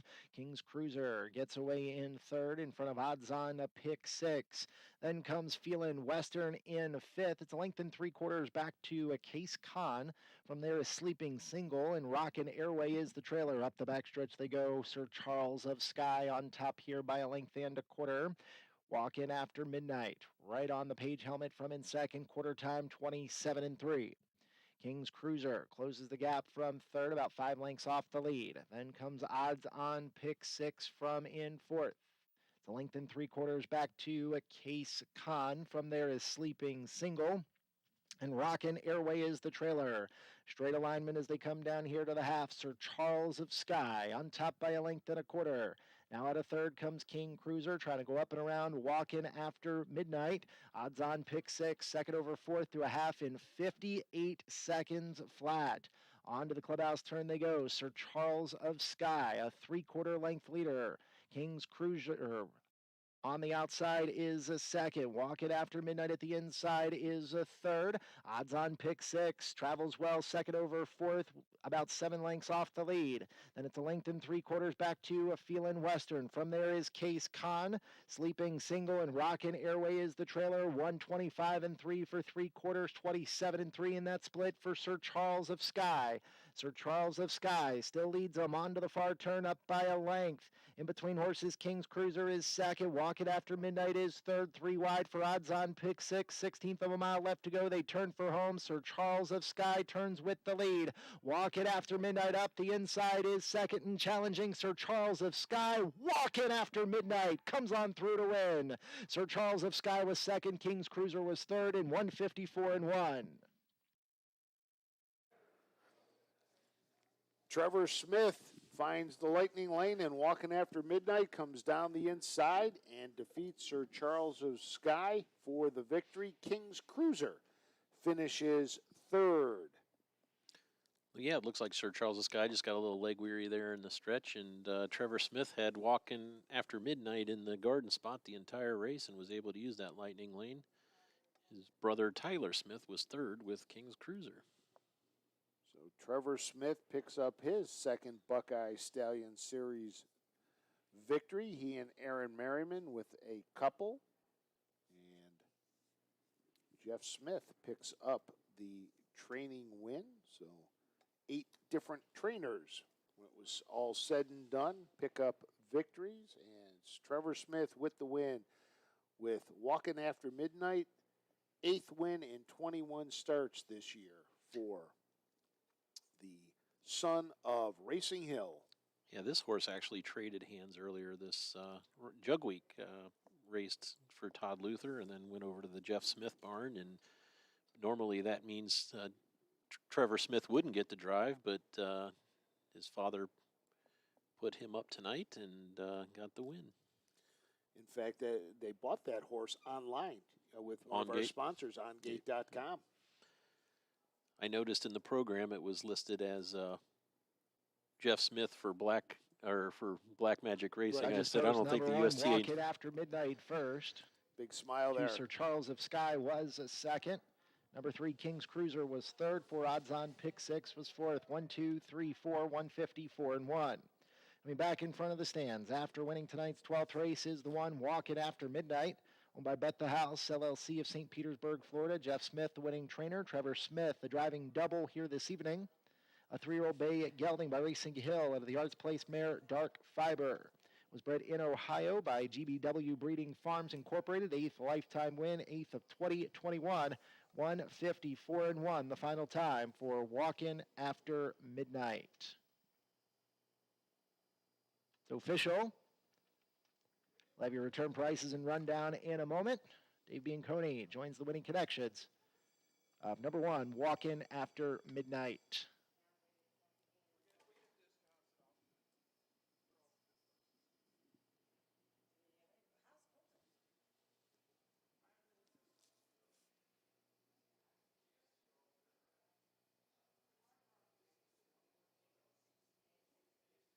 Dave probably getting Jeff Smith, the trainer, as Trevor back on the bike, heading back towards the paddock.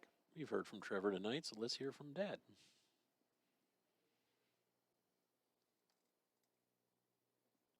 All right, stand by. Might be having some issues, we're told. Nope, no, it looks like they're ready. All right, joined by Jeff Smith, the winning trainer of Walkin' After Midnight. Took the 3-year-old Colt and Gelding Buckeye Series championship tonight.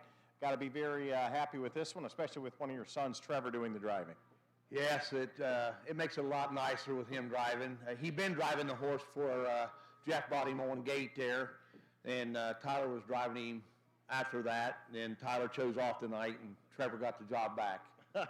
You got to be very proud of both your boys. Of course, your sons are Tyler Smith and Trevor Smith, and man, they are just tearing it up as catch drivers. Yeah, they are. I'm proud of them. They're good kids. Were you at the Red Mile last week when Trevor won the big Kentucky Filly Futurity? Oh, yeah, I couldn't miss it. That's great. You've had a good year from your barn as well. Yeah, it's been a good year.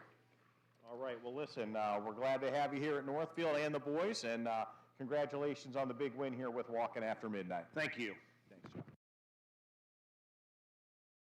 But you could just tell the pride of how he feels about his 2 sons, Trevor and Tyler, picking up 3 of the 8 wins today. And Trevor, Tyler usually driving walking after midnight, but chose to drive King's Cruiser, and his younger brother hops on, and Trevor gets the win with walking after midnight. It would be tough to pick off a King's Cruiser. 12 wins and 21 starts this year, but Tyler made the wrong decision, it looks like, tonight, and younger brother has bragging rights at least for the ride home. Well, let's head it down to Roger Houston, who's with Jeff Berger. Another new owner in the business, Jeff Berger, walking after midnight. Jeff, this is the second horse you've owned, and you only had this one just a few months. Absolutely, and big credit to Jeff Smith and Trevor. They pulled it together. Great drive, and the horse was ready. How'd you pick up walking after midnight? We saw him on gate, and I talked to Bruce Saunders, who's my trainer back in New Jersey, and he checked all the boxes, and we said, let's give it a go. And we're here. You're enjoying this new business of being involved in harness racing, aren't you? Man, I got a smile from chin to chin here. Will there be more horses in your life? Hopefully. Well, you got to spend that money somewhere. Absolutely, Roger. Walking after midnight, I got a feeling you might be up after midnight tonight celebrating. Absolutely, I will be so.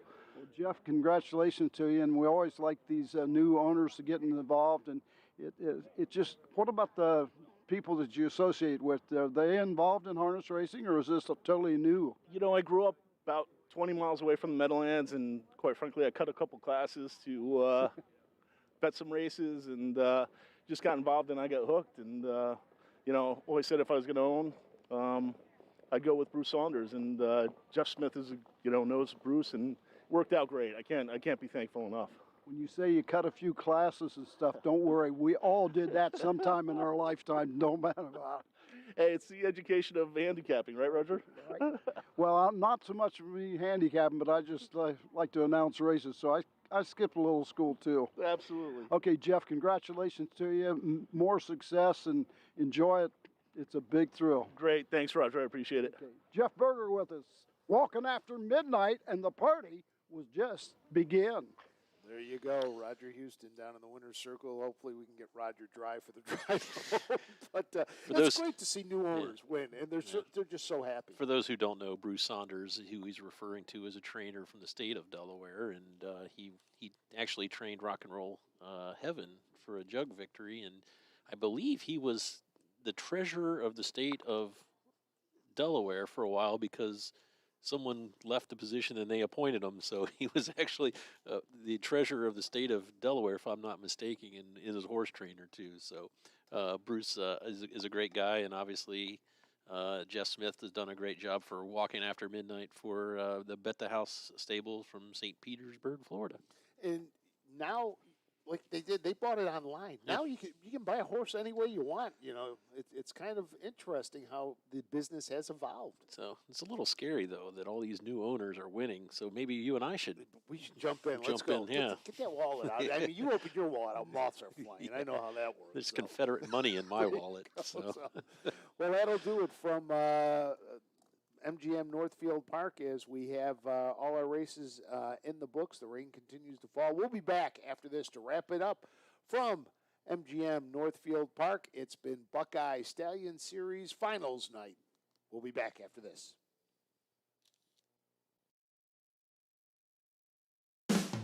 With more than 300,000 horses in Ohio, the economic impact of the equine industry in the state is over $2.8 billion. Much of that value comes from standardbred horse owners, breeders, trainers, and drivers who participate in the sport of harness racing. The mission of the Ohio Harness Horsemen's Association is to preserve, protect, promote, and serve the entire standardbred industry in Ohio and beyond. To learn more about the Ohio Harness Horsemen's Association, go to ohha.com. That's ohha.com. Welcome back to MGM's Northfield Park as the Buckeye Stallion Series Finals are in the books. And, Jay, that pretty much wraps it up for the stake season in Ohio. Some of these horses now will head outside the state to race a little bit. We've got the Breeders' Crown. We still have some stakes races in some adjoining states. But pretty much in Ohio, we're going to close the book on the state season. It's been a great year. Who would have thought a year ago where we'd be where we are with the OHHA doing broadcasting from every county fair, you did some special broadcasting for the next generation in the state fair and the fair finals, and now the Buckeye Stallion finals. So it's been a great year, and thanks for having me on the coverage. Well, no problem. Now, we weren't sure he was going to make it up, but he is making it up. So we're going to pull the other chair in here as Roger Houston is making his way back to our broadcast location. We'll get the other microphone for Roger. Hop on in here, Mr. Houston. Come on. Roger, hop on in here. It's warm up here. Well, Roger says nope. Roger is heading the other way. Wow, so. Write this date. What's the time? Yeah, date and time on this one. 10:44. There you go. So on today's date, Roger turned down a chance to use a microphone to talk to people. There you go. So once again, let's recap our winners. The 2-year-old filly trotter was Miss Cowboy Star. The 2-year-old filly pacer, Bittersweet Symphony. The 2-year-old Colton Gelding trotter, All Gas, No Brakes. The 2-year-old Colton Gelding pacer was Western Ready. The 3-year-old filly trotter, Feisty Pistol. The 3-year-old filly pacer, DeSerrano Hill. The 3-year-old Colton Gelding trotter, Cast Your Crown. And the final winner, the 3-year-old Colton Gelding pacer, Walkin' After Midnight. Those are our 8 champions for the Buckeye Stallion Series. I want to thank MGM Northfield Park and Dave Bianconi, Ayers Ratliff, Michael Carter, and Alex Bedzinski for everything they've done to help us throughout this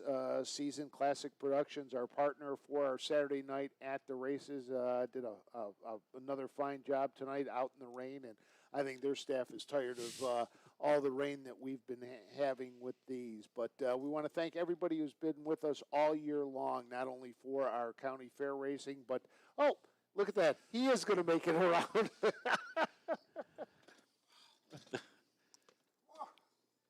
Welcome. How you doing? A little wet. A little cold.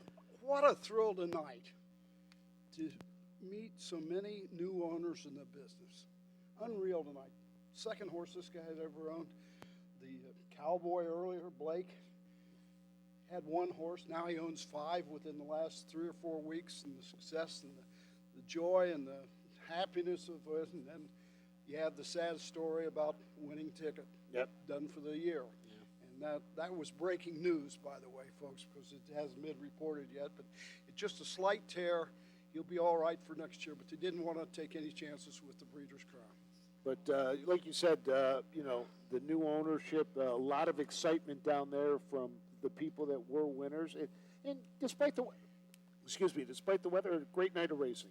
What about that owner, Brian Toops? I mowed my grass and I don't own a horse. To buy his first horse, $3,700. Just tremendous stories tonight. Yeah. Well, that's what it was all about. I want to thank you for all your hard work this year and down there in the winner's circle. And wouldn't trade it for anything. Oh, good. Well, it's we've had like we said, we've had another great year. And just Jay, I want to thank you for everything too. You've been with us at the fairs. You've been with us on our Saturday Night Live broadcasts. It's been a pleasure. It's been fun. I wouldn't trade any of this for anything, because we've had so much fun covering these races and bringing them to you. So for Jay Wolf, Roger Houston, the voice, I'm Frank Froz, saying thank you for being with us all summer long as we have brought you harness racing from across the state of Ohio. It's been great to have you with us. Have yourself a great Saturday night. Good night, everybody. This has been Saturday Night at the Races. Saturday Night at the Races is presented by the Galbraith Equine Center at the Ohio State University Veterinary Medical Center.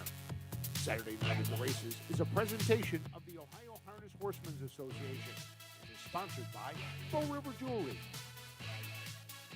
Centerra Co-op, and Midland Acres.